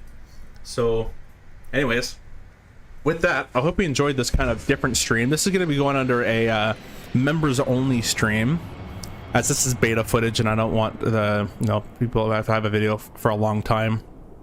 I'll get comments 8 months down the road saying the RJ sucks and all this stuff, so I'll keep it members only. And if you guys want to watch it back, feel free. A lot of beta testing in this, and we got a nice little flight as well from LaGuardia to Toronto. We had a complete flight with pretty much no issues, except for the little bit near the SID there. And yeah, thanks for stopping in. Thanks for all the likes. Make sure to use the discount codes down below in the chat if you're wanting to buy anything from ProdeskSIm or Contrail, whatever you like. There's stuff down there. Go check them out with some discount codes, save some cash, and help the channel. If you're not a member, become a member if you'd like. I'm working on getting a different kind of overlays and channels and all that kind of, and all the cool stuff that other streamers do. So working on getting that. And also, Flight Sim Expo is around the corner. I'll be there as well. So we shall see you there if you're going. I'll be in a big Your Sim CFI t-shirt. So look for that, and I'll be there. Peace out, guys. Looks like the hold's working in the direct at least. Have a good night.